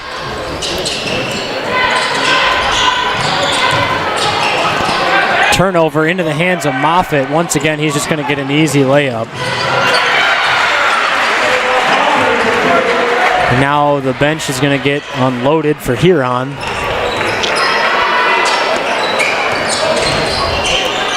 You're coach scouting right now. This last 6:44 can't go fast enough for you. So I'll get on the bus and regroup. Schley, deep three-pointer, no good. Rebound goes to Hay. He goes up for two. Off the front of the rim, no good. Nice putback by Schley. Found his way to the rim. The fewest points O'Gorman has allowed coming into this ball game, Isaac, was 46 in their win over Watertown. So we're probably going to get a new season low unless Huron's offense can score as many points in the next 6 minutes as they've had so far in the first about 26 minutes. No kidding. Harry Huner's back in the ball game. A fresh new five as well for Huron, including Zafsky, McNeil, Isaiah Decker, Brandon Decker, and Max Kranzler. So our five for O'Gorman's: Cousin Eddie, Harry Huners, Ben Renshaw, Cade Moffitt, and Matt Ang. Renshaw and Eddie ran into each other on that out-of-bounds play. Nice job by Eddie Myler using the shoulder. Created some separation and finished with a nice right-handed scoop shot. Oh. Now bodies are just hitting the deck everywhere. Let's hope Ben. Yeah, he's okay, I think. But Renshaw kind of got clipped that time. It looked like a fumble drill in football right there. So Huners will dump it off to Renshaw, and he'll bring it across half court. Renshaw looks a little gassed out there. Up top to Huners. Takes a three off the back of the rim, no good. Rebound goes to Huron, and they're going to call a foul. Joe Lynch getting ready to check into the game for the Knights. Joe making his way back to the lineup after about a 3-game absence. Cade Moffitt checks out. He has a game-high 18 points. Probably won't see him anymore, I'm guessing.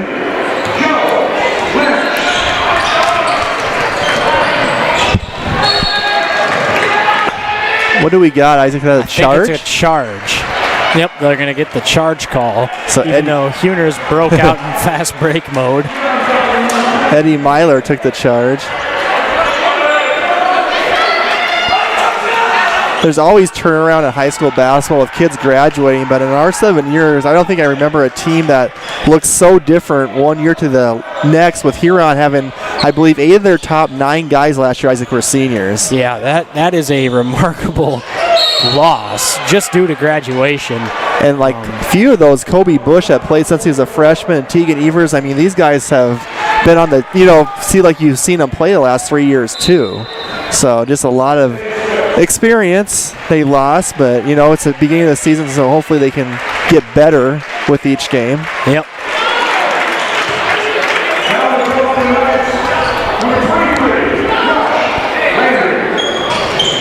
Rush Landry in the ball game. Turnover there for Huron. Renshaw will go behind the back and slow things down, kick it over to Ing. Thought about a 3, gives it back up to Renshaw. Knights will work it around here over to Huners. Standstill 3 for Huners, and that's good. Senior Harry Huners on the board. Gets a nice standing ovation from that student section over there. Always rallying for that senior. Year in and year out, they're going to call Harry with a foul. Harry, a good basketball player, just kind of caught in one of those rotation things where it's just tough to find minutes in a rotation that's already limited at times between the multitude of different guys out here. It's just kind of tough when you got a guy like Matt Ing, that a younger sophomore that you don't expect to come up like he has, but he's just providing a lot of sparks offensively. There's always just something. Well, if you put Harry on Huron, for example, he might start for him. Yeah, exactly. You put Harry on any other team in the state, and he's probably playing a good amount of minutes. But it's just one of those, just rotation things, and that happens every year with some teams. And it's just a lot of guys playing the same positions, which is unfortunate. I think we got about 6 or 7 guys that play that wing/guard position. Right. As Simmons kind of took a tough tumble to the floor there. That was his ankle or his hip, but he took it strong, and like you said, did take a tumble. Remember, folks, due to the postponement of last night's game between the number 1 Washington girls and the number 3 O'Gorman girls, that varsity game, well, we'll see what Keeter time is, but 3 o'clock is a scheduled start. We'll probably start maybe a little bit earlier. So tomorrow here at O'Gorman, Washington girls, O'Gorman girls. You don't want to miss that one. Free throw good. I'll definitely eat my Wheaties in the morning to get ready for that one, Isaac.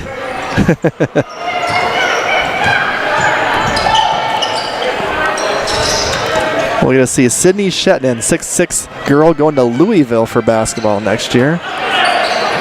Landry's three-pointer well off the mark. Rebound, Joe Lynch, and he's on the board.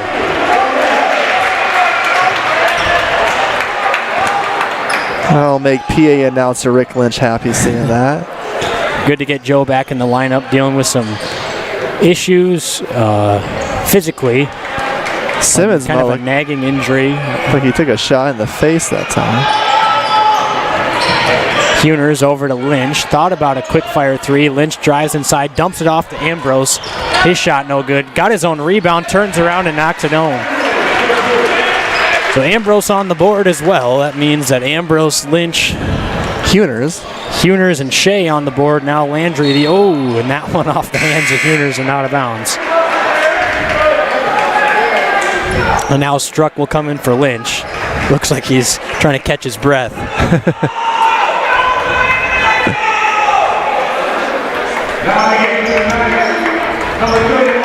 I want to see a breakaway dunk by Manny, Isaac. Can we see that? If he gets the opportunity and he doesn't take that chance, might just have to say something to him. We got a few new Huron kids, too. We'll try to let folks know who they are in a second. Nice step back by Schley is good. In for Huron as well as Juan Urena, Ryan James, and Dawson Rogers. And James Bach is also in for Huron, number 50.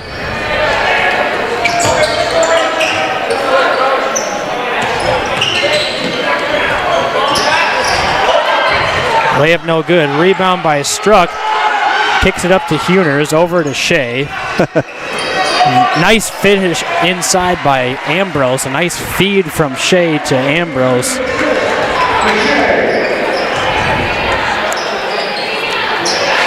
.230 left on the clock here. Knights leading 60-27. Gonna get our 4th win of the season to get to 500. 4-4. 3-point attempt is no good by Simmonsma.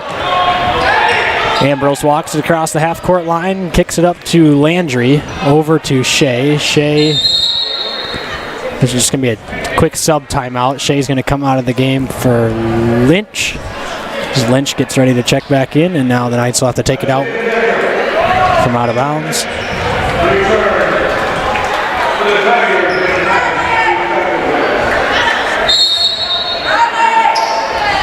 Struck has it at the top of the key, hands it off to Lynch.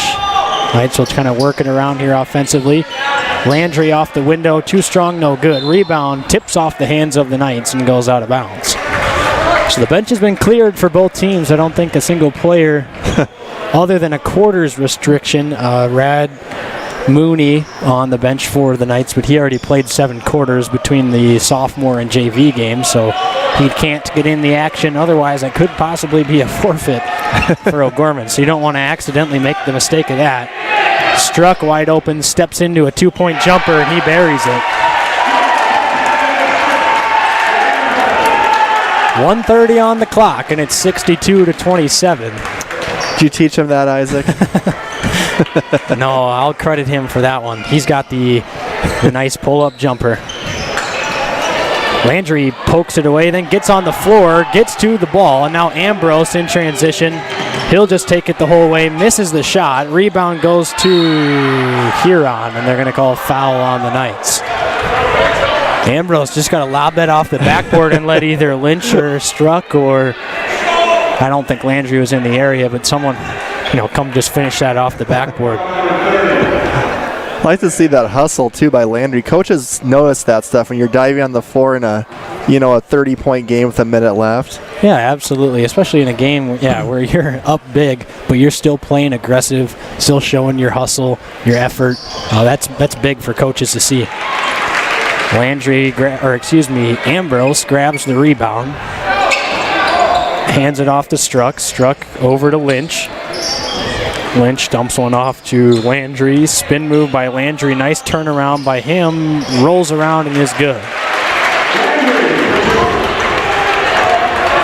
A lot of guys scoring tonight for Sioux Falls O'Gorman. I think that's everyone on the board. I think everyone's got a bucket. That shot kind of partially blocked by Struck into the hands of Ambrose. And the Knights will just hold it and dribble it out. So 11 different players, it looks like, have scored for O'Gorman tonight. Unless 4, 7, 12 actually. I'm trying to count who he's on the bench. Because everyone's on the court has scored at least a point. Everyone has the bench, so there you go. I thought Manny was going to shoot that through. 3 seconds, 2 seconds, 1 second, and it is over. So the Knights pick up a victory over the Huron Tigers, 64-27 here at home. And to nightcap the doubleheader tonight between the Knights and the Tigers. The Knights take both. We'll be back after the break. Stick around for the Locker Room Show here on Real Presence Radio Network. Your family is depending on you to provide financial security for them. The Knights of Columbus can help you with insurance solutions such as disability income, long-term care, both term and whole life, annuities, retirement, and estate planning services. Join the Knights of Columbus today at kfc.org/join us for access to all these insurance services. Call the BB Agency at 605-882-8689. That's 605-882-8689. At Guarantee Roofing and Sheet Metal, we are guided by one simple principle. We do what we say we're going to do. We believe in ensuring our customers are happy with the work we deliver. Guarantee Roofing and Sheet Metal was established in Sioux Falls in 1981 and has been involved with installing more than 100 million square feet of commercial roofing across the Midwest. They have worked on businesses including schools, universities, hospitals, churches, and factories. For more information, you can call 605-331-5121 or online at guaranteeroofingsd.com. At First Premier Bank and Premier Bank Card, we believe the greatest investment we can make is in our customers and communities. Thanks to our industry-leading service, products, and tools, we're helping our customers reach their financial goals and achieve success. Through the generosity of our employees and leadership, we're able to support nearly 700 South Dakota organizations and nonprofits with our time, money, and resources. At Premier, we're always seeking ways to make an impact for good by investing in what matters most to you. It's the Premier way. Hi, this is Brett Byler, Area Account Executive with Real Presence Radio. Did you know the signal of Real Presence Radio reaches an audience of over 2.4 million people across North Dakota, Minnesota, South Dakota, Wisconsin, and Wyoming? Have you ever thought about running radio spots on the RPR network? We want to partner with you to help gain exposure for your business in front of a very faithful customer base. To find out more about the options, please call me, Brett Byler, at 605-670-8333.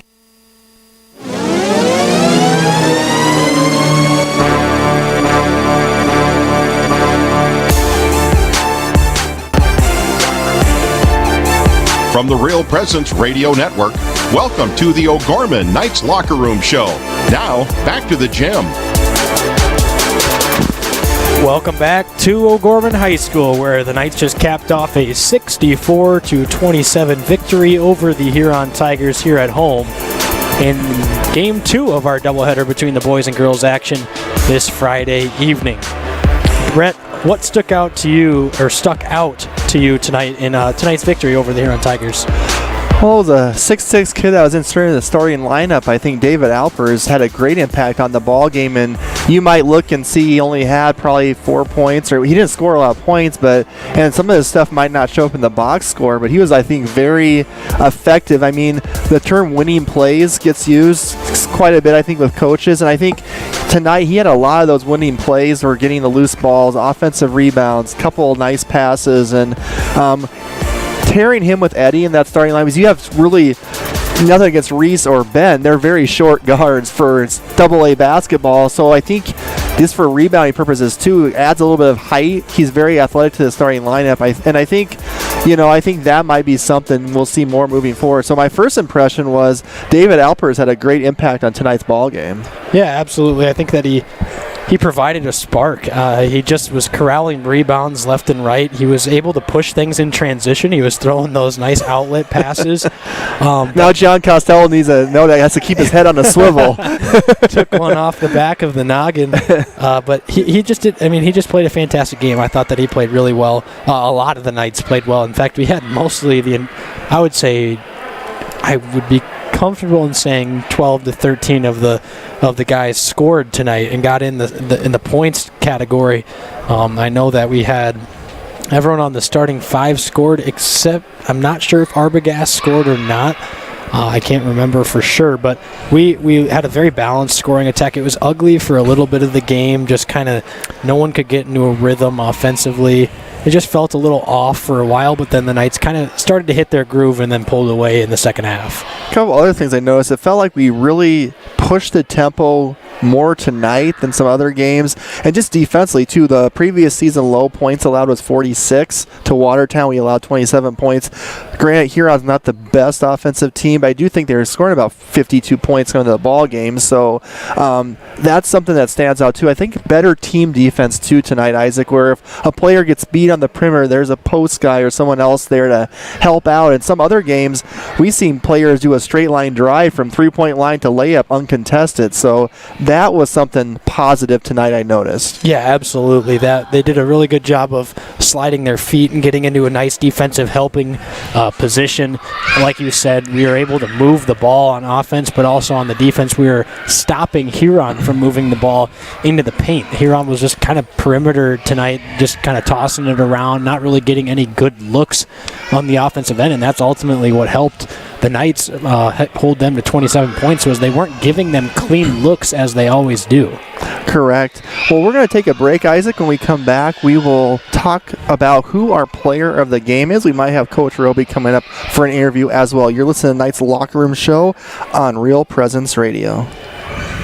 Sioux Equipment Company can fix, sell, and repair gas pumps, tanks, and air compressors. They offer sales and services for lifts, signs, decals, and tank truck equipment in Sioux Falls and the surrounding areas. Sioux Equipment Company is located at 1310 East 39th Street in Sioux Falls, just off of East Benson Road. They can be reached by calling 605-334-1653. Again, that number is 605-334-1653. Did you know you can listen to the RPR network when you're on the go? Just search for Real Presence Radio in your app store. Listen live to any station across the network at any time, so you can stay connected to your local community from wherever you are. Plus, if you miss a program, the Real Presence Radio app is your one-stop shop for local and national podcasts, including our signature show, Real Presence Live. The Real Presence Radio app, with you every step of your faith journey. All right, welcome back to the post-game locker room show. Now we're joined by head coach Derek Roby. Coach, in a game that kind of was sloppy at times tonight, you guys kind of started to settle into a groove in the second half. What were some takeaways from tonight's ball game? You know, I told our guys afterwards, Isaac, that that was, we had possessions there that we actually played our best basketball of the season. We're not rushing into shots. We were playing more team basketball. The guys are excited on the bench. Keep in mind this Huron team they're very capable. They beat Roosevelt a week ago. Mm-hmm. They're not a bad basketball team, but I just think we played better than we have in the last couple games. And it came down to finding our bigs first, letting them kick it out. We've made some rotation changes and we were trying to get a feel for each other, but I just thought our guys played more team orientated. They weren't getting. They're not selfish because of the rotation changes. It was unfamiliar for a lot of people. For instance, we're bringing in Matt a little bit faster. That puts Rennie and or Reese on the bench for a little bit because we really got 2 point guards out there, mm-hmm. And they're both taking their turns right now, and they're both doing some good things. In fact, Renshaw was actually coaching from the bench when he got out of the game. Sign of a great player and a great team. I thought like Moffitt, for instance. Moffitt didn't rush anything tonight. He just settled in, did what he was capable of doing. He wasn't trying to get his points. They just played more team basketball. I thought it showed tonight, and we beat a pretty good team. Yeah, absolutely. Coach, you inserted David Alpers into the starting lineup tonight. Just talk about that change, putting David into the starting lineup, and what did you see from David tonight? Well, we love David, first of all. What a godsend to get into our program and our school system for the last year.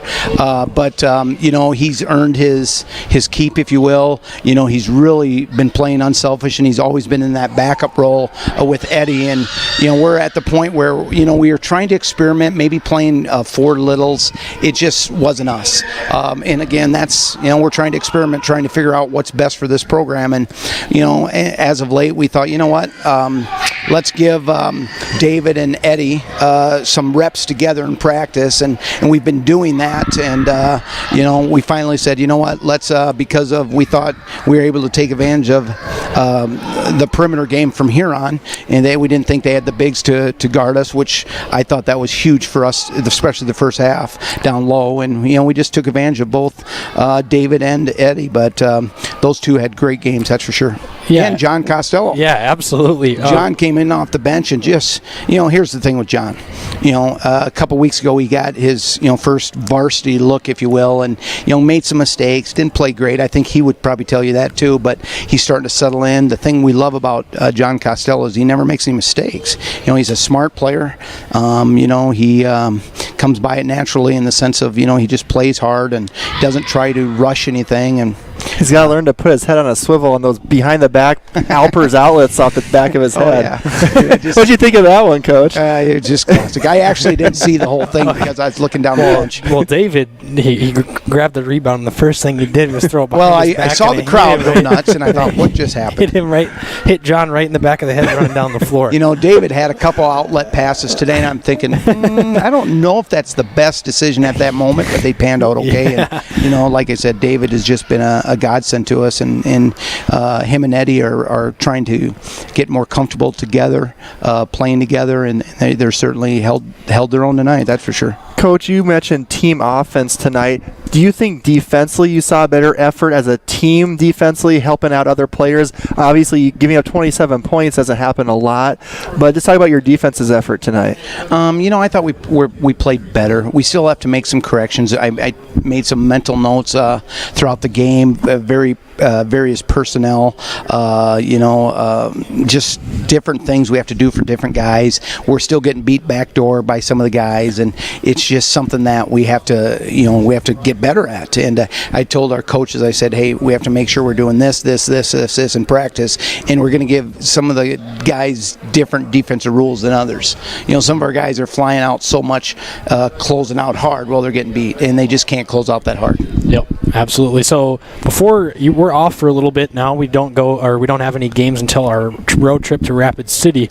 Looking forward to playing those guys. I know those are kind of two athletic teams. What can we kind of expect out of those Rapid schools out west? Well, it's always a fun trip because it's kind of a team bonding trip, and you've been through it as a player for us as well. It's always fun to get the guys like that, but it's a very unique year because of COVID and the COVID accommodations. A lot of the guys might be driving out by themselves, not by themselves personally, but you get the idea. The parents will be driving them, and we're trying to be safe for families and players, so there won't be a lot of camaraderie on the bus because we don't know how many guys are going to be taking the bus. So it's a little different setting. We do know, obviously, both schools are very, very good. You have the first night we'll go against the Swallow kid that's proven himself time and time again that he's one of the best in the state. So, you go out there and you can, you're not going to get many calls either way. I don't mean that like we're going to get, the bad, refs or anything like that. It's just the way it is.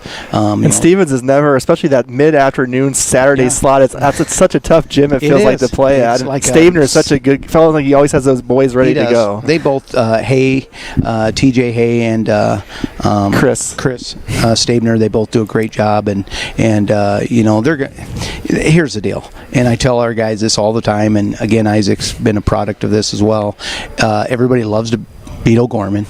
You don't get any free games. I don't care if you're having a down year, up year, whatever. Everybody wants to beat us more than anybody else. It's just the nature of the beast. And so, we got the target on our back, and we always have to be ready for everybody's best effort. And next weekend, we'll get both Central's and Stevens' best effort. Well, thank you so much, Coach. Congratulations on the nice win tonight. Thank you much, guys. And that was O'Gorman boys basketball coach Derek Roby. We're going to take a quick break, Isaac, and we come back. We're going to have our final thoughts here, final scoreboard update from Sioux Falls O'Gorman High School. Big win for the O'Gorman boys tonight, 64-27. Real Presence Radio is now on Google Assistant devices, including Google Home, phones, tablets, and smart displays. To start this action, say something like, "Okay, Google, talk to Real Presence Radio." It will then ask what station you want to play, to which you can respond, "Play Sioux Falls," or "Play AM 970," or "Play WWEN." From there, you can use words like play, pause, and stop. Listen to RPR anytime, anywhere, now on Google Assistant devices. Real Presence Radio will be broadcasting an estimated 42 Sioux Falls O'Gorman girls and boys basketball games from the middle of December 2020 to the middle of March 2021. Tune in to the RPR network on 94.5 FM Sioux Falls, 91.3 FM Hartford, online at yourcatholicradiostation.com, and on YouTube at Real Presence Radio Sioux Falls. If your business would like to sponsor our O'Gorman basketball broadcast, contact me, Brett Byler, at 605-670-8333. When you look to the future, is the road there inevitable? It's not. That's why O'Gorman education matters. It's where you'll grow in your faith, be challenged, celebrate, and become part of a community. These are the moments that will shape your life. This is where your path will unfold. What are you waiting for? You belong in blue. Pizza Ranch and Fun Zone Arcade on 41st Street in Sioux Falls has something for everyone. They offer a buffet featuring salad bar, pizza, and chicken. Pizza Ranch has a spacious dining room as well as 8 party rooms to fit any size group. You can also order online and they will bring the experience to you. Pizza Ranch, located across from O'Gorman High School on 41st Street, can be contacted by calling 271-8646. Pizza Ranch is a strong supporter of O'Gorman Knights athletics and activities.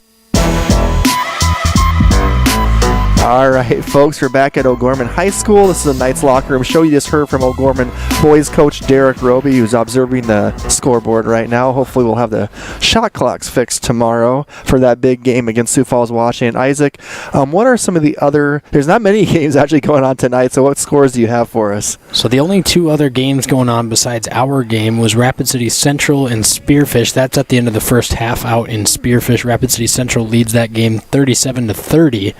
And then Sioux Falls Christian was at Mitchell. Sioux Falls Christian picked up the victory over the Mitchell Colonels, 69-59 over in Mitchell. Big win for Coach Scouten, who's a relative to the Huron coach Scout. I think Mike Scouten for Sioux Falls Christian. That's the first loss for the Mitchell Colonels and Todd Neuendorf this year. And again, our O'Gorman girls won the first game of the doubleheader, folks, 53-46. That game was a 2-point game with about 40-some odd seconds left. So, I mean, that was...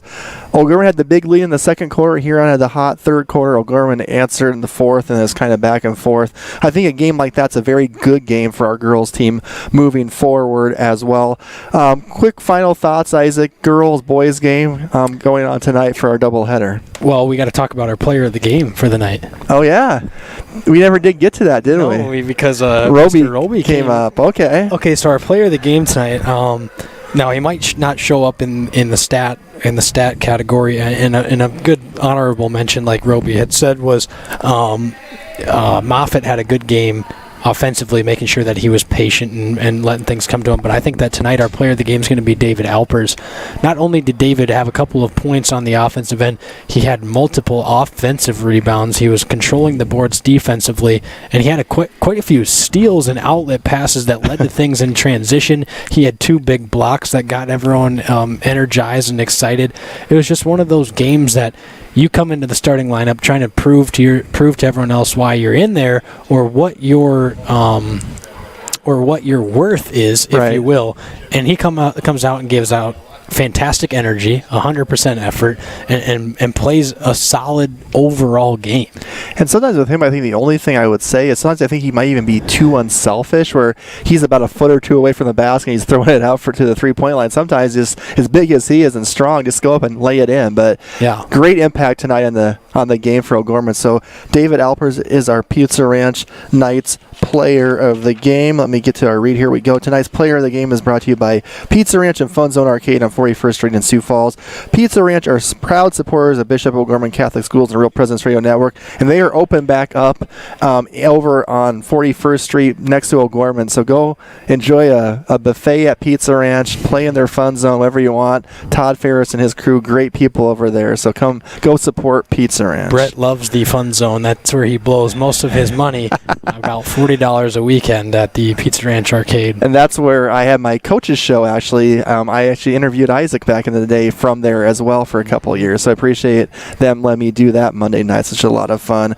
My final thoughts, really, like I said, I think it's a really good game for O'Gorman girls. Playing a close game, coming down to the final minutes, having to execute, having to make pressure free throws, because tomorrow I'm guessing a game against Washington is going to be pretty close. Yeah. A lot of emotion, a lot of energy for both teams. Players know each other well. Maybe a little bad blood, you just never know. So I think having a game like that, even though it maybe took up a little bit of energy, it'll be interesting to see how the energy level for O'Gorman as Washington now. They're actually coming off 2 losses, so they're really going to be desperate for a win, and they're fairly well rested. So that game will start. The JV starts at noon, and then I believe noon, 1:30, and around 3 o'clock. We'll probably be going on the air tomorrow around 2:30 or so. And boys took care of business tonight. Defense I thought was a lot better. I thought teamwork offensively was a lot better. Just a lot better effort overall by the boys. Yeah, absolutely. And I would piggyback off that. I think that tomorrow's game against Washington for the girls is going to be a huge battle, and it's going to be a testament to the toughness mentally and physically that we have on our team this year. It's going to be a lot of probably a lot of chit-chatting going on back and forth between each other. It's always a battle with the Washington girls year in and year out, and then like we said with this boys game, kind of good to just get back on our feet again. We've kind of just been sliding down a little bit after we had won our first couple of games of the season, and then we just kind of started to take a little bit of a step down and kind of sliding out of rotation. We had some guys banged up trying to get back into a groove, and I think that tonight really helped to get everyone into the game, focused on the next one. Now we've got a whole week of practice leading up to a trip to Rapid City, which is already going to energize the guys, so I think it's going to be a good bounce back weekend, piggybacking off of this game today, but also next weekend as well. A lot of players probably going into those Rapid City games feeling a lot, at least the first one on Friday night, a lot better about themselves, a little bit more confidence after having a performance like this. So I want to thank Isaac Struck tonight for the play-by-play. I'm Brett Byler. Thank you everyone for listening tonight, watching the video stream. If you want to rewatch the games at all tonight, just go to Real Presence Radio Sioux Falls on YouTube. We will see you tomorrow afternoon for a showdown between the O'Gorman girls and the Washington girls. Have a safe night, everyone, and we'll talk to you tomorrow.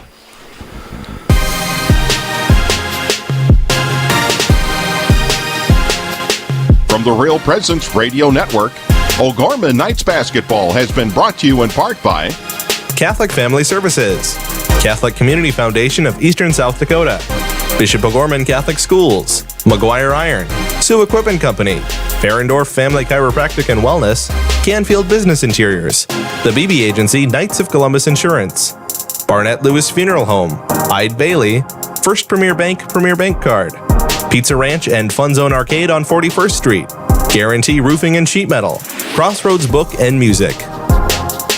The preceding O'Gorman Knights activity has been a special presentation of the Real Presence Radio Network.